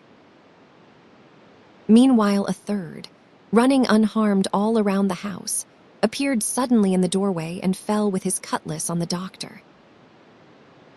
Our position was utterly reversed. A moment since we were firing, under cover, at an exposed enemy. Now it was we who lay uncovered and could not return a blow. The log house was full of smoke, to which we owed our comparative safety. Cries and confusion, the flashes and reports of pistol shots, and one loud groan rang in my ears. "Out, lads, out and fight him in the open." "Cutlasses," cried the captain. I snatched a cutlass from the pile, and someone, at the same time snatching another, gave me a cut across the knuckles which I hardly felt. I dashed out of the door into the clear sunlight. Someone was close behind, I knew not whom. Right in front, the doctor was pursuing his assailant down the hill, and just as my eyes fell upon him, beat down his guard and sent him sprawling on his back with a great slash across the face. "Round the house, lads." "Round the house," cried the captain, and even in the hurly-burly I perceived a change in his voice. Mechanically, I obeyed, turned eastwards, and with my cutlass raised, ran round the corner of the house. Next moment, I was face to face with Anderson. He roared aloud, and his hanger went up above his head, flashing in the sunlight. I had not time to be afraid, but as the blow still hung impending, leaped in a trice upon one side, and missing my foot in the soft sand, rolled headlong down the slope. When I had first sallied from the door, the other mutineers had been already swarming up the palisade to make an end of us. One man, in a red nightcap, with his cutlass in his mouth, had even got upon the top and thrown a leg across. Well, so short had been the interval that, when I found my feet again, all was in the same posture, the fellow with the red nightcap still halfway over, another still just showing his head above the top of the stockade. And yet, in this breath of time, the fight was over and the victory was ours. Gray, following close behind me, had cut down the big bosun ere he had time to recover from his last blow. Another had been shot at a loophole in the very act of firing into the house, and now lay in agony, the pistol still smoking in his hand. A third, as I had seen, the doctor had disposed of at a blow. Of the 4 who had scaled the palisade, one only remained unaccounted for, and he, having left his cutlass on the field, was now clambering out again with the fear of death upon him. "Fire, fire from the house," cried the doctor. "And you, lads, back into cover." But his words were unheeded, no shot was fired, and the last boarder made good his escape and disappeared with the rest into the wood. In 3 seconds, nothing remained of the attacking party but the 5 who had fallen, 4 on the inside, and 1 on the outside of the palisade. The doctor and Gray and I ran full speed for shelter. The survivors would soon be back where they had left their muskets, and at any moment the fire might recommence. The house was by this time somewhat cleared of smoke, and we saw at a glance the price we had paid for victory. Hunter lay beside his loophole, stunned. Joyce by his, shot through the head, never to move again, while right in the center the squire was supporting the captain, one as pale as the other. "The captain's wounded," said Mr. Trelawney. "Have they run?" asked Mr. Smollett. "All that could, you may be bound," returned the doctor, "but there is 5 of them will never run again." "5!" cried the captain. "Come, that is better. 5 against 3 leaves us 4 to 9. That is better odds than we had at starting. We were 7 to 19 then, or thought we were, and that is as bad to bear. The mutineers were soon only 8 in number, for the man shot by Mr. Trelawney on board the schooner died that same evening of his wound. But this was, of course, not known till after by the faithful party. Part 5, My Sea Adventure, XXII. How I began my sea adventure. There was no return of the mutineers, not so much as another shot out of the woods. They had got their rations for that day, as the captain put it, and we had the place to ourselves and a quiet time to overhaul the wounded and get dinner. Squire and I cooked outside in spite of the danger, and even outside we could hardly tell what we were at, for horror of the loud groans that reached us from the doctor's patients. Out of the 8 men who had fallen in the action, only 3 still breathed, that one of the pirates who had been shot at the loophole, Hunter and Captain Smollett. And of these, the first 2 were as good as dead. The mutineer indeed died under the doctor's knife, and Hunter, do what we could, never recovered consciousness in this world. He lingered all day, breathing loudly like the old buccaneer at home in his apoplectic fit, but the bones of his chest had been crushed by the blow and his skull fractured in falling. And sometime in the following night, without sign or sound, he went to his maker. As for the captain, his wounds were grievous indeed, but not dangerous. No organ was fatally injured. Anderson's ball-for-it-was job that shot him first had broken his shoulder blade and touched the lung, not badly.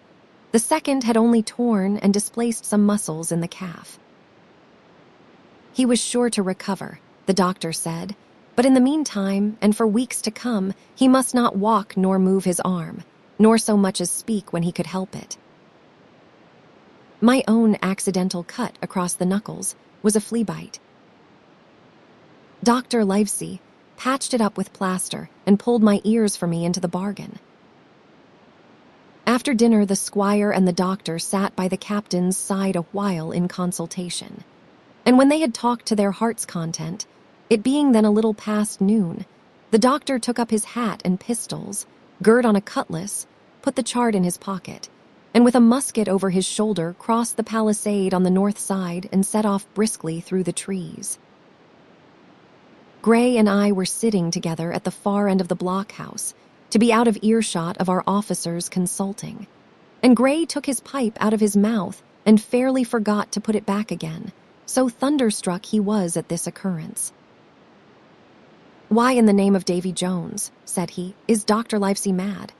"Why no," says I. "He is about the last of this crew for that, I take it." "Well, shipmate," said Gray, "mad he may not be, but if he is not, you mark my words, I am." "I take it," replied I. "The doctor has his idea, and if I am right, he is going now to see Ben Gunn." I was right, as appeared later, but in the meantime, the house being stifling hot and the little patch of sand inside the palisade ablaze with midday sun, I began to get another thought into my head, which was not by any means so right.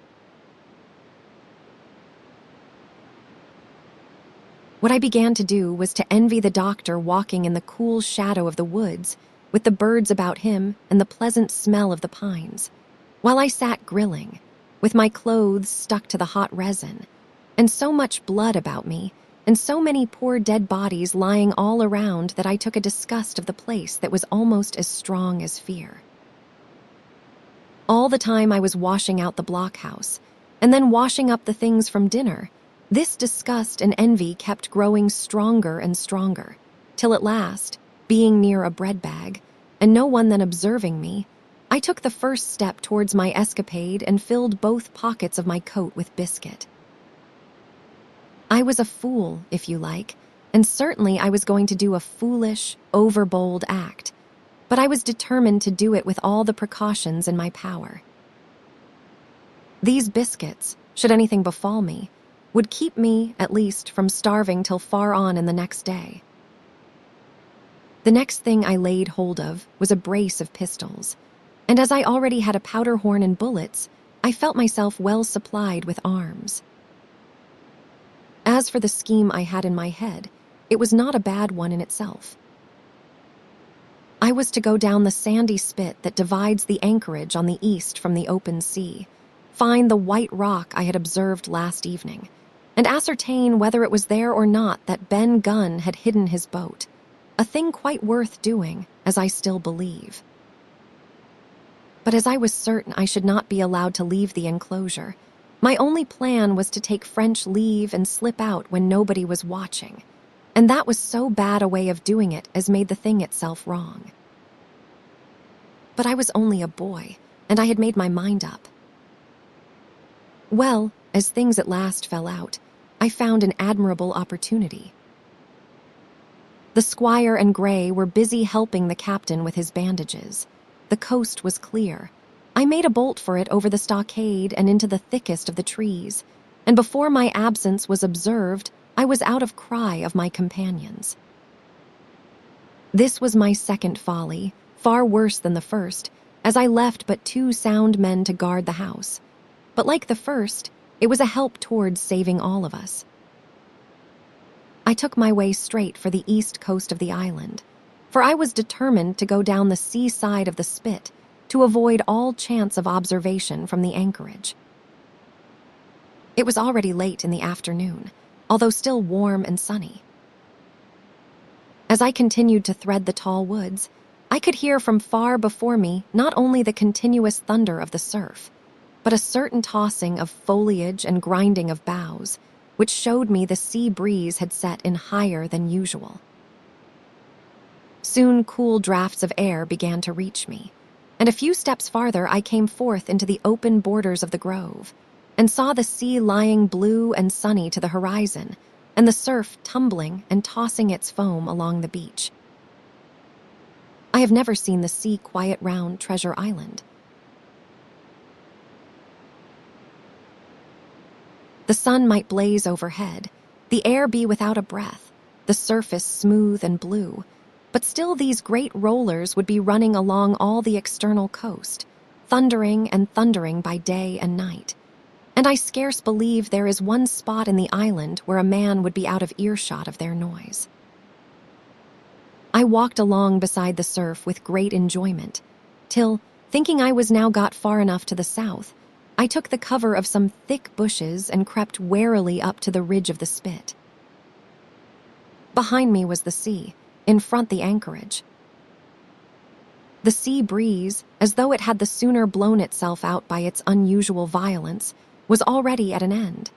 It had been succeeded by light, variable airs from the south and southeast, carrying great banks of fog, and the anchorage, under lee of Skeleton Island, lay still and leaden as when first we entered it. The Hispaniola, in that unbroken mirror, was exactly portrayed from the truck to the waterline, the Jolly Roger hanging from her peak. Alongside lay one of the gigs. Silver in the stern sheets him, I could always recognize while a couple of men were leaning over the stern bulwarks, one of them with a red cap, the very rogue that I had seen some hours before stride-legs upon the palisade. Apparently they were talking and laughing, though at that distance upwards of a mile I could, of course, hear no word of what was said. All at once there began the most horrid, unearthly screaming, which at first startled me badly, though I had soon remembered the voice of Captain Flint, and even thought I could make out the bird by her bright plumage as she sat perched upon her master's wrist. Soon after, the jolly boat shoved off and pulled for shore, and the man with the red cap and his comrade went below by the cabin companion. Just about the same time, the sun had gone down behind the spyglass, and as the fog was collecting rapidly, it began to grow dark in earnest. I saw I must lose no time if I were to find the boat that evening. The white rock, visible enough above the brush, was still some eighth of a mile further down the spit, and it took me a goodish while to get up with it, crawling, often on all fours, among the scrub. Night had almost come when I laid my hand on its rough sides. Right below it there was an exceedingly small hollow of green turf, hidden by banks and a thick underwood about knee-deep, that grew there very plentifully, and in the center of the dell, sure enough, a little tent of goatskins, like what the gypsies carry about with them in England. I dropped into the hollow, lifted the side of the tent, and there was Ben Gunn's boat homemade if ever anything was homemade. A rude, lopsided framework of tough wood, and stretched upon that a covering of goat skin with the hair inside. The thing was extremely small, even for me, and I can hardly imagine that it could have floated with a full-sized man. There was one thwart set as low as possible, a kind of stretcher in the bows, and a double paddle for propulsion. I had not then seen a coracle, such as the ancient Britons made, but I have seen one since, and I can give you no fairer idea of Ben Gunn's boat than by saying it was like the first and the worst coracle ever made by man. But the great advantage of the coracle it certainly possessed, for it was exceedingly light and portable. Well, now that I had found the boat, you would have thought I had had enough of truantry for once, but in the meantime I had taken another notion and become so obstinately fond of it that I would have carried it out, I believe, in the teeth of Captain Smollett himself. This was to slip out under cover of the night, cut the Hispaniola adrift, and let her go ashore where she fancied. I had quite made up my mind that the mutineers, after their repulse of the morning, had nothing nearer their hearts than to up anchor and away to sea. This, I thought, it would be a fine thing to prevent, and now that I had seen how they left their watchmen unprovided with a boat, I thought it might be done with little risk. Down I sat to wait for darkness, and made a hearty meal of biscuit. It was a night out of 10,000 for my purpose. The fog had now buried all heaven.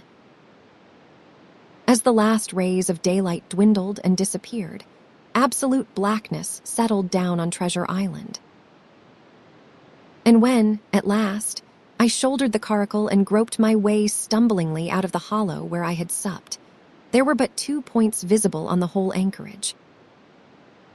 One was the great fire on shore, by which the defeated pirates lay carousing in the swamp.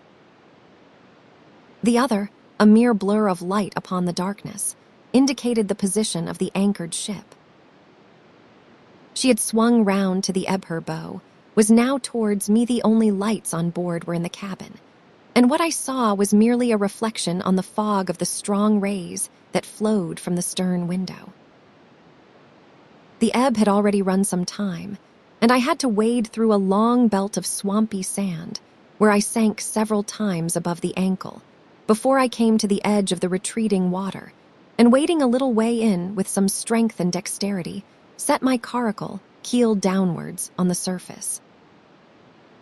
XXIII, the ebb tide runs the coracle, as I had ample reason to know before I was done with her, was a very safe boat for a person of my height and weight, both buoyant and clever in a seaway. But she was the most cross-grained, lopsided craft to manage. Do as you pleased, she always made more leeway than anything else, and turning round and round was the maneuver she was best at. Even Ben Gunn himself has admitted that she was queer to handle till you knew her way. Certainly, I did not know her way. She turned in every direction but the one I was bound to go. The most part of the time we were broadside on, and I am very sure I never should have made the ship at all but for the tide. By good fortune, paddle as I pleased, the tide was still sweeping me down, and there lay the Hispaniola right in the fairway, hardly to be missed. First she loomed before me like a blot of something yet blacker than darkness. Then her spars and hull began to take shape, and the next moment, as it seemed, for the farther I went, the brisker grew the current of the ebb, I was alongside of her hawser and had laid hold. The hawser was as taut as a bowstring, and the current so strong she pulled upon her anchor. All round the hull, in the blackness, the rippling current bubbled and chattered like a little mountain stream. One cut with my sea gully, and the Hispaniola would go humming down the tide. So far so good, but it next occurred to my recollection that a taut hawser, suddenly cut, is a thing as dangerous as a kicking horse. 10-1, if I were so foolhardy as to cut the Hispaniola from her anchor, I and the coracle would be knocked clean out of the water. This brought me to a full stop, and if fortune had not again particularly favored me, I should have had to abandon my design. But the light airs, which had begun blowing from the southeast and south, had hauled round after nightfall into the southwest. Just while I was meditating, a puff came, caught the Hispaniola, and forced her up into the current, and to my great joy, I felt the hawser slacken in my grasp, and the hand by which I held it dip for a second under water. With that I made my mind up, took out my gully, opened it with my teeth, and cut one strand after another, till the vessel swung only by two. Then I lay quiet, waiting to sever these last when the strain should be once more lightened by a breath of wind. All this time I had heard the sound of loud voices from the cabin, but to say truth, my mind had been so entirely taken up with other thoughts that I had scarcely given ear. Now, however, when I had nothing else to do, I began to pay more heed. One I recognized for the coxswain's, Israel Hands, that had been Flint's gunner in former days. The other was, of course, my friend of the red nightcap. Both men were plainly the worse of drink, and they were still drinking, for even while I was listening, one of them, with a drunken cry, opened the stern window and threw out something, which I divined to be an empty bottle.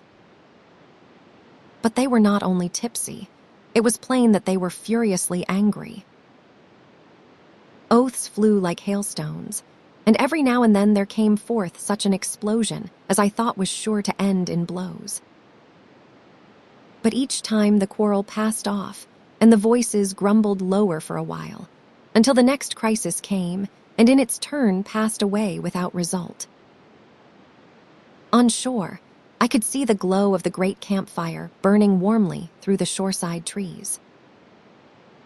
Someone was singing, a dull, old, droning sailor's song, with a droop and a quaver at the end of every verse, and seemingly no end to it at all but the patience of the singer. I had heard it on the voyage more than once and remembered these words. But one man of her crew alive, what put to sea with 75? And I thought it was a ditty rather too dolefully appropriate for a company that had met such cruel losses in the morning. But indeed, from what I saw, all these buccaneers were as callous as the sea they sailed on. At last the breeze came, the schooner sidled and drew nearer in the dark. I felt the hawser slacken once more, and with a good, tough effort, cut the last fibers through. The breeze had but little action on the coracle, and I was almost instantly swept against the bows of the Hispaniola. At the same time, the schooner began to turn upon her heel, spinning slowly, end for end, across the current.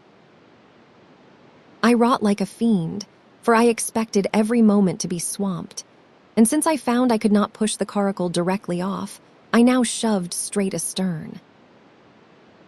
At length I was clear of my dangerous neighbor, and just as I gave the last impulsion, my hands came across a light cord that was trailing overboard across the stern bulwarks. Instantly I grasped it. Why I should have done so I can hardly say. It was at first mere instinct, but once I had it in my hands and found it fast, curiosity began to get the upper hand, and I determined I should have one look through the cabin window. I pulled in hand over hand on the cord, and when I judged myself near enough, rose at infinite risk to about half my height, and thus commanded the roof and a slice of the interior of the cabin. By this time, the schooner and her little consort were gliding pretty swiftly through the water. Indeed, we had already fetched up level with the campfire. The ship was talking, as sailors say, loudly, treading the innumerable ripples with an incessant weltering splash. And until I got my eye above the windowsill, I could not comprehend why the watchman had taken no alarm.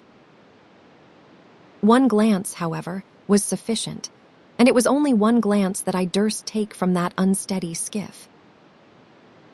It showed me hands, and his companion locked together in deadly wrestle, each with a hand upon the other's throat. I dropped upon the thwart again, none too soon, for I was near overboard.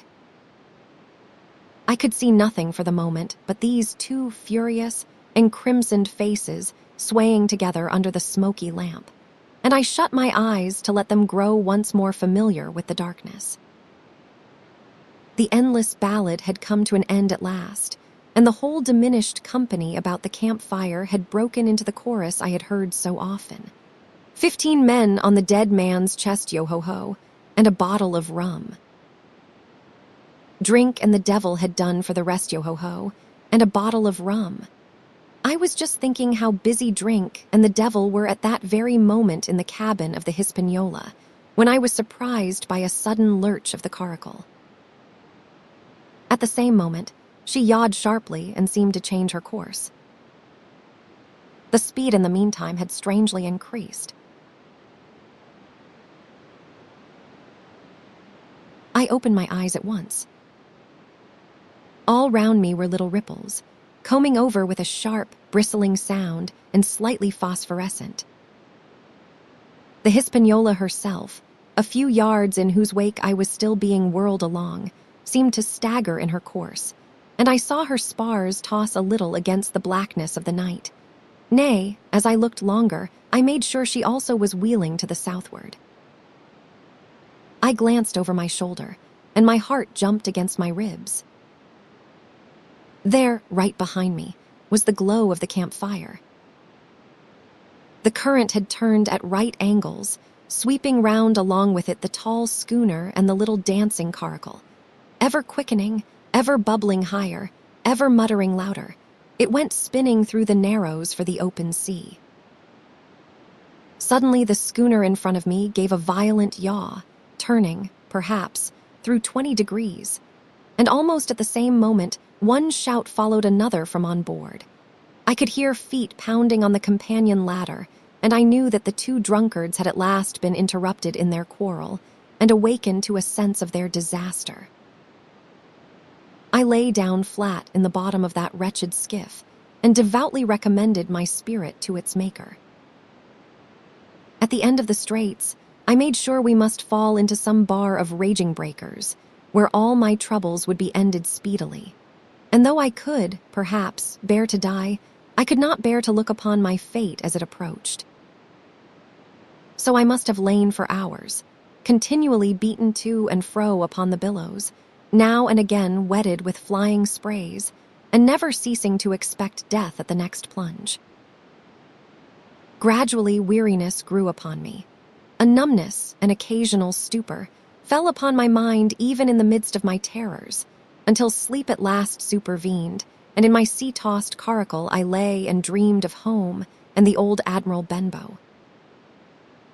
XXIV, the cruise of the coracle, it was broad day when I awoke and found myself tossing at the southwest end of Treasure Island.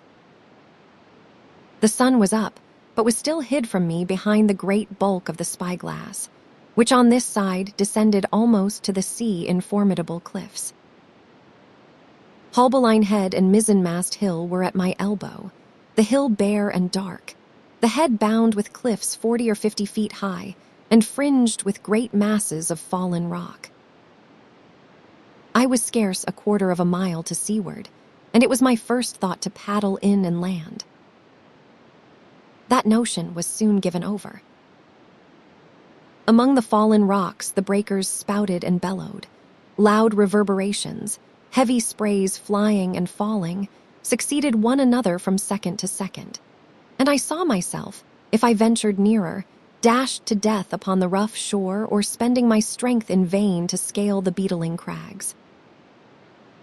Nor was that all, for crawling together on flat tables of rock, or letting themselves drop into the sea with loud reports, I beheld huge, slimy monsters, soft snails, as it were, of incredible bigness, or 70 of them together, making the rocks to echo with their barkings. I have understood since that they were sea lions, and entirely harmless. But the look of them, added to the difficulty of the shore and the high running of the surf, was more than enough to disgust me of that landing place. I felt willing rather to starve at sea than to confront such perils. In the meantime, I had a better chance, as I supposed, before me. North of Haulbeline Head, the land runs in a long way, leaving at low tide a long stretch of yellow sand. To the north of that, again, there comes another cape of the woods, as it was marked upon the chart buried in tall green pines, which descended to the margin of the sea. I remembered what Silver had said about the current that sets northward along the whole west coast of Treasure Island, and seeing from my position that I was already under its influence, I preferred to leave Haulbeline Head behind me and reserve my strength for an attempt to land upon the kindlier-looking Cape of the Woods.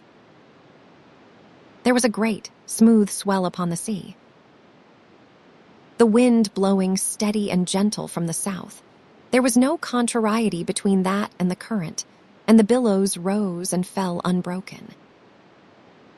Had it been otherwise, I must long ago have perished, but as it was, it is surprising how easily and securely my little and light boat could ride.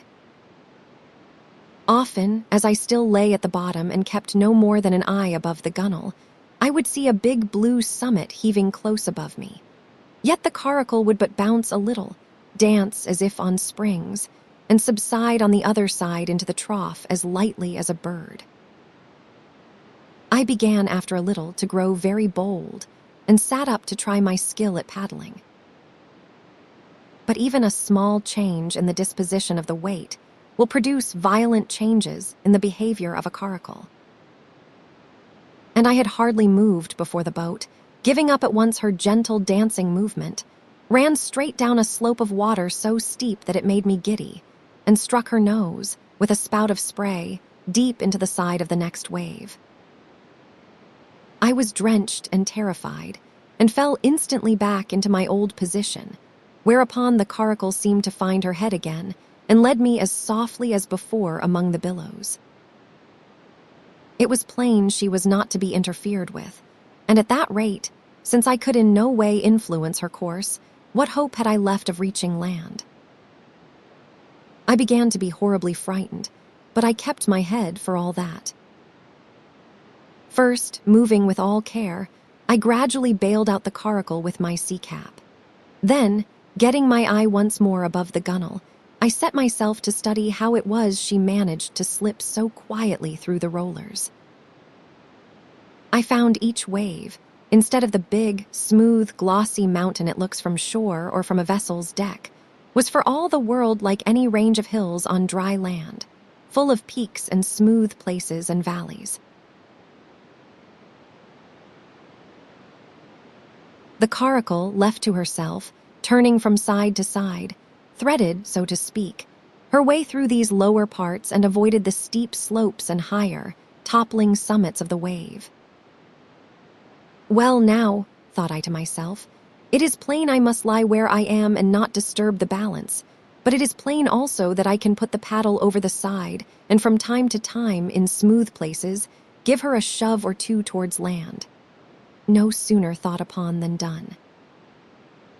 There I lay on my elbows in the most trying attitude, and every now and again gave a weak stroke or two to turn her head to shore. It was very tiring and slow work, yet I did visibly gain ground, and as we drew near the Cape of the Woods, though I saw I must infallibly miss that point, I had still made some 100 yards of easting. I was indeed close in. I could see the cool green treetops swaying together in the breeze, and I felt sure I should make the next promontory without fail. It was high time, for I now began to be tortured with thirst. The glow of the sun from above, its thousand-fold reflection from the waves, the sea water that fell and dried upon me, caking my very lips with salt, combined to make my throat burn and my brain ache. The sight of the trees so near at hand had almost made me sick with longing, but the current had soon carried me past the point, and as the next reach of sea opened out, I beheld a sight that changed the nature of my thoughts. Right in front of me, not half a mile away, I beheld the Hispaniola under sail. I made sure, of course, that I should be taken, but I was so distressed for want of water that I scarce knew whether to be glad or sorry at the thought, and long before I had come to a conclusion, surprise had taken entire possession of my mind, and I could do nothing but stare and wonder.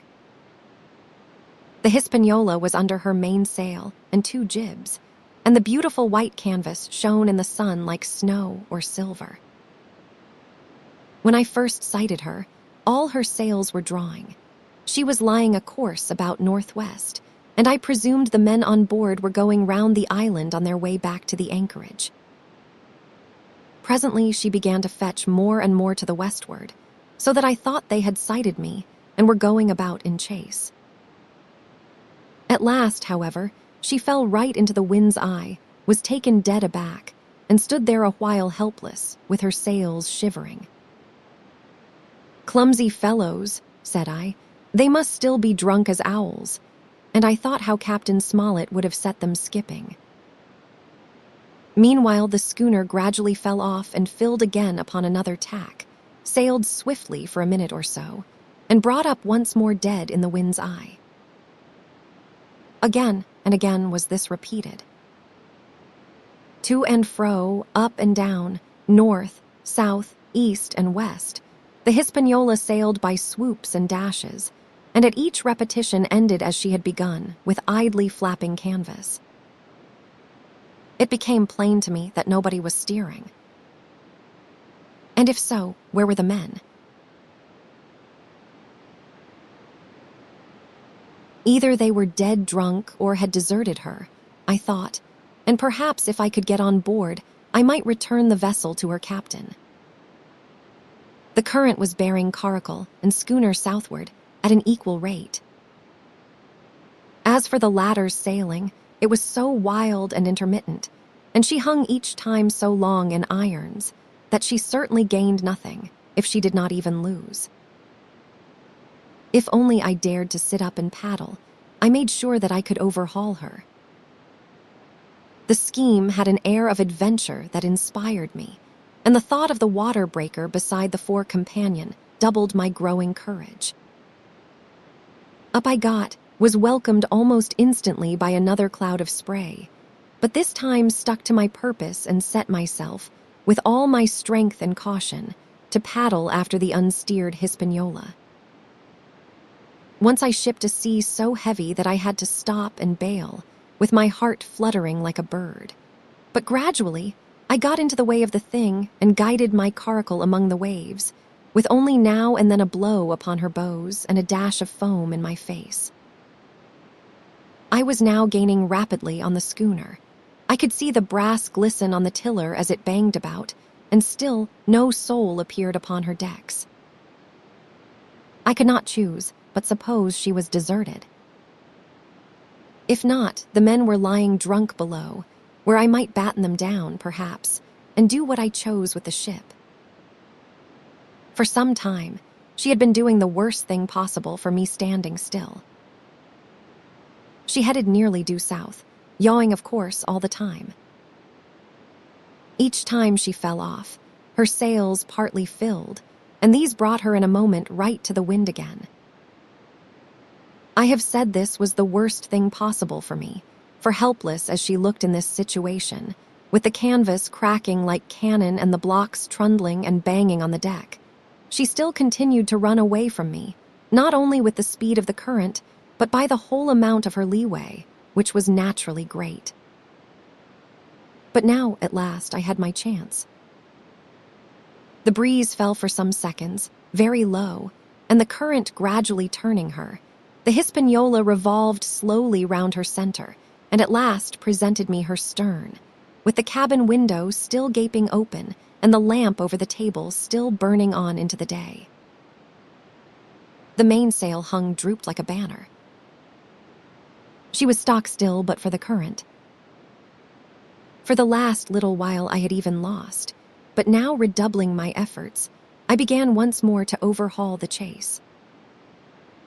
I was not 100 yards from her when the wind came again in a clap. She filled on the port tack and was off again, stooping and skimming like a swallow. My first impulse was one of despair, but my second was towards joy. Round she came, till she was broadside on to me, round still till she had covered a half, and then 2/3, and then 3/4 of the distance that separated us. I could see the waves boiling white under her forefoot. Immensely tall, she looked to me from my low station in the caracal.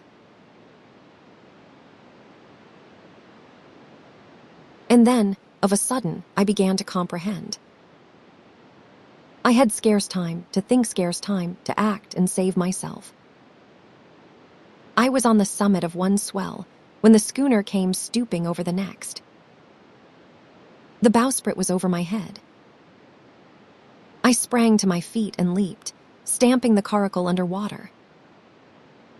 With one hand I caught the jib boom, while my foot was lodged between the stay and the brace.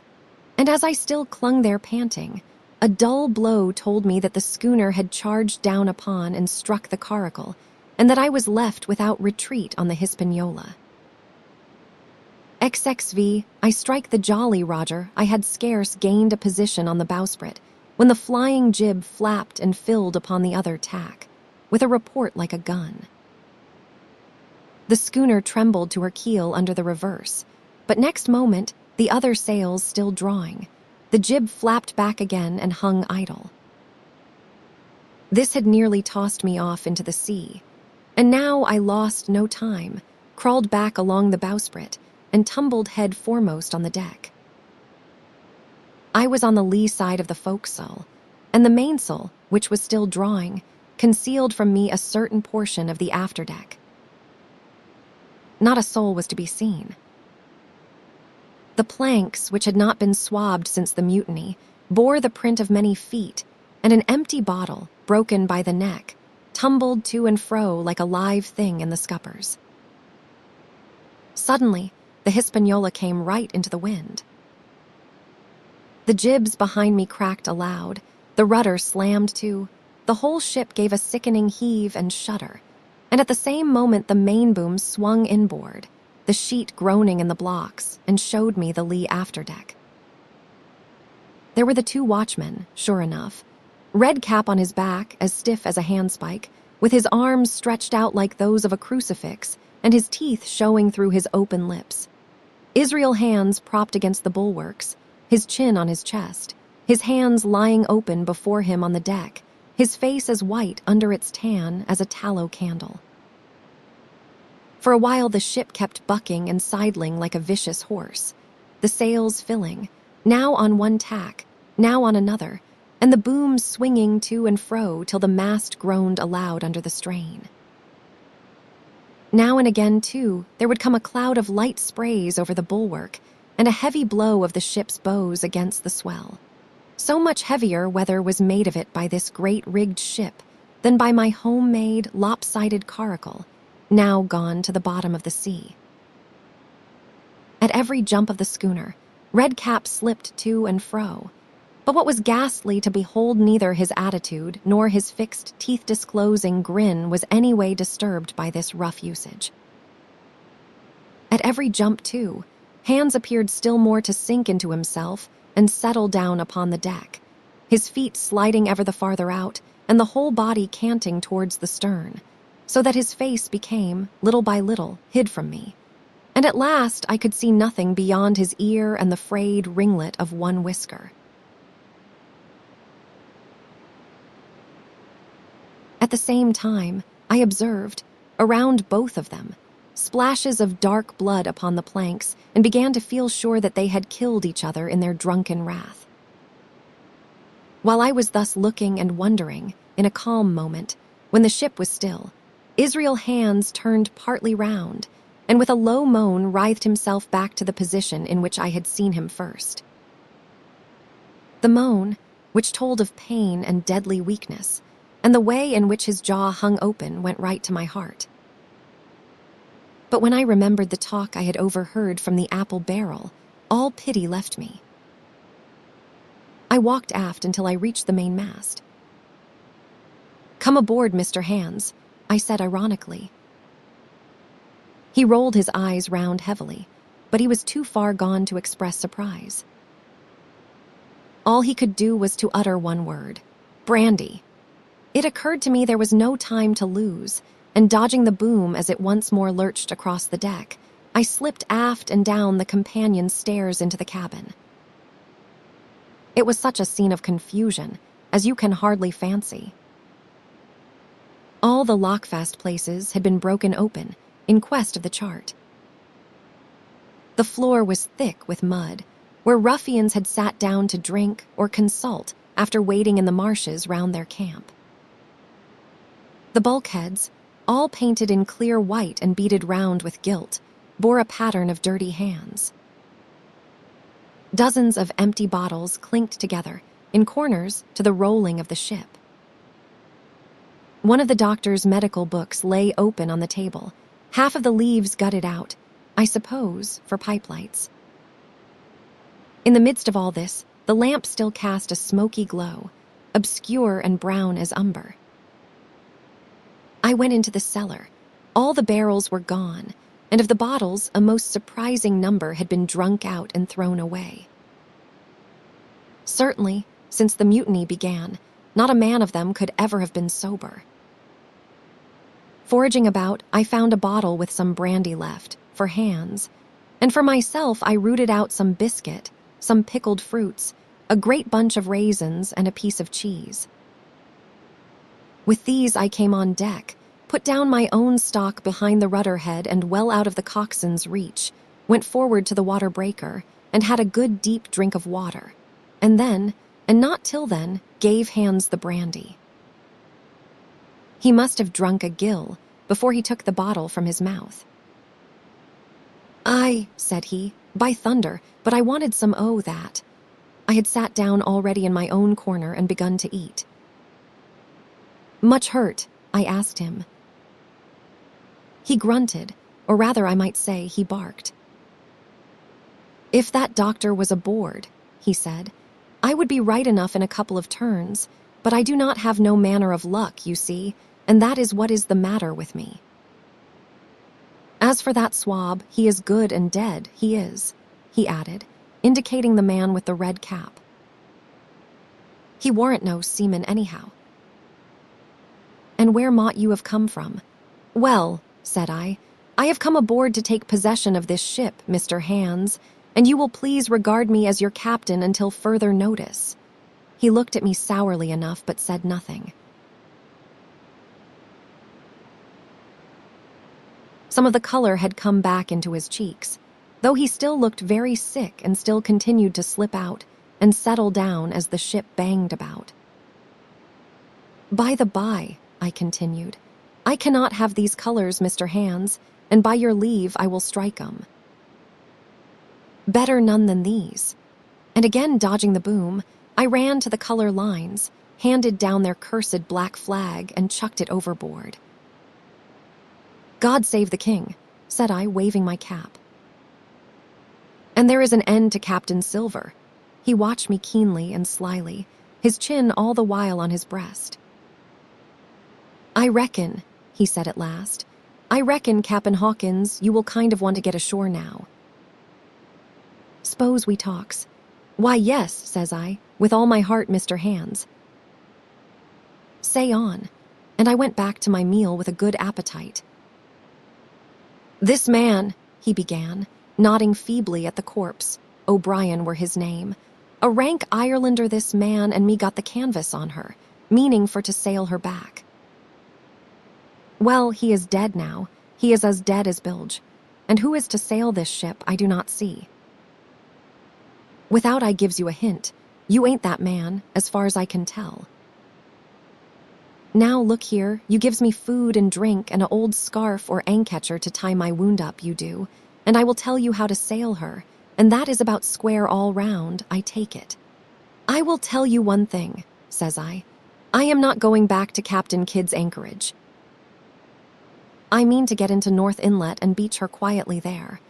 "To be sure you did," he cried. "Why, I ain't sich an infernal lubber after all.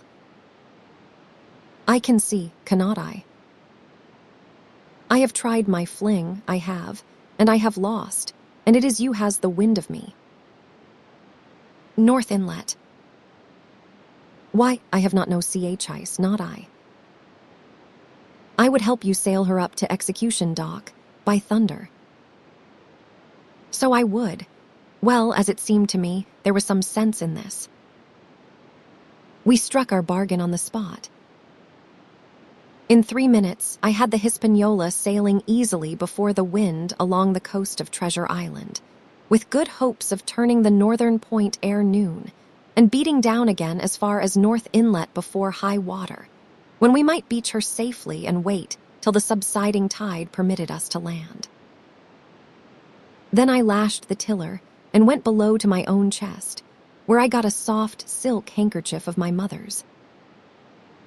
With this, and with my aid, Hans bound up the great bleeding stab he had received in the thigh, and after he had eaten a little and had a swallow or two more of the brandy, he began to pick up visibly, sat straighter up, spoke louder and clearer, and looked in every way another man. The breeze served us admirably. We skimmed before it like a bird, the coast of the island flashing by and the view changing every minute. Soon we were past the high lands and bowling beside low, sandy country, sparsely dotted with dwarf pines, and soon we were beyond that again, and had turned the corner of the rocky hill that ends the island on the north. I was greatly elated with my new command, and pleased with the bright, sunshiny weather and these different prospects of the coast. I had now plenty of water and good things to eat, and my conscience, which had smitten me hard for my desertion, was quieted by the great conquest I had made. I should, I think, have had nothing left me to desire, but for the eyes of the coxswain as they followed me derisively about the deck, and the odd smile that appeared continually on his face. It was a smile that had in it something both of pain and weakness, a haggard old man's smile. But there was, besides that, a grain of derision, a shadow of treachery, in his expression as he craftily watched and watched and watched me at my work. XXVI Israel hands the wind, serving us to a desire, now hauled into the west. We could run so much the easier from the northeast corner of the island to the mouth of the North Inlet. Only, as we had no power to anchor and dared not beach her, till the tide had flowed a good deal farther, time hung on our hands. The coxswain told me how to lay the ship to. After a good many trials I succeeded, and we both sat in silence over another meal. "Cap'n," said he at length with that same uncomfortable smile, "here is my old shipmate, O'Brien. S'pose you was to heave him overboard." I ain't particular as a rule, and I do not take no blame for settling his hash, but I do not reckon him ornamental now, do you? I am not strong enough, and I do not like the job, and there he lies for me, said I. This here is an unlucky ship, this Hispaniola, Jim, he went on, blinking. There is a power of men been killed in this Hispaniola sight, a poor seaman dead, and gone since you and me took ship to Bristol. I never seen such dirty luck, not I. There was this here O'Brien, now he is dead, ain't he? Well now, I am no scholar, and you are a lad as can read and figure, and to put it straight, do you take it as a dead man is dead for good, or do he come alive again? You can kill the body, Mr. Hands, but not the spirit. You must know that already, I replied. O'Brien there is in another world and may be watching us. Ah, says he. Well, that is unfortunate appears, as if killing parties was a waste of time. Howsomever, spirits do not reckon for much, by what I have seen. I will chance it with the spirits, Jim. And now, you have spoke up free, and I will take it kind if you would step down into that there cabin and get me a well, a shiver my timbers. I cannot hit the name on't. Well, you get me a bottle of wine. Jim, this here brandy's too strong for my head. Now, the coxswain's hesitation seemed to be unnatural, and as for the notion of his preferring wine to brandy, I entirely disbelieved it. The whole story was a pretext. He wanted me to leave the deck, so much was plain, but with what purpose, I could in no way imagine. His eyes never met mine. They kept wandering to and fro, up and down, now with a look to the sky, now with a flitting glance upon the dead O'Brien. All the time he kept smiling and putting his tongue out in the most guilty, embarrassed manner, so that a child could have told that he was bent on some deception. I was prompt with my answer, however, for I saw where my advantage lay, and that with a fellow so densely stupid, I could easily conceal my suspicions to the end. Some wine, I said. Far better. Will you have white or red? Well, I reckon it is about the blessed same to me, shipmate, he replied. So it is strong and plenty of it, what is the odds? All right, I answered. I will bring you port, Mr. Hands. But I will have to dig for it. With that, I scuttled down the companion with all the noise I could, slipped off my shoes, ran quietly along the sparred gallery, mounted the forecastle ladder, and popped my head out of the fore companion. I knew he would not expect to see me there, yet I took every precaution possible, and certainly the worst of my suspicions proved too true. He had risen from his position to his hands and knees, and though his leg obviously hurt him pretty sharply when he moved for, I could hear him stifle a groan yet.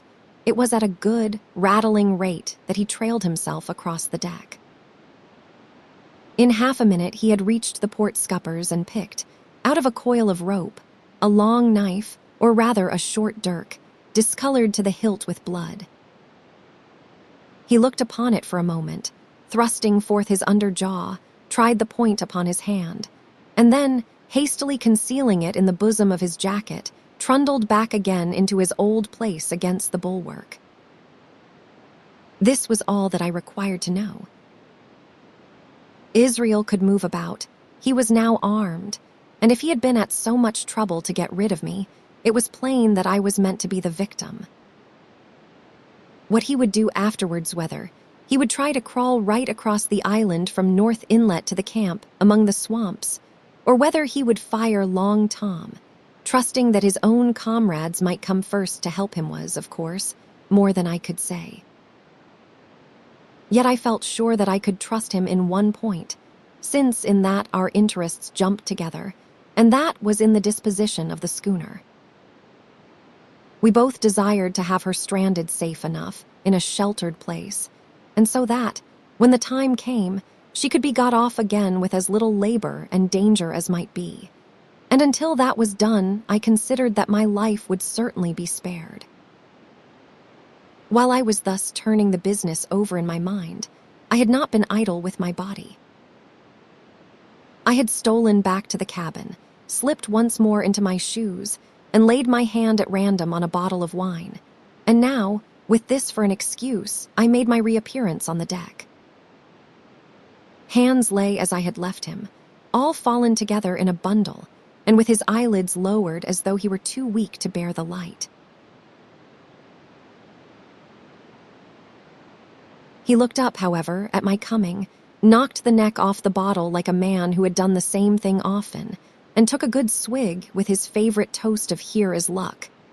Then he lay quiet for a little, and then, pulling out a stick of tobacco, begged me to cut him a quid. "Cut me a junk o' that," says he, "for I have not no knife and hardly strength enough, so be as I had." "Ah, Jim, I reckon I have missed stays."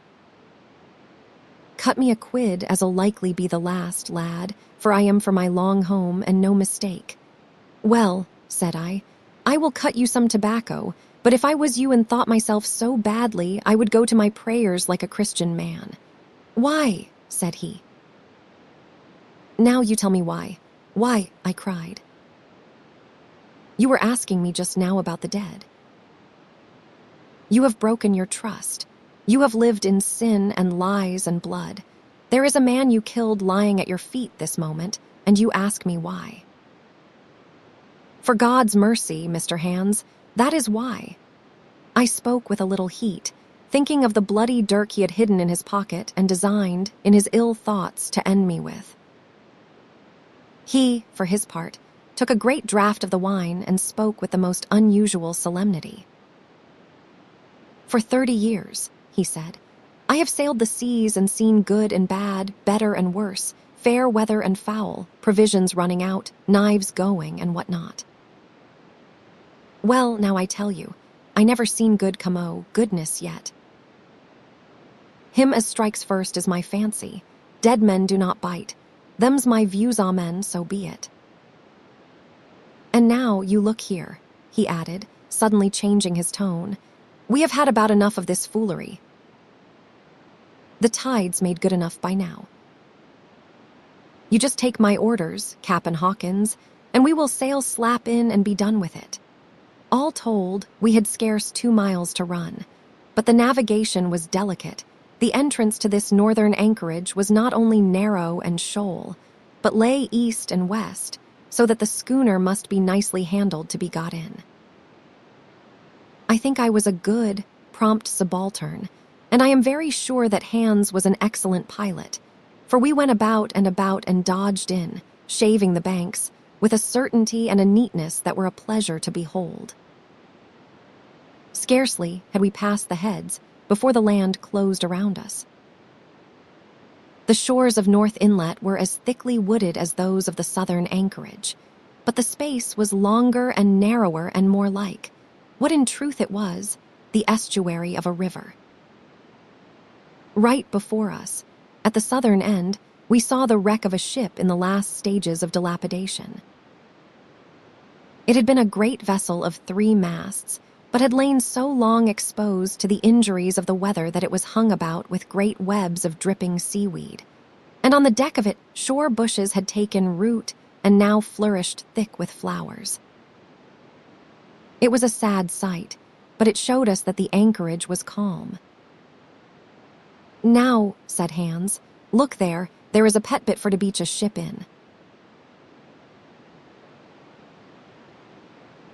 Fine flat sand, never a cat's paw, trees all around of it, and flowers a-blowing like a garding on that old ship.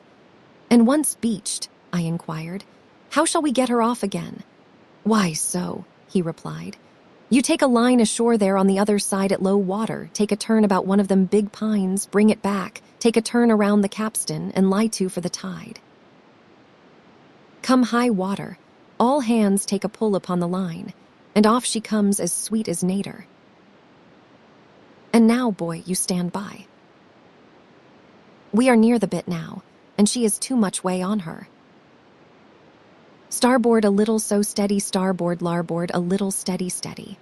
So he issued his commands, which I breathlessly obeyed, till all of a sudden he cried, Now, my hearty luff! And I put the helm hard up, and the Hispaniola swung round rapidly and ran stem on for the low, wooded shore. The excitement of these last maneuvers had somewhat interfered with the watch I had kept hitherto, sharply enough, upon the coxswain. Even then I was still so much interested, waiting for the ship to touch, that I had quite forgot the peril that hung over my head and stood craning over the starboard bulwarks and watching the ripples spreading wide before the bows. I might have fallen without a struggle for my life, had not a sudden disquietude seized upon me and made me turn my head. Perhaps I had heard a creak or seen his shadow moving with the tail of my eye. Perhaps it was an instinct like a cat's, but sure enough, when I looked round, there was Hands already halfway towards me with the dirk in his right hand. We must both have cried out aloud when our eyes met, but while mine was the shrill cry of terror, his was a roar of fury like a charging bully's. At the same instant, he threw himself forward, and I leapt sideways towards the bows. As I did so, I let go of the tiller, which sprang sharp to leeward, and I think this saved my life, for it struck Hans across the chest and stopped him, for the moment, dead. Before he could recover, I was safe out of the corner where he had me trapped, with all the deck to dodge about. Just forward of the main mast, I stopped, drew a pistol from my pocket, took a cool aim, though he had already turned and was once more coming directly after me, and drew the trigger. The hammer fell, but there followed neither flash nor sound. The priming was useless with seawater. I cursed myself for my neglect. Why had not I, long before, reprimed and reloaded my only weapons? Then I should not have been as now, a mere fleeing sheep before this butcher. Wounded as he was, it was wonderful how fast he could move, his grizzled hair tumbling over his face, and his face itself as red as a red ensign with his haste and fury. I had no time to try my other pistol, nor indeed much inclination, for I was sure it would be useless. One thing I saw plainly. I must not simply retreat before him, or he would speedily hold me boxed into the bows, as a moment since he had so nearly boxed me in the stern. Once so caught, and 9 or 10 inches of the blood-stained dirk would be my last experience on this side of eternity. I placed my palms against the mainmast, which was of a goodish bigness, and waited, every nerve upon the stretch. Seeing that I meant to dodge, he also paused, and a moment or two passed in feints on his part and corresponding movements upon mine. It was such a game as I had often played at home about the rocks of Black Hill Cove, but never before, you may be sure, with such a wildly beating heart as now. Still, as I say, it was a boy's game, and I thought I could hold my own at it against an elderly seaman with a wounded thigh. Indeed, my courage had begun to rise so high that I allowed myself a few darting thoughts on what would be the end of the affair, and while I saw certainly that I could spin it out for long, I saw no hope of any ultimate escape. Well, while things stood thus, suddenly the Hispaniola struck, staggered, ground for an instant in the sand, and then, swift as a blow, canted over to the port side till the deck stood at an angle of 45 degrees, and about a puncheon of water splashed into the scupper holes and lay, in a pool, between the deck and bulwark. We were both of us capsized in a second, and both of us rolled, almost together, into the scuppers, the dead red cap, with his arms still spread out, tumbling stiffly after us. So near were we, indeed, that my head came against the coxswain's foot with a crack that made my teeth rattle. Blow and all, I was the first afoot again, for Hans had got involved with the dead body. The sudden canting of the ship had made the deck no place for running on. I had to find some new way of escape, and that upon the instant, for my foe was almost touching me. Quick as thought, I sprang into the mizzen shrouds, rattled up hand over hand, and did not draw a breath till I was seated on the crosstrees. I had been saved by being prompt. The dirk had struck not half a foot below me as I pursued my upward flight, and there stood Israel Hands with his mouth open and his face upturned to mine, a perfect statue of surprise and disappointment. Now that I had a moment to myself, I lost no time in changing the priming of my pistol, and then, having one ready for service, and to make assurance doubly sure, I proceeded to draw the load of the other and recharge it afresh from the beginning. My new employment struck Hans all of a heap. He began to see the dice going against him, and after an obvious hesitation, he also hauled himself heavily into the shrouds, and with the dirk in his teeth, began slowly and painfully to mount. It cost him no end of time and groans to haul his wounded leg behind him, and I had quietly finished my arrangements before he was much more than a third of the way up. Then, with a pistol in either hand, I addressed him. "One more step, Mr. Hands," said I, "and I will blow your brains out." Dead men do not bite, you know, I added with a chuckle. He stopped instantly. I could see by the working of his face that he was trying to think, and the process was so slow and laborious that, in my newfound security, I laughed aloud. At last, with a swallow or two, he spoke, his face still wearing the same expression of extreme perplexity. In order to speak, he had to take the dagger from his mouth, but in all else he remained unmoved. "Jim," says he, "I reckon we are fouled, you and me, and we will have to sign articles.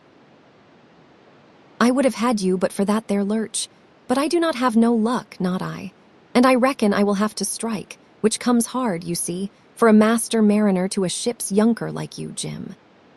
I was drinking in his words and smiling away, as conceited as a cock upon a wall, when, all in a breath, back went his right hand over his shoulder.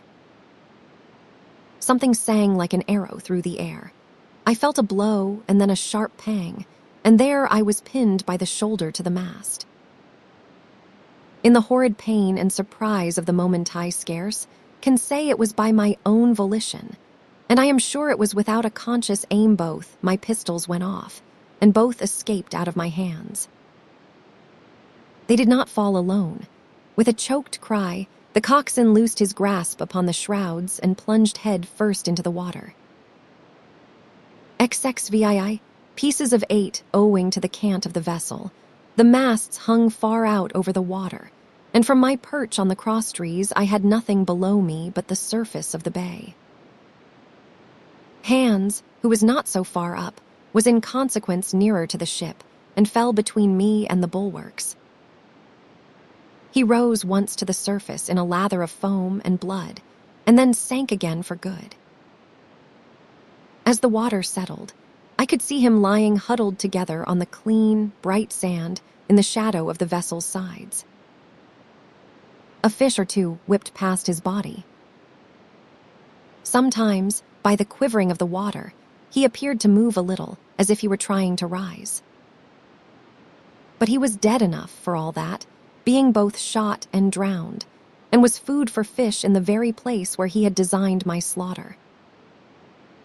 I was no sooner certain of this than I began to feel sick, faint, and terrified. The hot blood was running over my back and chest. The dirk, where it had pinned my shoulder to the mast, seemed to burn like a hot iron. Yet it was not so much these real sufferings that distressed me, for these, it seemed to me, I could bear without a murmur. It was the horror I had upon my mind of falling from the crosstrees into that still green water beside the body of the coxswain. I clung with both hands till my nails ached, and I shut my eyes as if to cover up the peril. Gradually my mind came back again. My pulses quieted down to a more natural time, and I was once more in possession of myself.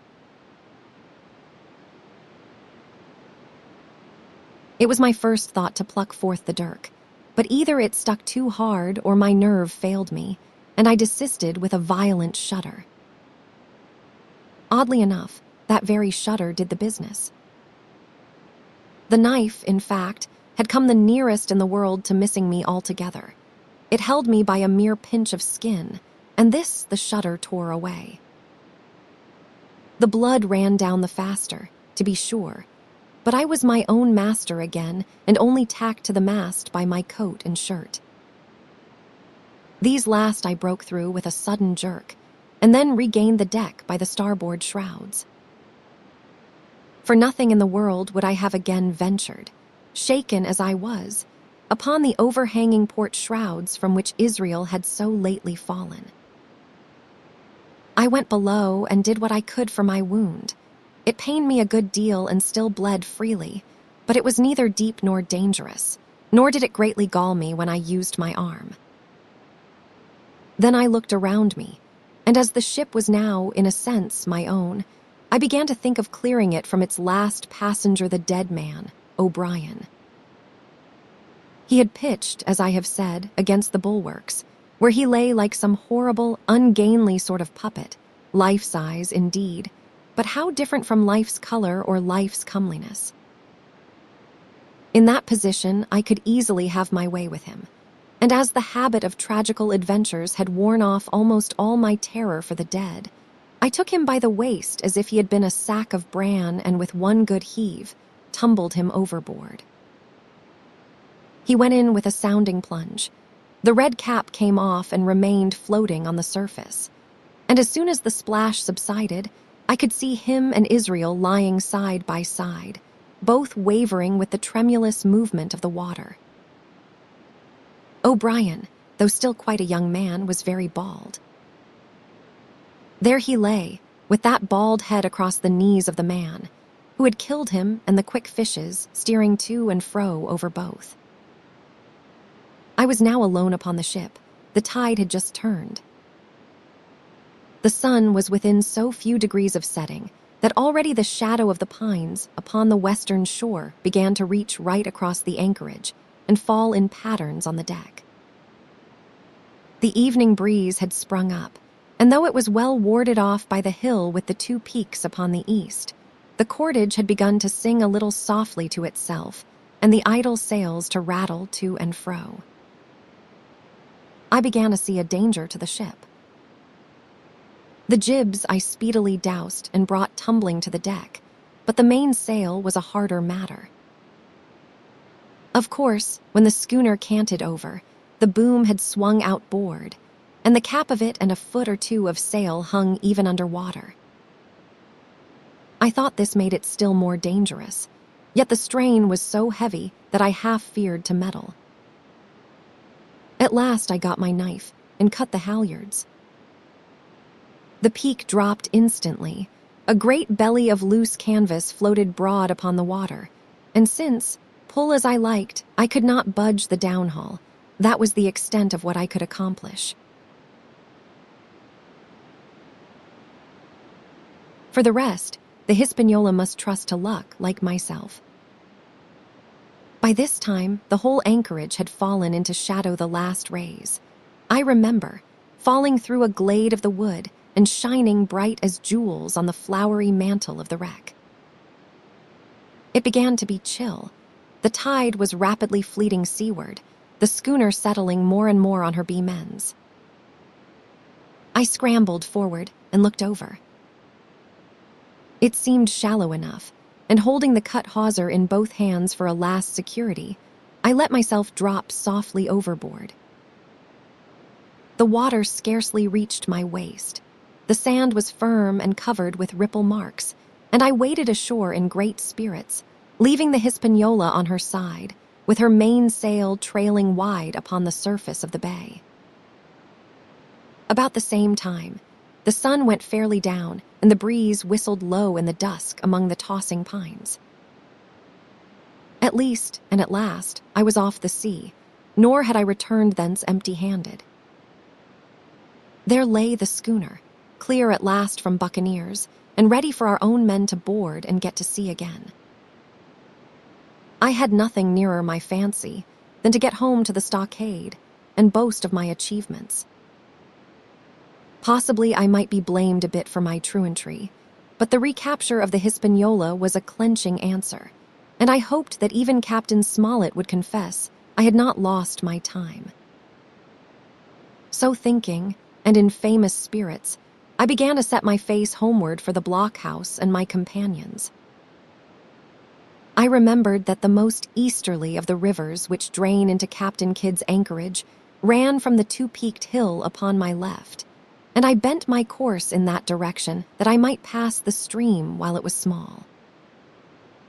The wood was pretty open, and keeping along the lower spurs, I had soon turned the corner of that hill, and not long after waded to the midcalf across the watercourse. This brought me near to where I had encountered Ben Gunn, the maroon, and I walked more circumspectly, keeping an eye on every side. The dusk had come nigh hand completely, and as I opened out the cleft between the two peaks, I became aware of a wavering glow against the sky, where, as I judged, the man of the island was cooking his supper before a roaring fire.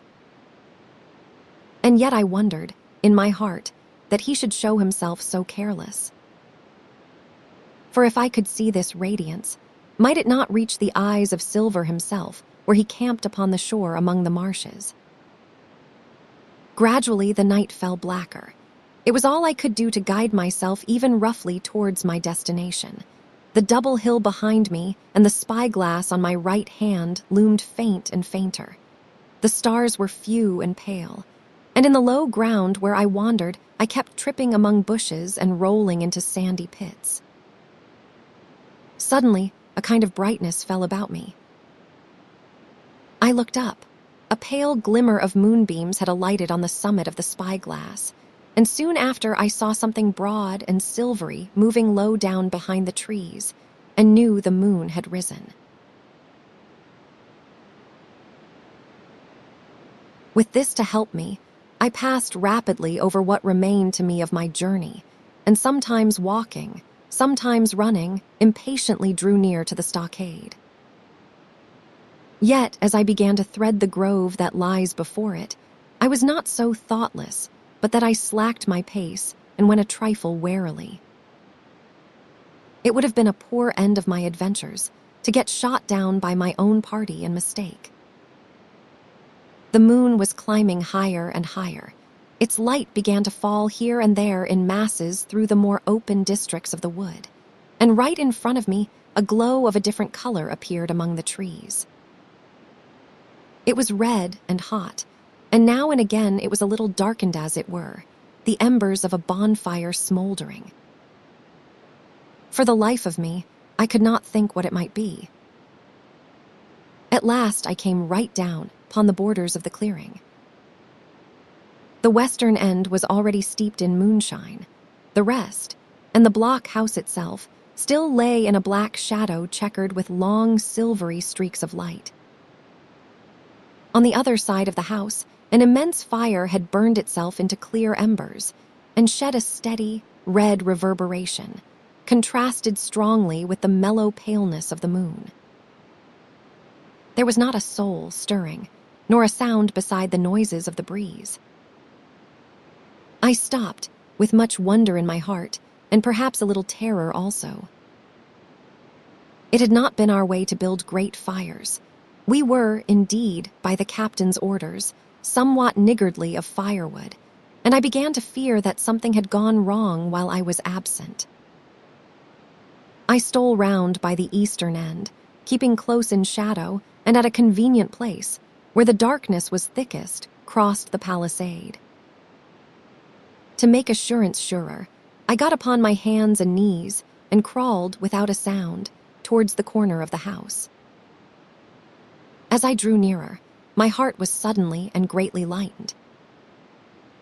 It is not a pleasant noise in itself, and I have often complained of it at other times, but just then it was like music to hear my friends snoring together so loud and peaceful in their sleep. The sea cry of the watch, that beautiful all's well, never fell more reassuringly on my ear. In the meantime, there was no doubt of one thing: they kept an infamous bad watch. If it had been Silver and his lads that were now creeping in on them, not a soul would have seen daybreak. That was what it was, thought I, to have the captain wounded, and again I blamed myself sharply for leaving them in that danger with so few to mount guard. By this time, I had got to the door and stood up.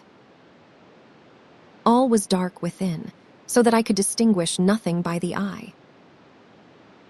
As for sounds, there was the steady drone of the snorers and a small occasional noise, a flickering or pecking that I could in no way account for. With my arms before me, I walked steadily in. I should lie down in my own place, I thought with a silent chuckle, and enjoy their faces when they found me in the morning. My foot struck something, yielding it was a sleeper's leg, and he turned and groaned, but without awaking. And then, all of a sudden, a shrill voice broke forth out of the darkness. "Pieces of 8. Pieces of 8. Pieces of 8. Pieces of 8. Pieces of 8. and so forth without pause or change, like the clacking of a tiny mill. Silver's green parrot, Captain Flint. It was she whom I had heard pecking at a piece of bark. It was she, keeping better watch than any human being, who thus announced my arrival with her wearisome refrain. I had no time left me to recover. At the sharp, clipping tone of the parrot, the sleepers awoke and sprang up, and with a mighty oath, the voice of Silver cried, "Who goes?" I turned to run, struck violently against one person, recoiled, and ran full into the arms of a second, who for his part closed upon and held me tight. "Bring a torch, Dick," said Silver when my capture was thus assured. And one of the men left the log house and presently returned with a lighted brand. Part 6 Captain Silver XXVII and the enemies camp. The red glare of the torch, lighting up the interior of the blockhouse, showed me the worst of my apprehensions realized. The pirates were in possession of the house and stores. There was the cask of cognac, there were the pork and bread as before, and what tenfold increased my horror, not a sign of any prisoner. I could only judge that all had perished, and my heart smote me sorely that I had not been there to perish with them.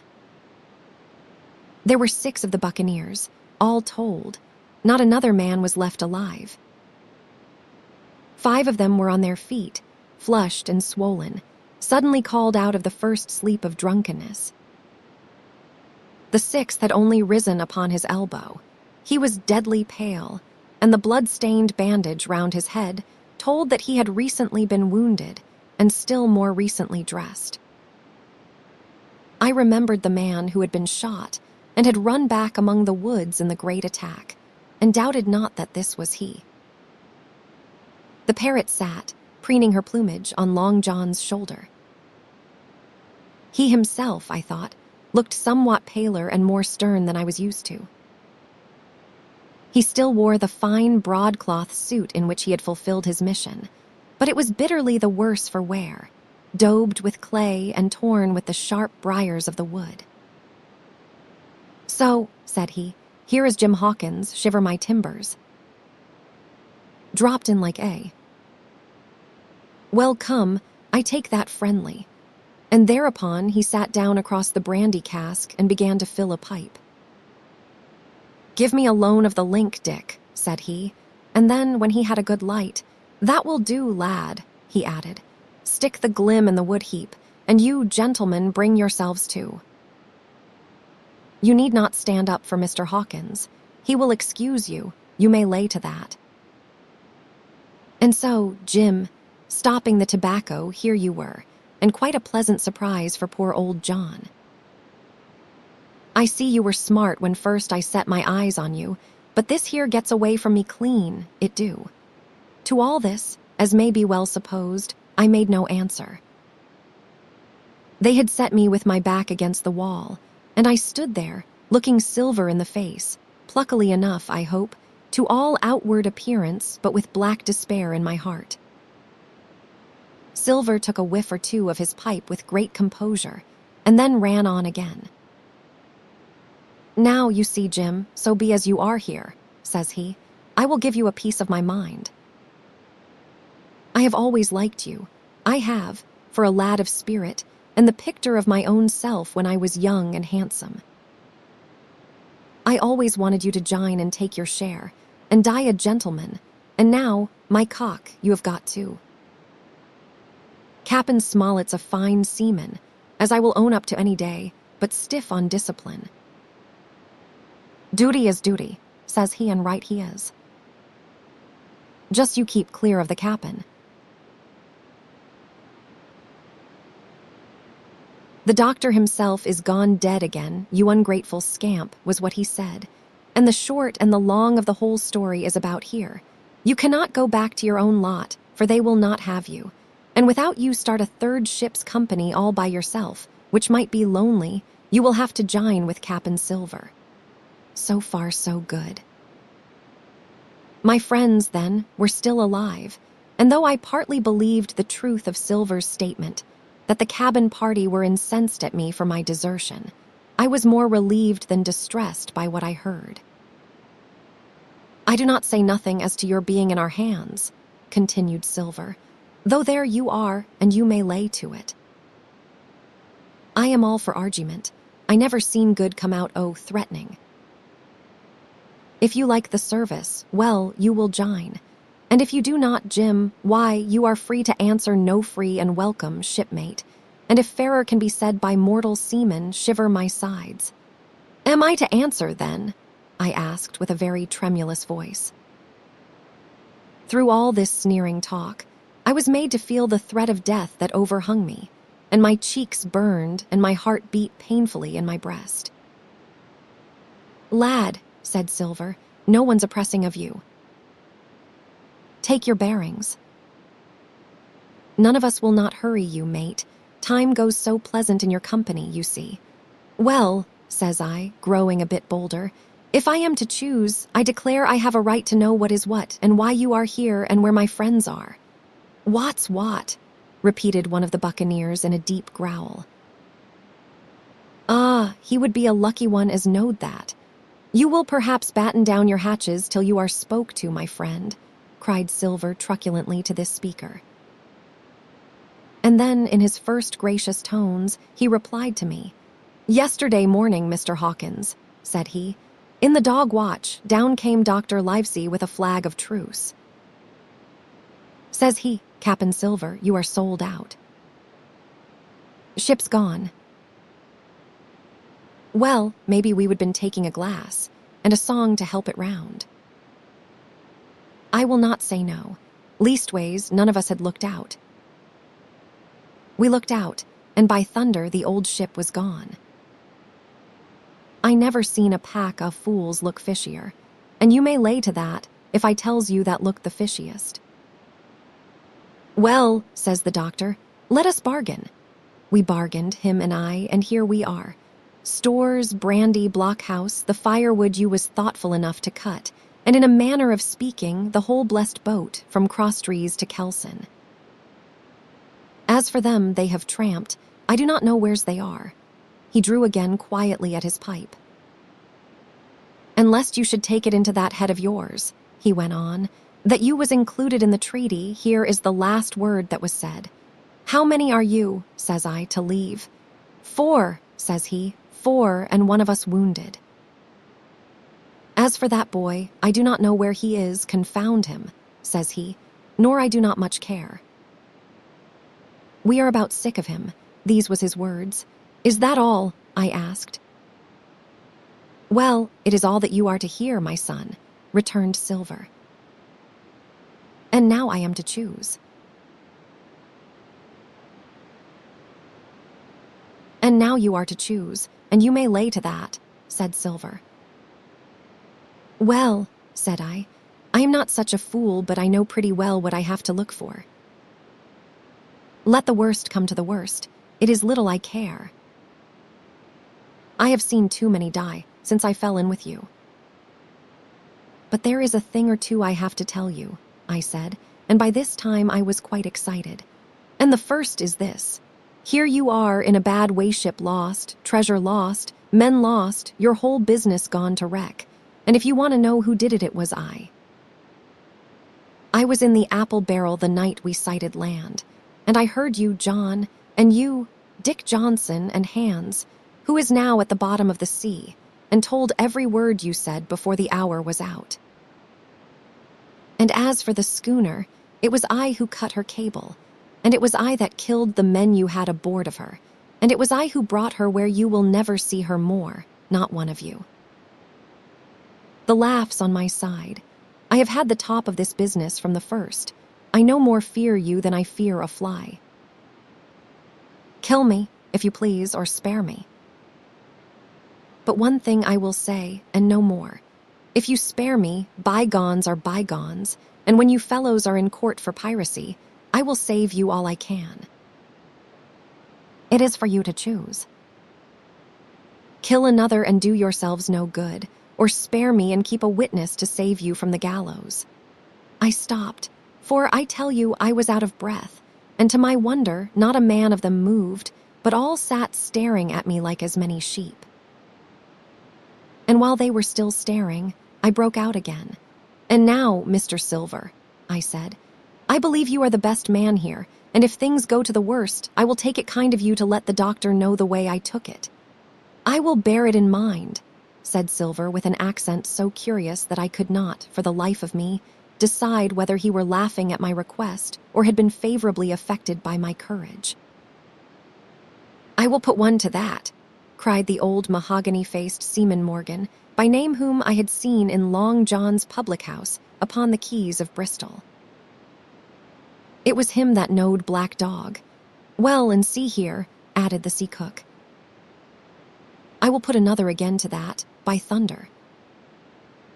For it was this same boy that faked the chart from Billy Bones. First and last, we have split upon Jim Hawkins. Then here goes," said Morgan with an oath. And he sprang up, drawing his knife as if he had been 20. "Avast there," cried Silver. "Who are you, Tom Morgan? Maybe you thought you was cap'n here, perhaps. By the powers, but I will teach you better. Cross me, and you will go where many a good man's gone before you, first and last, these 30-year backsome to the yardarm, shiver my timbers, and some by the board, and all to feed the fishes. There is never a man looked me between the eyes and seen a good day a terwards, Tom Morgan, you may lay to that." Morgan paused, but a hoarse murmur rose from the others. "Tom's right," said one. "I stood hazing long enough from one," added another. "I will be hanged if I will be hazed by you, John Silver. Did any of you gentlemen want to have it out with me?" roared Silver, bending far forward from his position on the keg, with his pipe still glowing in his right hand. "Put a name on what you are at.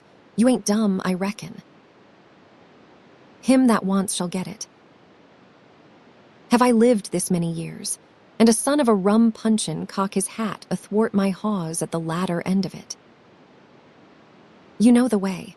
You are all gentlemen o' fortune, by your account. Well, I am ready. Take a cutlass, him that dares, and I will see the color of his inside, crutch and all, before that pipe's empty." Not a man stirred, not a man answered. "That is your sort, is it?"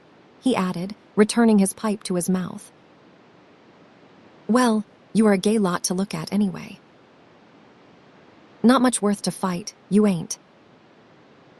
P'raps you can understand King George's English. I am cap'n here by 'lection. I am cap'n here because I am the best man by a long sea mile. You will not fight, as gentlemen of fortune should. Then, by thunder, you will obey, and you may lay to it. I like that boy, now. I never seen a better boy than that. He is more a man than any pair of rats of you in this here house, and what I say is this. Let me see him that will lay a hand on him, that is what I say, and you may lay to it." There was a long pause after this. I stood straight up against the wall, my heart still going like a sledgehammer, but with a ray of hope now shining in my bosom. Silver leant back against the wall, his arms crossed, his pipe in the corner of his mouth, as calm as though he had been in church. Yet his eye kept wandering furtively, and he kept the tail of it on his unruly followers. They, on their part, drew gradually together towards the far end of the blockhouse, and the low hiss of their whispering sounded in my ear continuously, like a stream. One after another, they would look up, and the red light of the torch would fall for a second on their nervous faces. But it was not towards me. It was towards Silver that they turned their eyes. "You seem to have a lot to say," remarked Silver, spitting far into the air. "Pipe up and let me hear it, or lay to." "Ax your pardon, sir," returned one of the men. "You are pretty free with some of the rules. Maybe you will kindly keep an eye upon the rest." This crew's dissatisfied. This crew do not valley bullying a marlinspike. This crew has its rights like other crews. I will make so free as that. And by your own rules, I take it we can talk together. I ask your pardon, sir, acknowledging you for to be captain at this present, but I claim my right and steps outside for a council. And with an elaborate sea salute, this fellow, a long, ill-looking, yellow-eyed man of 35, stepped coolly towards the door and disappeared out of the house. One after another, the rest followed his example, each making a salute as he passed, each adding some apology. According to rules, said one. Forecastle council, said Morgan. And so, with one remark or another, all marched out and left Silver and me alone with the torch. The sea cook instantly removed his pipe. Now look you here, Jim Hawkins, he said in a steady whisper that was no more than audible. You are within half a plank of death, and what is a long sight worse of torture? They are going to throw me off. But you mark, I stand by you through thick and thin. I did not mean to. No, not till you spoke up. I was about desperate to lose that much blunt and be hanged into the bargain. But I see you as the right sort. I says to myself, you stand by Hawkins, John and Hawkins'll stand by you. You are his last card, and by the living thunder, John, he is yours. Back to back, says I. You save your witness, and he will save your neck. I began dimly to understand. You mean all's lost? I asked. Aye, by gum, I do, he answered. Ship gone, neck gone, that is the size of it. Once I looked into that bay, Jim Hawkins, and seen no schooner. Well, I am tough, but I gave out. As for that lot and their counsel, mark me, they are outright fools and cowards. I will save your life if so be as I can from them. But see here, Jim tit for tat, you save Long John from swinging. I was bewildered. It seemed a thing so hopeless he was asking the old buccaneer, the ringleader throughout. What I can do, that I will do, I said. It is a bargain, cried Long John. You speak up, Plucky, and by thunder, I have a chance. He hobbled to the torch, where it stood propped among the firewood, and took a fresh light to his pipe. Understand me, Jim, he said, returning. I have a head on my shoulders, I have. I am on Squire's side now. I know you have got that ship safe somewheres. How you done it, I do not know, but safe it is. I guess Hans and O'Brien turned soft. I never much believed in neither of them. Now you mark me. I ask no questions, nor I will not let others. I know when a game's up, I do, and I know a lad that is staunch. Ah, you that is young you, and me might have done a power of good together. He drew some cognac from the cask into a tin cannikin. Will you taste, messmate? He asked, and when I had refused, well, I will take a dram myself, Jim, said he. I need a cocker, for there is trouble on hand. And talking trouble, why did that doctor give me the chart, Jim? My face expressed a wonder so unaffected that he saw the needlessness of further questions. Ah, well, he did, though, said he. And there is something under that, no doubt something, surely under that, Jim, bad or good. And he took another swallow of the brandy, shaking his great fair head like a man who looks forward to the worst. XXIX, the black spot again, the council of buccaneers had lasted some time, when one of them re-entered the house, and with a repetition of the same salute, which had in my eyes an ironical air, begged for a moment's loan of the torch.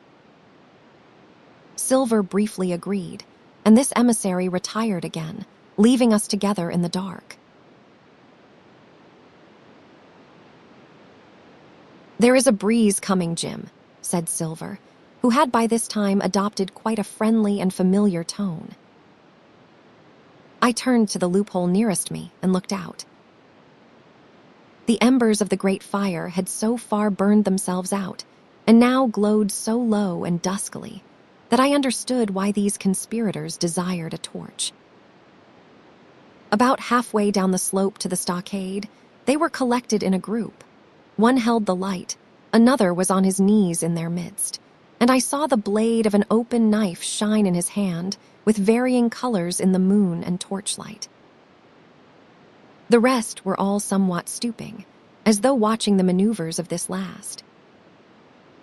I could just make out that he had a book as well as a knife in his hand, and was still wondering how anything so incongruous had come in their possession, when the kneeling figure rose once more to his feet, and the whole party began to move together towards the house.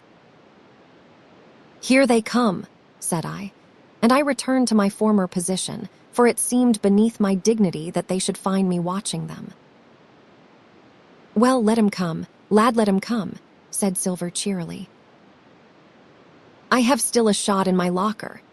The door opened, and the 5 men, standing huddled together just inside, pushed one of their number forward.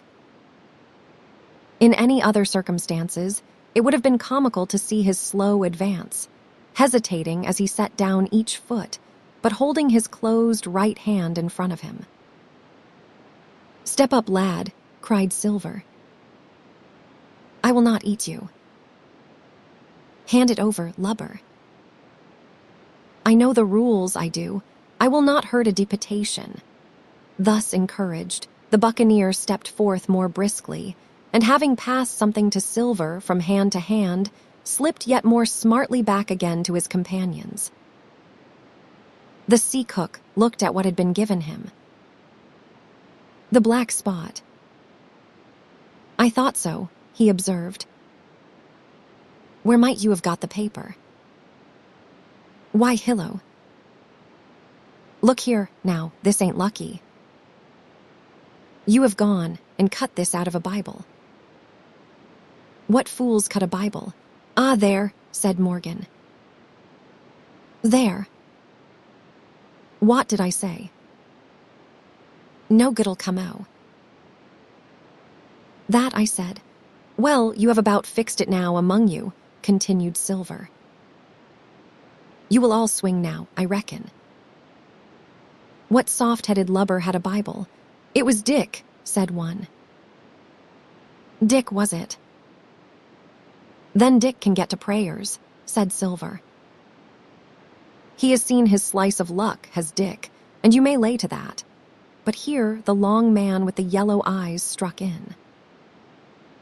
"Belay that talk, John Silver," he said. "This crew has tipped you the black spot in full council, as in duty bound. Just you turn it over as in duty bound and see what is wrote there. Then you can talk." "Thank'ee, George," replied the sea cook. "You always was brisk for business, and has the rules by heart, George, as I am pleased to see." "Well, what is it anyway?" "Ah. Depose that is it? Very pretty wrote, to be sure, like print, I swear. Your hand o' right, George. Why, you was get quite a leadin' man in this here crew. You will be cap'n next, I should not wonder. Just oblige me with that torch again, will you? This pipe do not draw." "Come now," said George, "you do not fool this crew no more. You are a funny man by your account, but you are over now, and you will maybe step down off that barrel and help vote." "I thought you said you knowed the rules," returned Silver contemptuously. "Leastways, if you do not, I do. And I wait here and I am still your cap'n, mind till you outs with your grievances and I reply. In the meantime, your black spot ain't worth a biscuit. After that we will see." "Oh," replied George, "you do not be under no kind of apprehension, we are all square, we are. First, You have made a hash of this cruise. You will be a bold man to say no to that. Second, you let the enemy out this here trap for nothing. Why did they want out? I dunno, but it is pretty plain they wanted it. Third, you would not let us go at them upon the march. Oh, we see through you, John Silver. You want to play booty. That is what is wrong with you. And then fourth, there is this here boy. Is that all? Asked Silver quietly. Enough too, retorted George. We will all swing and sundry for your bungling. Well now, look here, I will answer these 4 peants. One after another I will answer 'em. I made a hash o' this cruise, did I? Well now, you all know what I wanted, and you all know if that had been done that we would have been aboard the Hispaniola this night as ever was. Every man of us alive, and fit, and full of good plum duff, and the treasure in the hold of her, by thunder. Well, who crossed me? Who forced my hand, as was the lawful captain? Who tipped me the black spot the day we landed, and began this dance? Ah, it is a fine dance I am with you there, and looks mighty like a hornpipe in a rope's end at execution dock by London town. It does. But who done it? Why, it was Anderson, and Hans, and you, George Mary. And you are the last above board of that same meddling crew. And you have the Davy Jones's insolence to up and stand for cap'n over me, you. That sank the lot of us. By the powers. But this tops the stiffest yarn to nothing. Silver paused, and I could see by the faces of George and his late comrades that these words had not been said in vain. That is for number 1, cried the accused, wiping the sweat from his brow, for he had been talking with a vehemence that shook the house. Why, I give you my word, I am sick to speak to you. You have neither sense nor memory, and I leave it to fancy where your mother's was that let you come to see. See. Gentlemen owe fortune.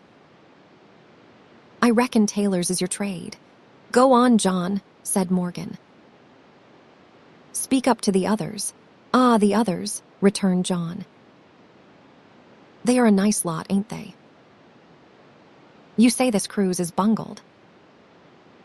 Ah. By gum, if you could understand how bad it is bungled, you would see.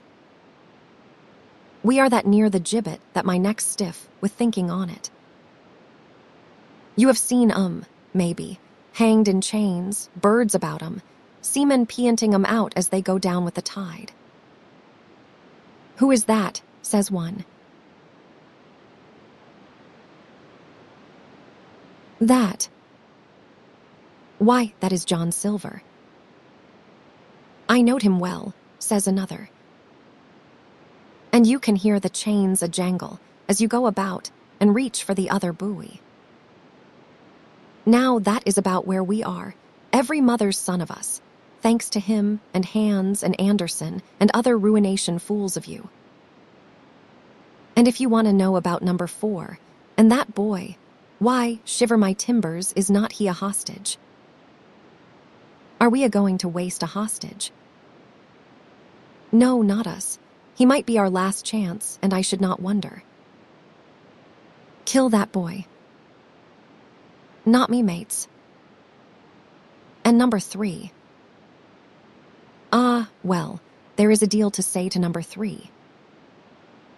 Maybe you do not count it nothing to have a real college doctor to see you every day, you, John, with your head broke, or you, George Mary, that had the ague shakes upon you not 6 hours agone, and has your eyes the color of lemon peel to this same moment on the clock. And maybe, perhaps, you did not know there was a consort coming either. But there is, and not so long till then, and we will see who will be glad to have a hostage when it comes to that. And as for number 2, and why I made a bargain, well, you came crawling on your knees to me to make it on your knees you came. You was that downhearted and you would have starved too if I had not, but that is a trifle. You look there, that is why. And he cast down upon the floor a paper that I instantly recognized none other than the chart on yellow paper, with the 3 red crosses, that I had found in the oilcloth at the bottom of the captain's chest.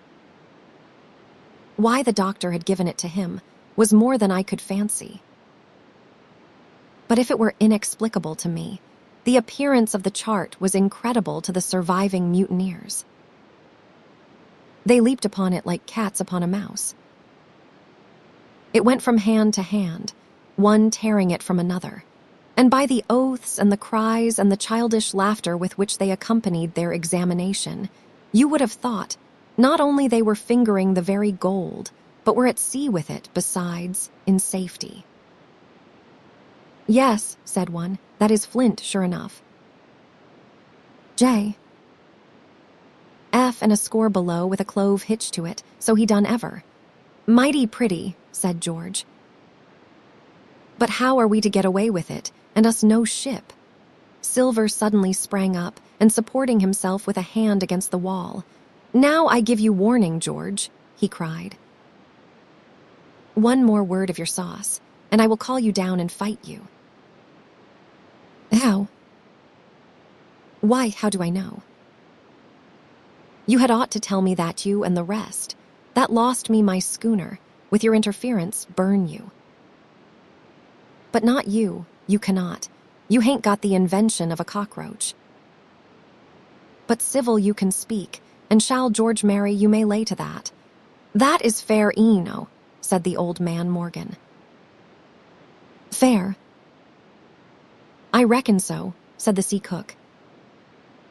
"You lost the ship. I found the treasure. Who is the better man at that? And now I resign, by thunder. Elect whom you please to be your captain now. I am done with it." "Silver!" they cried. "Barbecue forever." "Barbecue for cap'n. So that is the tune, is it?" cried the cook. "George, I reckon you will have to wait another turn, friend, and lucky for you as I am not a revengeful man. But that was never my way. And now, shipmates, this black spot. 'Tain't much good now, is it? Dick's crossed his luck and spoiled his Bible, and that is about all. It will do to kiss the book on still, will not it?" growled Dick, who was evidently uneasy at the curse he had brought upon himself. "A Bible with a bit cut out," returned Silver derisively. "Not it. It do not bind no more'n a ballad book. Do not it, though?" cried Dick with a sort of joy. "Well, I reckon that is worth having too. Here, Jim here is a curiosity for you," said Silver, and he tossed me the paper. It was around about the size of a crown piece. One side was blank, for it had been the last leaf. The other contained a verse or two of Revelation, these words among the rest, which struck sharply home upon my mind. "Without our dogs and murderers." The printed side had been blackened with wood ash, which already began to come off and soil my fingers. On the blank side had been written with the same material the one word, "deposed." I have that curiosity beside me at this moment, but not a trace of writing now remains beyond a single scratch, such as a man might make with his thumbnail. That was the end of the night's business. Soon after, with a drink all round, we lay down to sleep, and the outside of Silver's vengeance was to put George Merry up for sentinel and threaten him with death if he should prove unfaithful. It was long ere I could close an eye, and heaven knows I had matter enough for thought in the man, whom I had slain that afternoon, in my own most perilous position, and above all, in the remarkable game that I saw Silver now engaged upon, keeping the mutineers together with one hand and grasping with the other after every means, possible and impossible, to make his peace and save his miserable life. He himself slept peacefully and snored aloud, yet my heart was sore for him, wicked as he was, to think on the dark perils that environed and the shameful gibbet that awaited him. XXX on parole, I was wakened indeed. We were all wakened, for I could see even the sentinel shake himself together from where he had fallen against the door-post by a clear, hearty voice hailing us from the margin of the wood. "Blockhouse, ahoy!" it cried. "Here is the doctor," and the doctor it was. Although I was glad to hear the sound, yet my gladness was not without admixture. I remembered with confusion my insubordinate and stealthy conduct, and when I saw where it had brought me among what companions, and surrounded by what dangers, I felt ashamed to look him in the face. He must have risen in the dark, for the day had hardly come, and when I ran to a loophole and looked out, I saw him standing, like silver once before, up to the mid-leg in creeping vapor.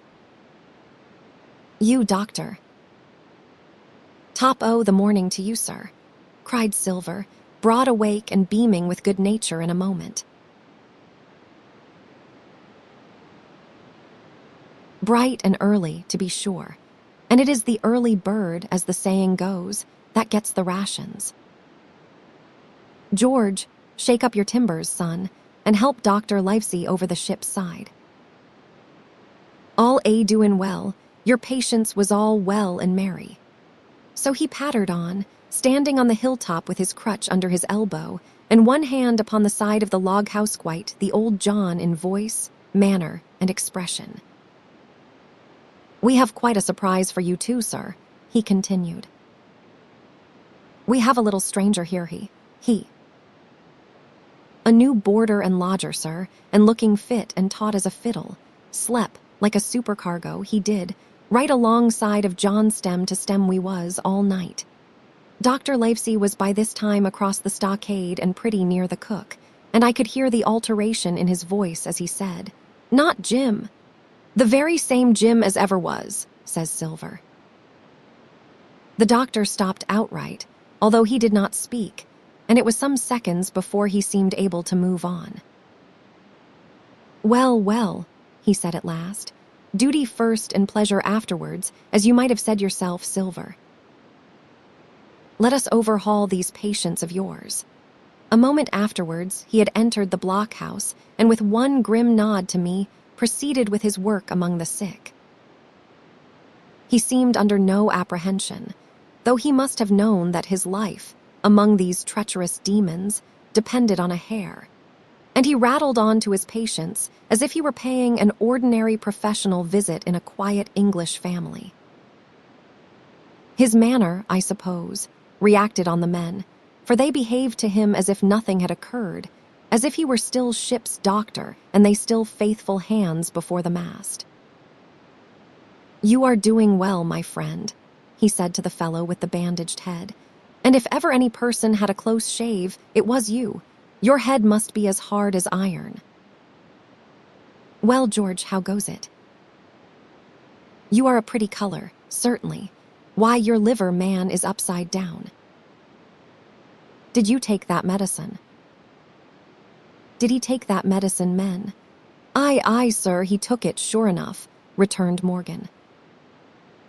"Because, you see, since I am mutineer's doctor, or prison doctor as I prefer to call it," says Dr. Livesey in his pleasantest way, "I make it a point of honor not to lose a man for King George, God bless him, and the gallows."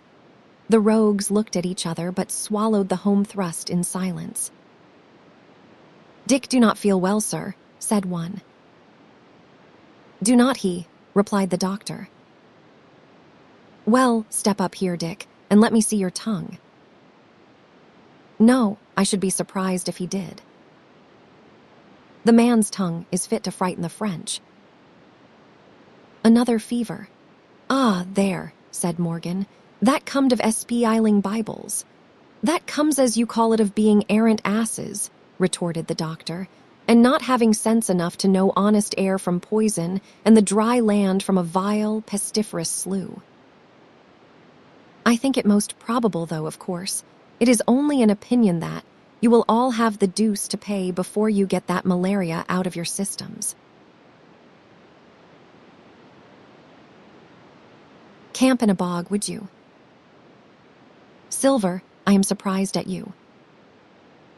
You are less of a fool than many, take you all round, but you do not appear to me to have the rudiments of a notion of the rules of health. Well, he added after he had dosed them round, and they had taken his prescriptions with really laughable humility, more like charity schoolchildren than blood-guilty mutineers and pirates. Well, that is done for today. And now I should wish to have a talk with that boy, please. And he nodded his head in my direction carelessly.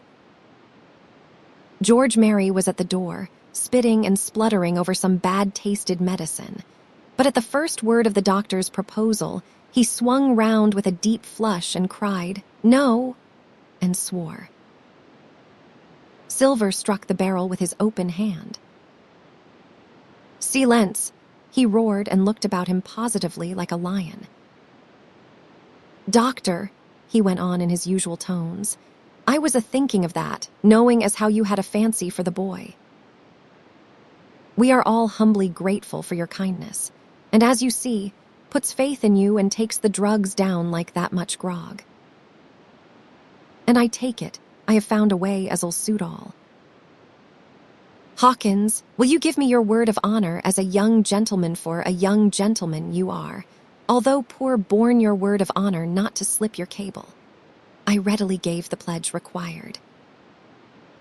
"Then, doctor," said Silver, "you just step outside that stockade, and once you are there I will bring the boy down on the inside, and I reckon you can yarn through the spars. Good day to you, sir, and all our duties to the squire and Cap'n Smollett." The explosion of disapproval, which nothing but Silver's black looks had restrained, broke out immediately the doctor had left the house. Silver was roundly accused of playing double, of trying to make a separate peace for himself, of sacrificing the interests of his accomplices and victims, and, in one word, of the identical, exact thing that he was doing. It seemed to me so obvious, in this case, that I could not imagine how he was to turn their anger. But he was twice the man the rest were, and his last night's victory had given him a huge preponderance on their minds. He called them all the fools and dolts you can imagine, said it was necessary I should talk to the doctor, fluttered the chart in their faces, asked them if they could afford to break the treaty the very day they were bound a treasure hunting. "No, by thunder," he cried. "It is us must break the treaty when the time comes. Until then I will gammon that doctor, if I have to ile his boots with brandy." And then he bade them get the fire lit, and stalked out upon his crutch, with his hand on my shoulder, leaving them in a disarray, and silenced by his volubility rather than convinced. "Slow, lad, slow," he said. "They might round upon us in a twinkle of an eye, if we was seen to hurry." Very deliberately, then, did we advance across the sand to where the doctor awaited us on the other side of the stockade, and as soon as we were within easy speaking distance, Silver stopped. "You will make a note of this here also, doctor," says he, "and the boy'll tell you how I saved his life, and were deposed for it too, and you may lay to that.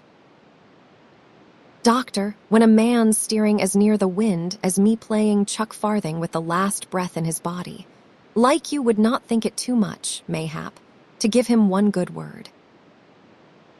You will please bear in mind it is not my life only now it is that boy's into the bargain, and you will speak me fair, doctor, and give me a bit hope to go on, for the sake of mercy."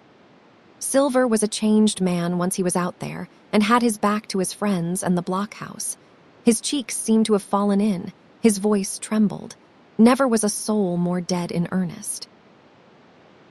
"Why, John, you are not afraid?" asked Dr. Livesey. "Doctor, I am no coward. No, not so much." And he snapped his fingers. "If I was, I would not say it. But I will own up fairly. I have the shakes upon me for the gallows. You are a good man and a true. I never seen a better man. And you will not forget what I done good. Not any more than you will forget the bad, I know.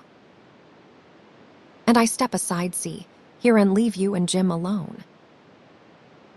And you will put that down for me too, for it is a long stretch, is that. So saying, he stepped back a little way, till he was out of earshot, and there sat down upon a tree stump and began to whistle, spinning round now and again upon his seat so as to command a sight, sometimes of me and the doctor and sometimes of his unruly ruffians as they went to and fro in the sand between the fire which they were busy rekindling and the house, from which they brought forth pork and bread to make the breakfast. So, Jim, said the doctor sadly, here you are. As you have brewed, so shall you drink, my boy. Heaven knows I cannot find it in my heart to blame you, but this much I will say, be it kind or unkind. When Captain Smollett was well, you dared not have gone off, and when he was ill and could not help it, by George, it was downright cowardly. I will own that I here began to weep.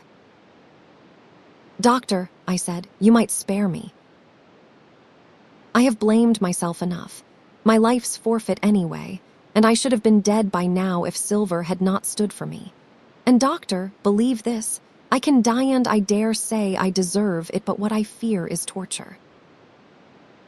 If they come to torture me, Jim, the doctor interrupted, and his voice was quite changed. Jim, I cannot have this. Whip over and we will run for it. Doctor, said I pass my word. I know, he cried.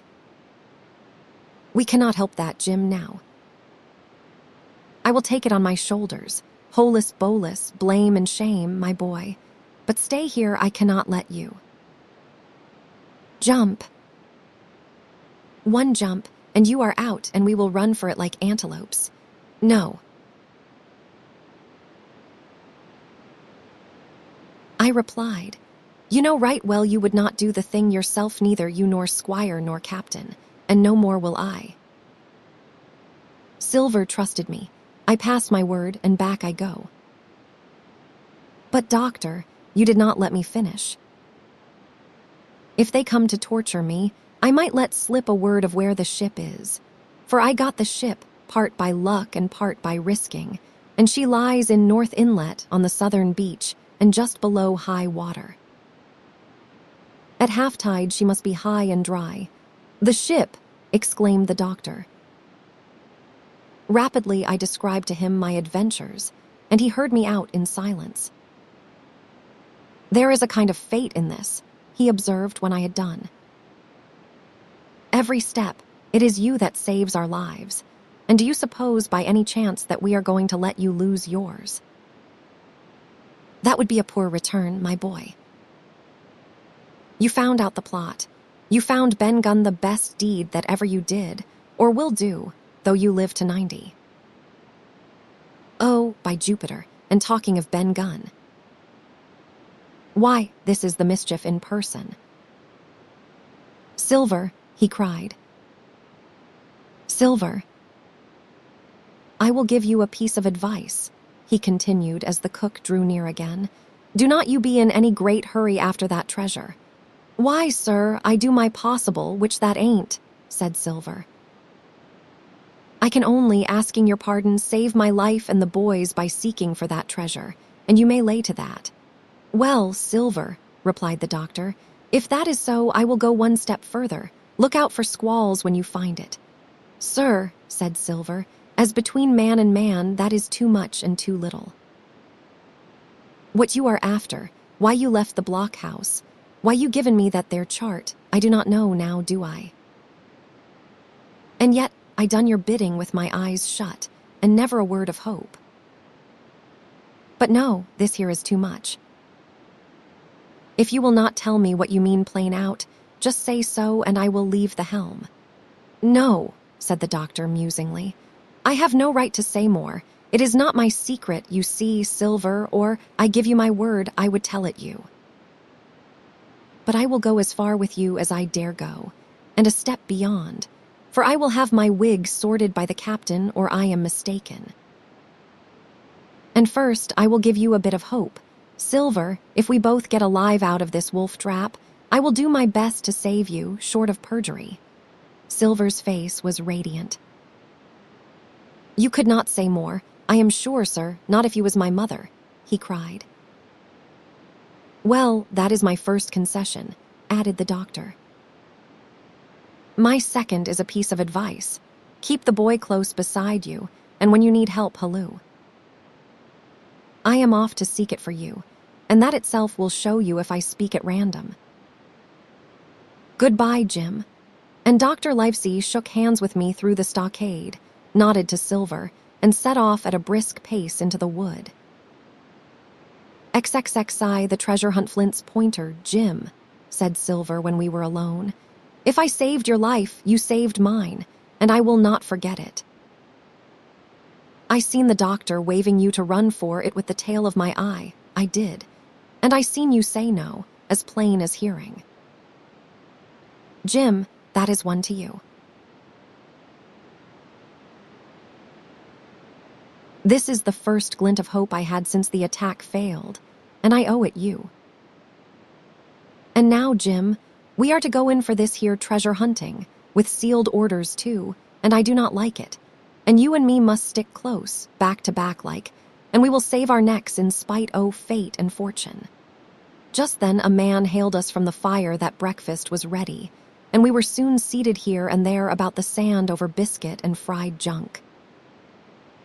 They had lit a fire fit to roast an ox, and it was now grown so hot that they could only approach it from the windward, and even there not without precaution. In the same wasteful spirit, they had cooked, I suppose, 3 times more than we could eat, and one of them, with an empty laugh, threw what was left into the fire, which blazed and roared again over this unusual fuel. I never in my life saw men so careless of the morrow. Hand to mouth is the only word that can describe their way of doing. And what with wasted food and sleeping sentries, though they were bold enough for a brush and be done with it, I could see their entire unfitness for anything like a prolonged campaign. Even Silver, eating away with Captain Flint upon his shoulder, had not a word of blame for their recklessness. And this the more surprised me, for I thought he had never shown himself so cunning as he did then. "Aye, mates," said he, "it is lucky you have barbecue to think for you with this here head." I got what I wanted, I did. Sure enough, they have the ship. Where they have it, I do not know yet, but once we hit the treasure, we will have to jump about and find out. And then, mates, us that has the boats, I reckon, has the upper hand. Thus he kept running on, with his mouth full of the hot bacon. Thus he restored their hope and confidence, and I more than suspect, repaired his own at the same time. As for hostage, he continued, that is his last talk, I guess, with them he loves so dear. I have got my piece on news, and thank ye to him for that, but it is over and done. I will take him in a line when we go treasure hunting, for we will keep him like so much gold, in case of accidents, you mark, and in the meantime. Once we got the ship and treasure both and off to sea like jolly companions, why then we will talk Mr. Hawkins over. We will, and we will give him his share, to be sure, for all his kindness.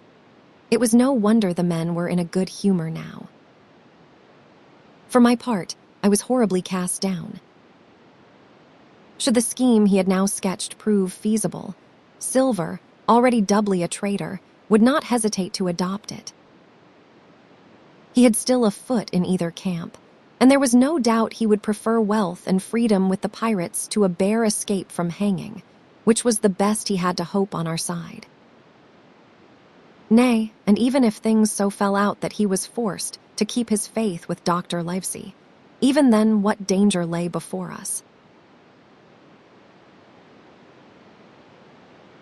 What a moment that would be when the suspicions of his followers turned to certainty, and he and I should have to fight for dear life, he a cripple, and I a boy against 5 strong and active seamen. Add to this double apprehension the mystery that still hung over the behavior of my friends, their unexplained desertion of the stockade, their inexplicable cession of the chart, or harder still to understand, the doctor's last warning to Silver. Look out for squalls when you find it, and you will readily believe how little taste I found in my breakfast, and with how uneasy a heart I set forth behind my captors on the quest for treasure. We made a curious figure. Had anyone been there to see us all in soiled sailor clothes, and all but me armed to the teeth?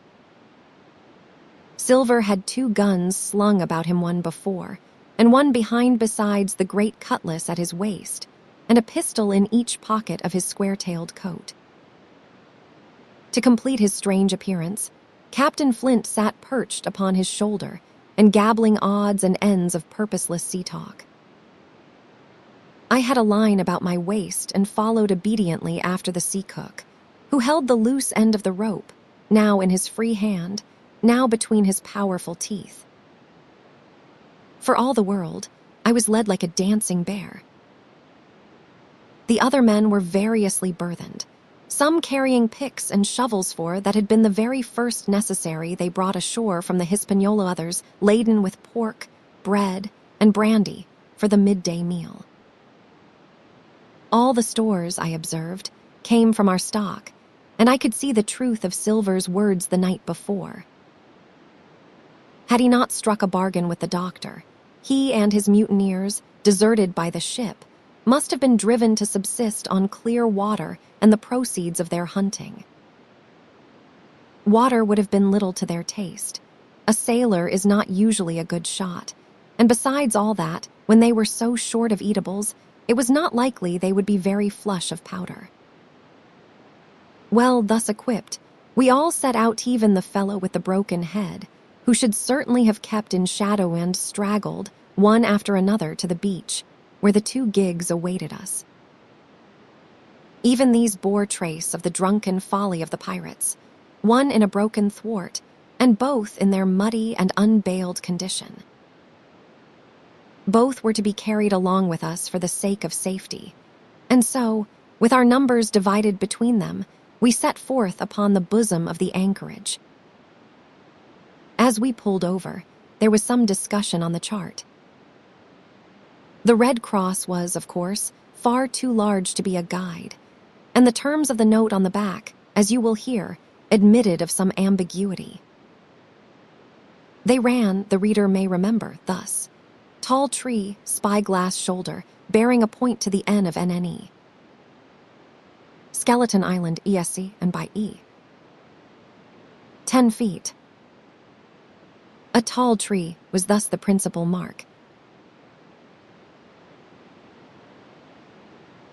Now, right before us, the anchorage was bounded by a plateau from 200 to 300 feet high, adjoining on the north the sloping southern shoulder of the spyglass, and rising again towards the south into the rough, cliffy eminence called the mizzenmast hill. The top of the plateau was dotted thickly with pine trees of varying height. Every here and there, one of a different species rose 40 or 50 feet clear above its neighbors, and which of these was the particular tall tree of Captain Flint could only be decided on the spot, and by the readings of the compass. Yet, although that was the case, every man on board the boats had picked a favorite of his own ere we were halfway over, Long John alone shrugging his shoulders and bidding them wait till they were there.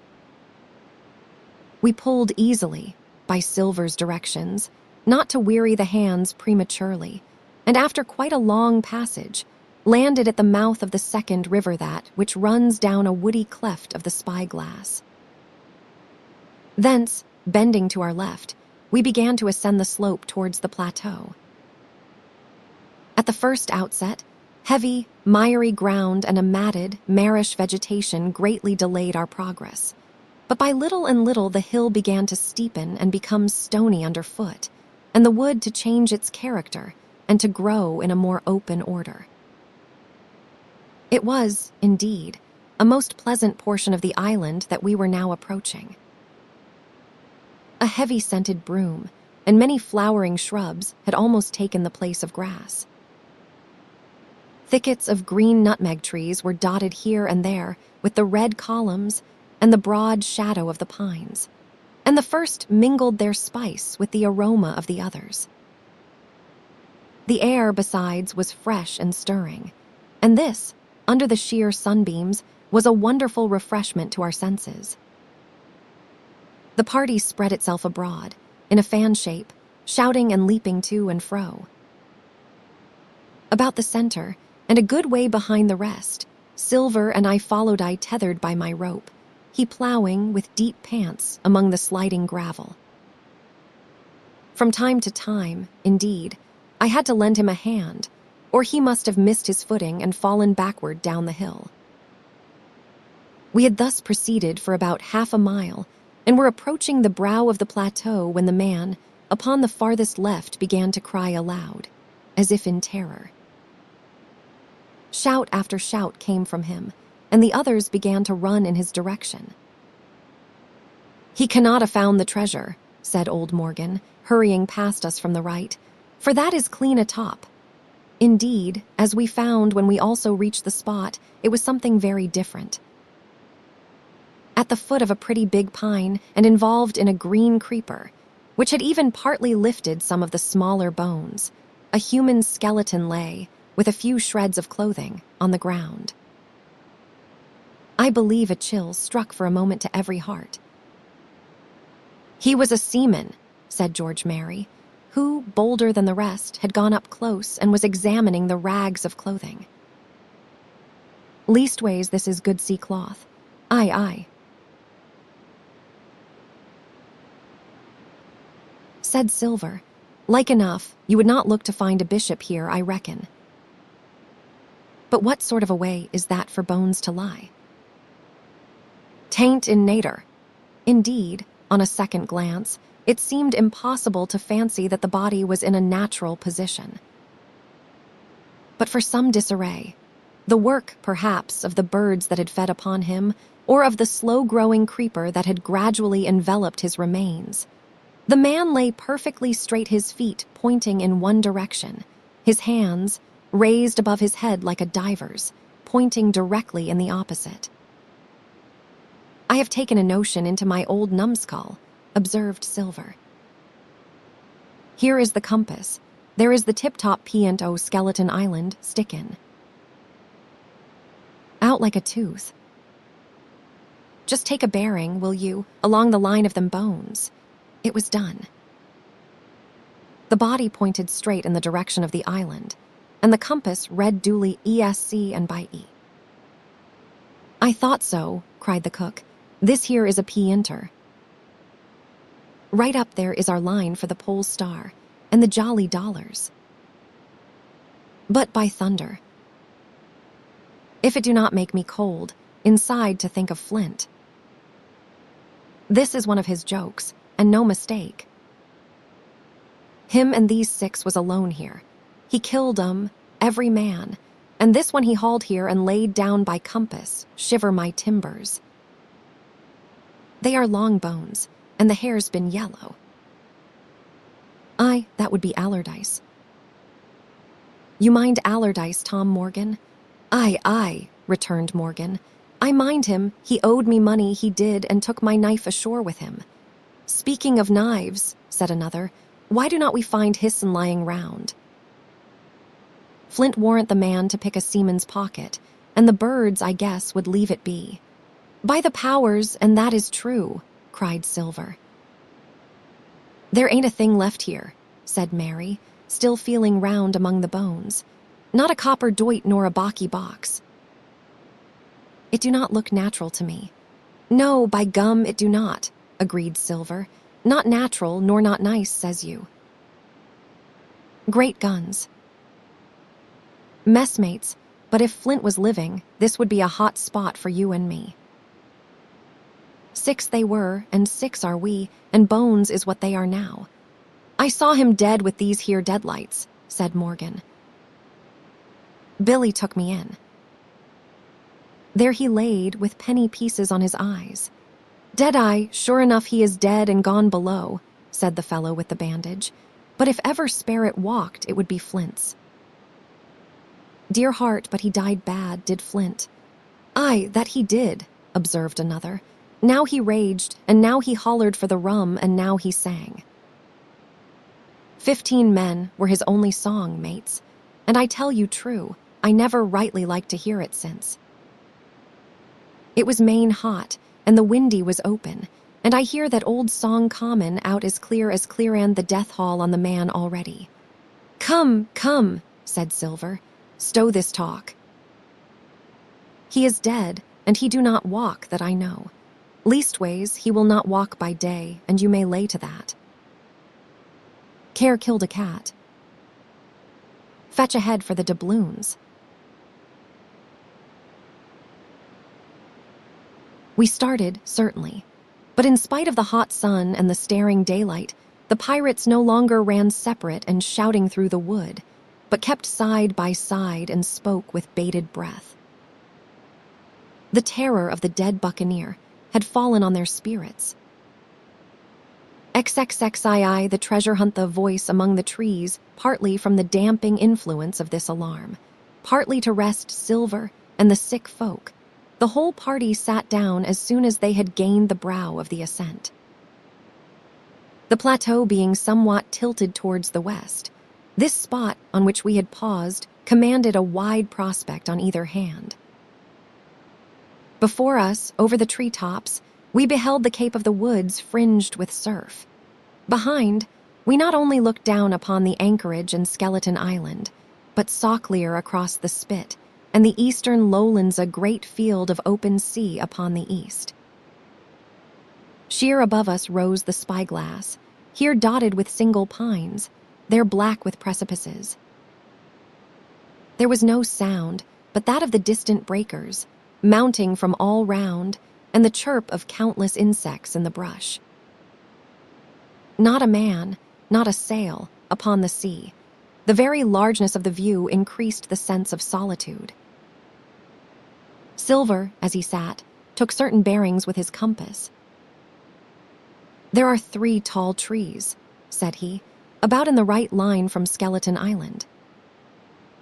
Spyglass shoulder, I take it, means that lower peant there. It is child's play to find the stuff now. I have half a mind to dine first. I do not feel sharp, growled Morgan. Thinkin', oh, Flint, I think it were as done me. Ah, well, my son, you praise your stars he is dead, said Silver. He were an ugly devil, cried a third pirate with a shudder. That blew in the face, too. That was how the rum took him, added Mary. Blue. Well, I reckon he was blue. That is a true word. Ever since they had found the skeleton and got upon this train of thought, they had spoken lower and lower, and they had almost got to whispering by now, so that the sound of their talk hardly interrupted the silence of the wood. All of a sudden, out of the middle of the trees in front of us, a thin, high, trembling voice struck up the well-known air and words. 15 men on the dead man's chest, yo-ho-ho, and a bottle of rum.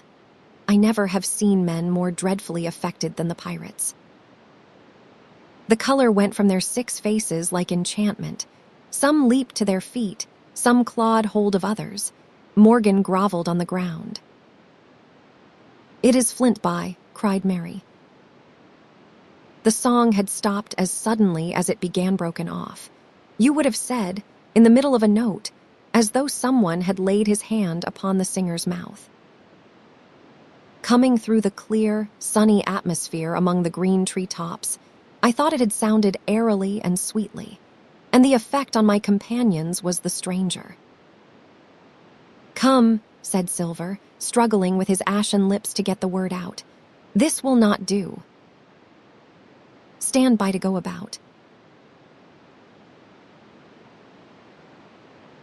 This is a rum start, and I cannot name the voice, but it is someone skylarking someone that is flesh and blood, and you may lay to that.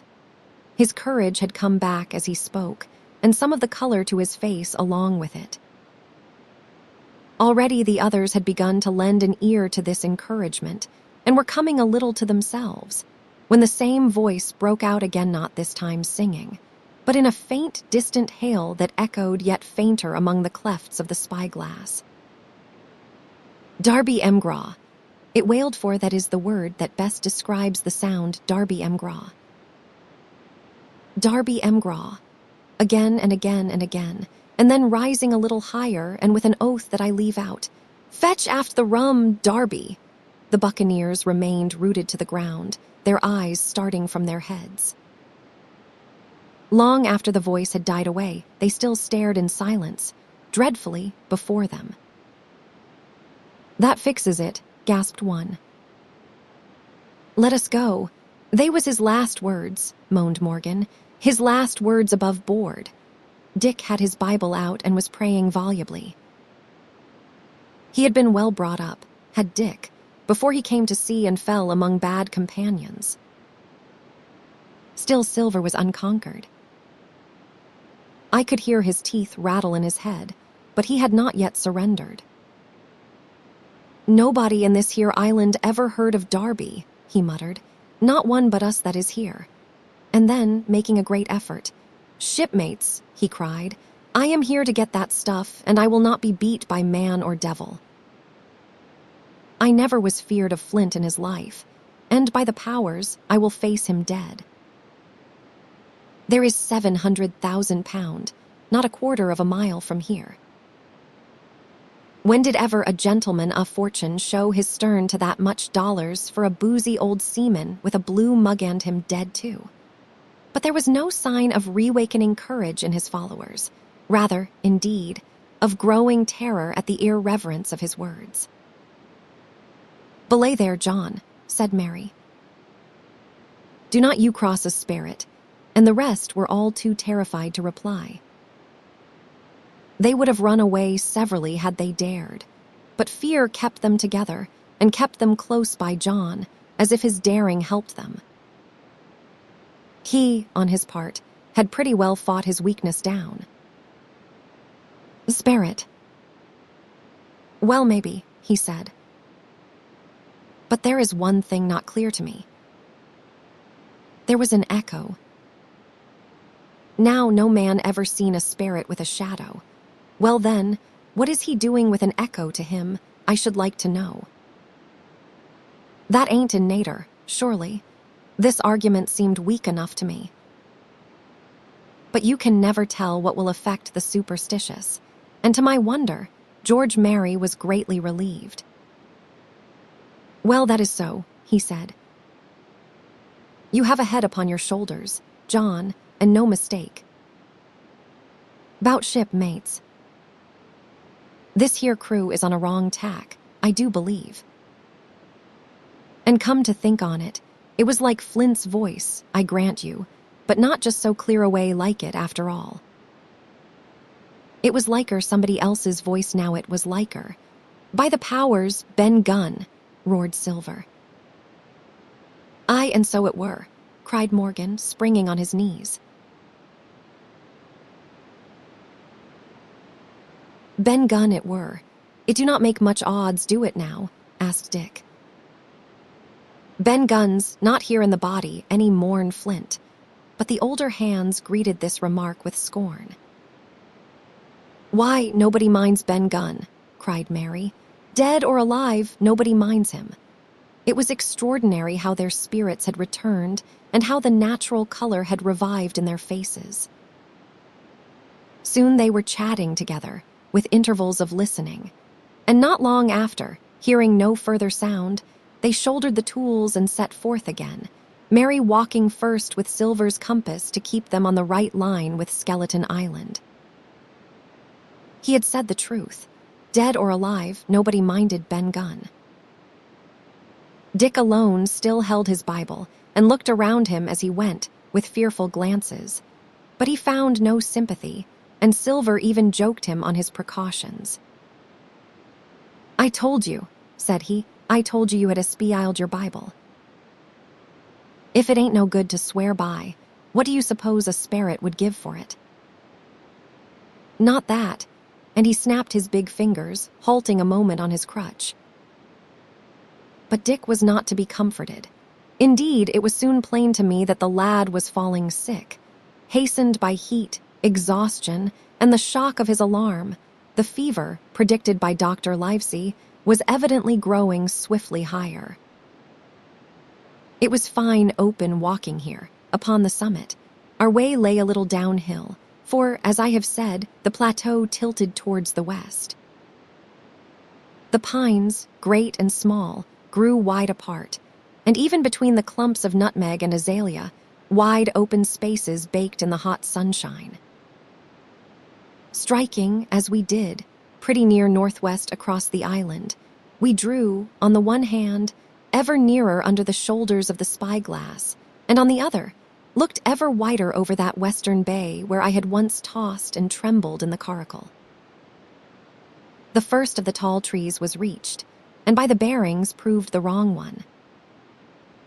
So with the second. The third rose nearly 200 feet into the air above a clump of underwood, a giant of a vegetable, with a red column as big as a cottage, and a wide shadow around in which a company could have maneuvered.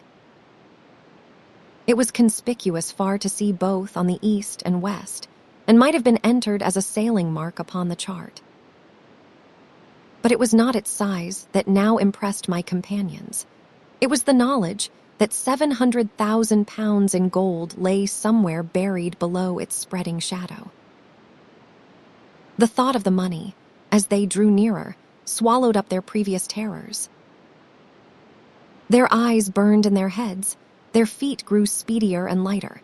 Their whole soul was bound up in that fortune, that whole lifetime of extravagance and pleasure that lay waiting there for each of them. Silver hobbled, grunting, on his crutch. His nostrils stood out and quivered. He cursed like a madman when the flies settled on his hot and shiny countenance. He plucked furiously at the line that held me to him, and from time to time turned his eyes upon me with a deadly look. Certainly he took no pains to hide his thoughts, and certainly I read them like print. In the immediate nearness of the gold, all else had been forgotten. His promise and the doctor's warning were both things of the past, and I could not doubt that he hoped to seize upon the treasure, find and board the Hispaniola under cover of night, cut every honest throat about that island, and sail away as he had at first intended, laden with crimes and riches. Shaken as I was with these alarms, it was hard for me to keep up with the rapid pace of the treasure hunters. Now and again I stumbled, and it was then that Silver plucked so roughly at the rope and launched at me his murderous glances.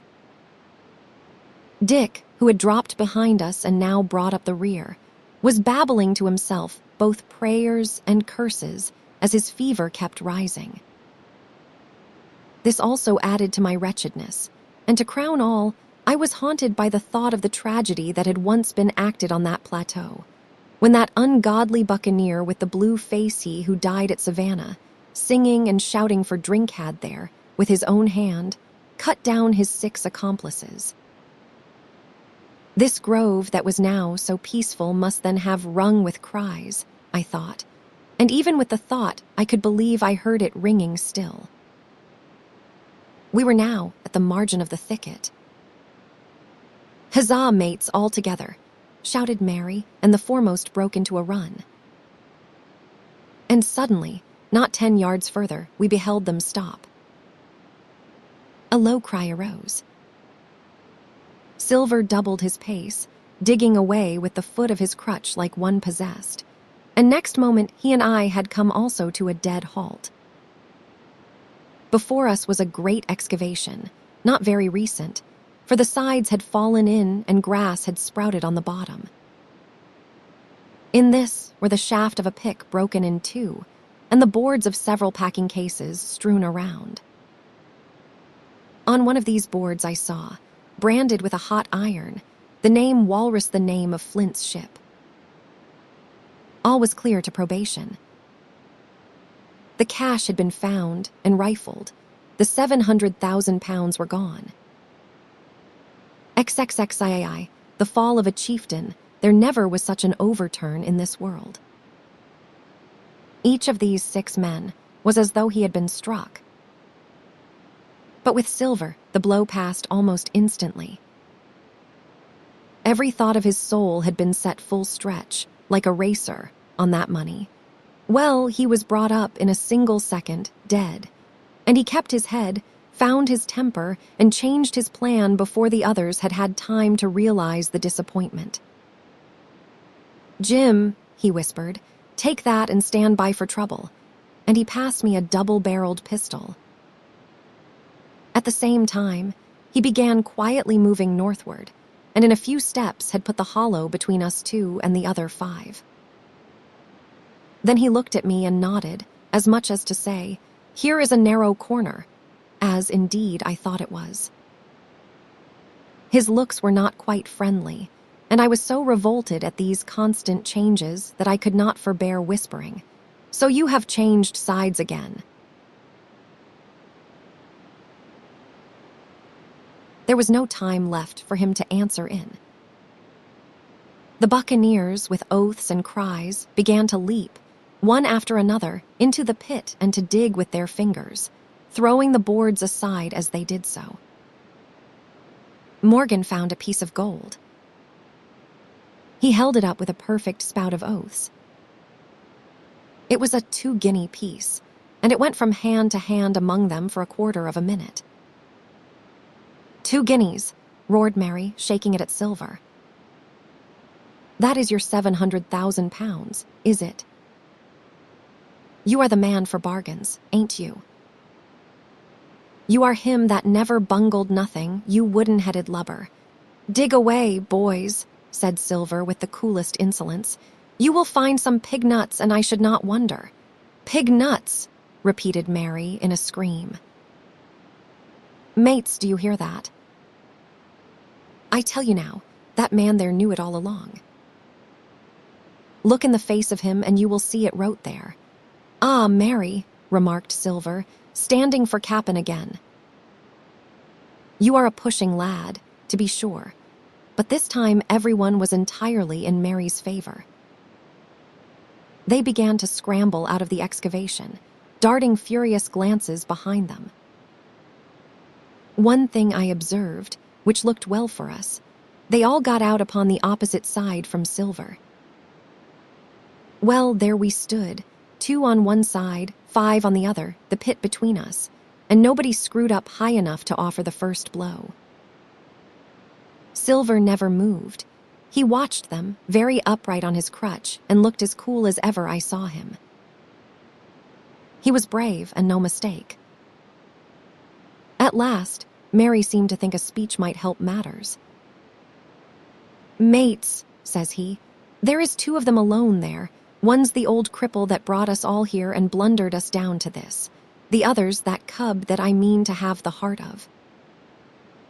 Now, mates," he was raising his arm and his voice, and plainly meant to lead a charge.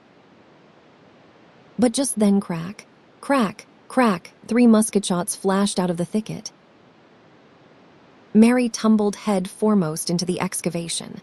The man with the bandage spun round like a teetotum and fell all his length upon his side, where he lay dead, but still twitching, and the other 3 turned and ran for it with all their might. Before you could wink, Long John had fired 2 barrels of a pistol into the struggling Mary, and as the man rolled up his eyes at him in the last agony, "George," said he, "I reckon I settled you." At the same moment, the doctor, Gray, and Ben Gunn joined us, with smoking muskets from among the nutmeg trees. "Forward," cried the doctor. "Double quick, my lads. We must head 'em off the boats," and we set off at a great pace, sometimes plunging through the bushes to the chest. I tell you, but Silver was anxious to keep up with us. The work that man went through, leaping on his crutch till the muscles of his chest were fit to burst, was work no sound man ever equaled, and so thinks the doctor. As it was, he was already 30 yards behind us, and on the verge of strangling when we reached the brow of the slope. "Doctor," he hailed, "see there. No hurry." Sure enough, there was no hurry. In a more open part of the plateau, we could see the 3 survivors still running in the same direction as they had started, right for Mizzenmast Hill. We were already between them and the boats, And so we four sat down to breathe, while Long John, mopping his face, came slowly up with us. "Thank ye kindly, doctor," says he. "You came in about the nick, I guess, for me and Hawkins." "And so it is you, Ben Gunn," he added. "Well, you are a nice one, to be sure." "I am Ben Gunn, I am," replied the maroon, wriggling like an eel in his embarrassment. "And," he added after a long pause, "how do, Mr. Silver?" "Pretty well, I thank ye," says you. Ben," murmured Silver, "to think as you have done me." The doctor sent back Gray for one of the pickaxes deserted, in their flight, by the mutineers, and then, as we proceeded leisurely downhill to where the boats were lying, related in a few words what had taken place. It was a story that profoundly interested Silver, and Ben Gunn, the half-idiot maroon, was the hero from beginning to end. Ben, in his long, lonely wanderings about the island, had found the skeleton. It was he that had rifled it. He had found the treasure. He had dug it up. It was the haft of his pickaxe that lay broken in the excavation. He had carried it on his back, in many weary journeys, from the foot of the tall pine to a cave he had on the two-pointed hill at the northeast angle of the island, and there it had lain stored in safety since 2 months before the arrival of the Hispaniola. When the doctor had wormed this secret from him on the afternoon of the attack, and when next morning he saw the anchorage deserted, he had gone to Silver, given him the chart, which was now useless, given him the stores. For Ben Gunn's cave was well supplied with goat's meat salted by himself, given anything, and everything to get a chance of moving in safety from the stockade to the two-pointed hill, there to be clear of malaria and keep a guard upon the money. "As for you, Jim," he said, "it went against my heart, but I did what I thought best for those who had stood by their duty, and if you were not one of these, whose fault was it?" That morning, finding that I was to be involved in the horrid disappointment he had prepared for the mutineers, he had run all the way to the cave, and leaving the squire to guard the captain, had taken Gray and the maroon and started, making the diagonal across the island to be at hand beside the pine. Soon, however, he saw that our party had the start of him, and Ben Gunn, being fleet of foot, had been dispatched in front to do his best alone. Then it had occurred to him to work upon the superstitions of his former shipmates, and he was so far successful that Gray and the doctor had come up and were already ambushed before the arrival of the treasure hunters. "Ah," said Silver, "it were fortunate for me that I had Hawkins here." "You would have let old John be cut to bits, and never given it a thought, Doctor." "Not a thought," replied Dr. Livesey cheerily. And by this time, we had reached the gigs. The doctor, with the pickaxe, demolished one of them, and then we all got aboard the other and set out to go round by sea for North Inlet. This was a run of 8 or 9 miles. Silver, though he was almost killed already with fatigue, was set to an oar, like the rest of us, and we were soon skimming swiftly over a smooth sea. Soon we passed out of the straits and doubled the southeast corner of the island, round which, 4 days ago, we had towed the Hispaniola. As we passed the two-pointed hill, we could see the black mouth of Ben Gunn's cave and a figure standing by it, leaning on a musket. It was the squire, and we waved a handkerchief and gave him 3 cheers, in which the voice of Silver joined as heartily as any. 3 miles farther, just inside the mouth of North Inlet, what should we meet but the Hispaniola, cruising by herself? The last flood had lifted her, and had there been much wind or a strong tide current, as in the southern anchorage, we should never have found her more, or found her stranded beyond help. As it was, there was little amiss beyond the wreck of the mainsail. Another anchor was got ready, and dropped in 1.5 fathoms of water. We all pulled round again to Rum Cove, the nearest point for Ben Gunn's treasure house, and then Gray, single-handed, returned with the gig to the Hispaniola where he was to pass the night on guard. A gentle slope ran up from the beach to the entrance of the cave. At the top, the squire met us. To me, he was cordial and kind, saying nothing of my escapade either in the way of blame or praise. At Silver's polite salute, he somewhat flushed. "John Silver," he said, "you are a prodigious villain and impostor, a monstrous impostor, sir. I am told I am not to prosecute you. Well then, I will not. But the dead men, sir, hang about your neck like millstones." "Thank you kindly, sir," replied Long John, again saluting. "I dare you to thank me," cried the squire. "It is a gross dereliction of my duty. Stand back," and thereupon we all entered the cave. It was a large, airy place, with a little spring and a pool of clear water overhung with ferns. The floor was sand. Before a big fire lay Captain Smollett, and in a far corner, only duskily flickered over by the blaze, I beheld great heaps of coin and quadrilaterals built of bars of gold.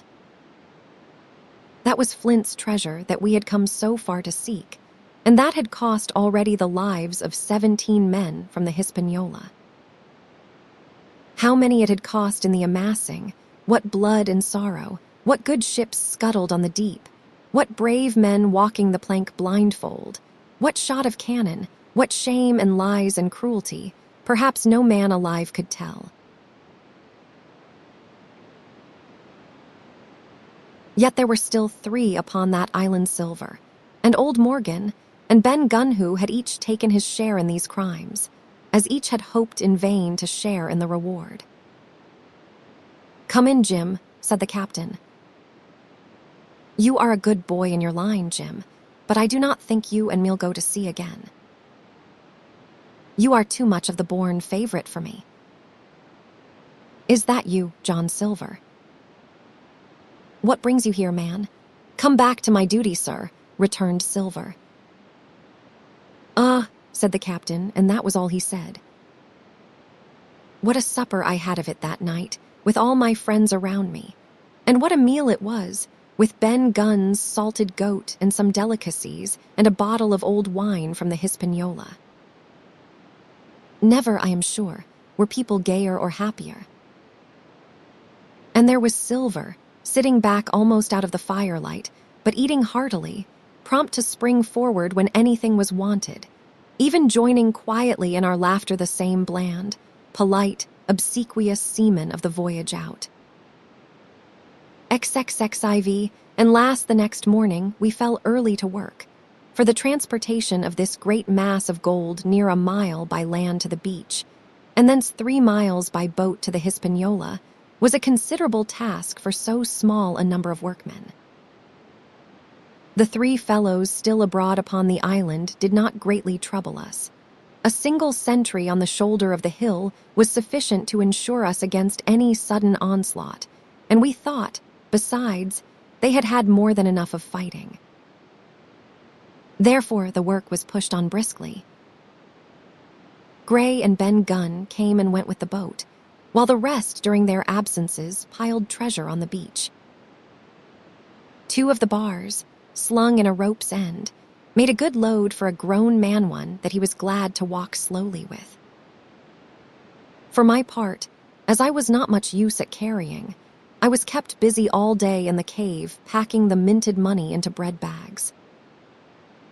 It was a strange collection, like Billy Bones's hoard for the diversity of coinage, but so much larger and so much more varied that I think I never had more pleasure than in sorting them. English, French, Spanish, Portuguese, Georges and Louis, doubloons and double guineas and moidores and sequins, the pictures of all the kings of Europe for the last 100 years, strange oriental pieces stamped with what looked like wisps of string or bits of spider's web, round pieces and square pieces, and pieces bored through the middle, as if to wear them round your neck. Nearly every variety of money in the world must, I think, have found a place in that collection. And for number, I am sure they were like autumn leaves, so that my back ached with stooping and my fingers with sorting them out. Day after day, this work went on. By every evening, a fortune had been stowed aboard, but there was another fortune waiting for the morrow. And all this time, we heard nothing of the 3 surviving mutineers. At last, I think it was on the 3rd night, the doctor and I were strolling on the shoulder of the hill where it overlooks the lowlands of the isle, when, from out the thick darkness below, the wind brought us a noise between shrieking and singing. It was only a snatch that reached our ears, followed by the former silence. "Heaven forgive them," said the doctor. "'Tis the mutineers." "All drunk, sir," struck in the voice of Silver from behind us. Silver, I should say, was allowed his entire liberty, and in spite of daily rebuffs, seemed to regard himself once more as quite a privileged and friendly dependent.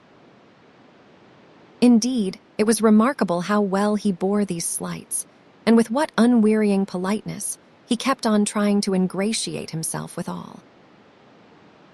Yet, I think, none treated him better than a dog, unless it was Ben Gunn, who was still terribly afraid of his old quartermaster, or myself, who had really something to thank him for. Although for that matter, I suppose, I had reason to think even worse of him than anybody else, for I had seen him meditating a fresh treachery upon the plateau. Accordingly, it was pretty gruffly that the doctor answered him. "Drunk or raving," said he. "Right you were, sir," replied Silver, "and precious little odds which to you and me. I suppose you would hardly ask me to call you a humane man," returned the doctor with a sneer, "and so my feelings may surprise you, Master Silver. But if I were sure they were raving, as I am morally certain one, at least, of them is down with fever, I should leave this camp, and at whatever risk to my own carcass, take them the assistance of my skill." "Ask your pardon, sir, you would be very wrong," quoth Silver. "You would lose your precious life, and you may lay to that. I am on your side now, hand and glove, and I should not wish for to see the party weakened, let alone yourself, seeing as I know what I owes you. But these men down there, they could not keep their word, no, not supposing they wished to, and what is more, they could not believe as you could." "No," said the doctor.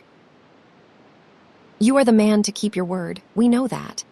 Well, that was about the last news we had of the 3 pirates. Only once we heard a gunshot a great way off, and supposed them to be hunting. A council was held, and it was decided that we must desert them on the island, to the huge glee, I must say, of Ben Gunn, and with the strong approval of Gray. We left a good stock of powder and shot, the bulk of the salt goat, a few medicines and some other necessaries, tools, clothing, a spare sail, a fathom or 2 of rope, and by the particular desire of the doctor, a handsome present of tobacco. That was about our last doing on the island. Before that, we had got the treasure stowed and had shipped enough water and the remainder of the goat meat in case of any distress. And at last, one fine morning, we weighed anchor, which was about all that we could manage, and stood out of North Inlet, the same colors flying that the captain had flown and fought under at the palisade. The 3 fellows must have been watching us closer than we thought for, as we soon had proved. For coming through the Narrows, we had to lie very near the southern point, and there we saw all 3 of them kneeling together on a spit of sand, with their arms raised in supplication. It went to all our hearts, I think, to leave them in that wretched state, but we could not risk another mutiny, and to take them home for the gibbet would have been a cruel sort of kindness. The doctor hailed them and told them of the stores we had left, and where they were to find them. But they continued to call us by name and appeal to us, for God's sake, to be merciful and not leave them to die in such a place. At last, seeing the ship still bore on her course and was now swiftly drawing out of earshot, One of them, I know not which it was, leapt to his feet with a hoarse cry, whipped his musket to his shoulder, and sent a shot whistling over Silver's head and through the mainsail. After that, we kept under cover of the bulwarks, and when next I looked out, they had disappeared from the spit, and the spit itself had almost melted out of sight in the growing distance. That was, at least, the end of that, and before noon, to my inexpressible joy, the highest rock of Treasure Island had sunk into the blue round of sea. We were so short of men that everyone on board had to bear a hand only, the captain lying on a mattress in the stern and giving his orders, for though greatly recovered, he was still in want of quiet. We laid her head for the nearest port in Spanish America, for we could not risk the voyage home without fresh hands. And as it was, what with baffling winds and a couple of fresh gales, we were all worn out before we reached it.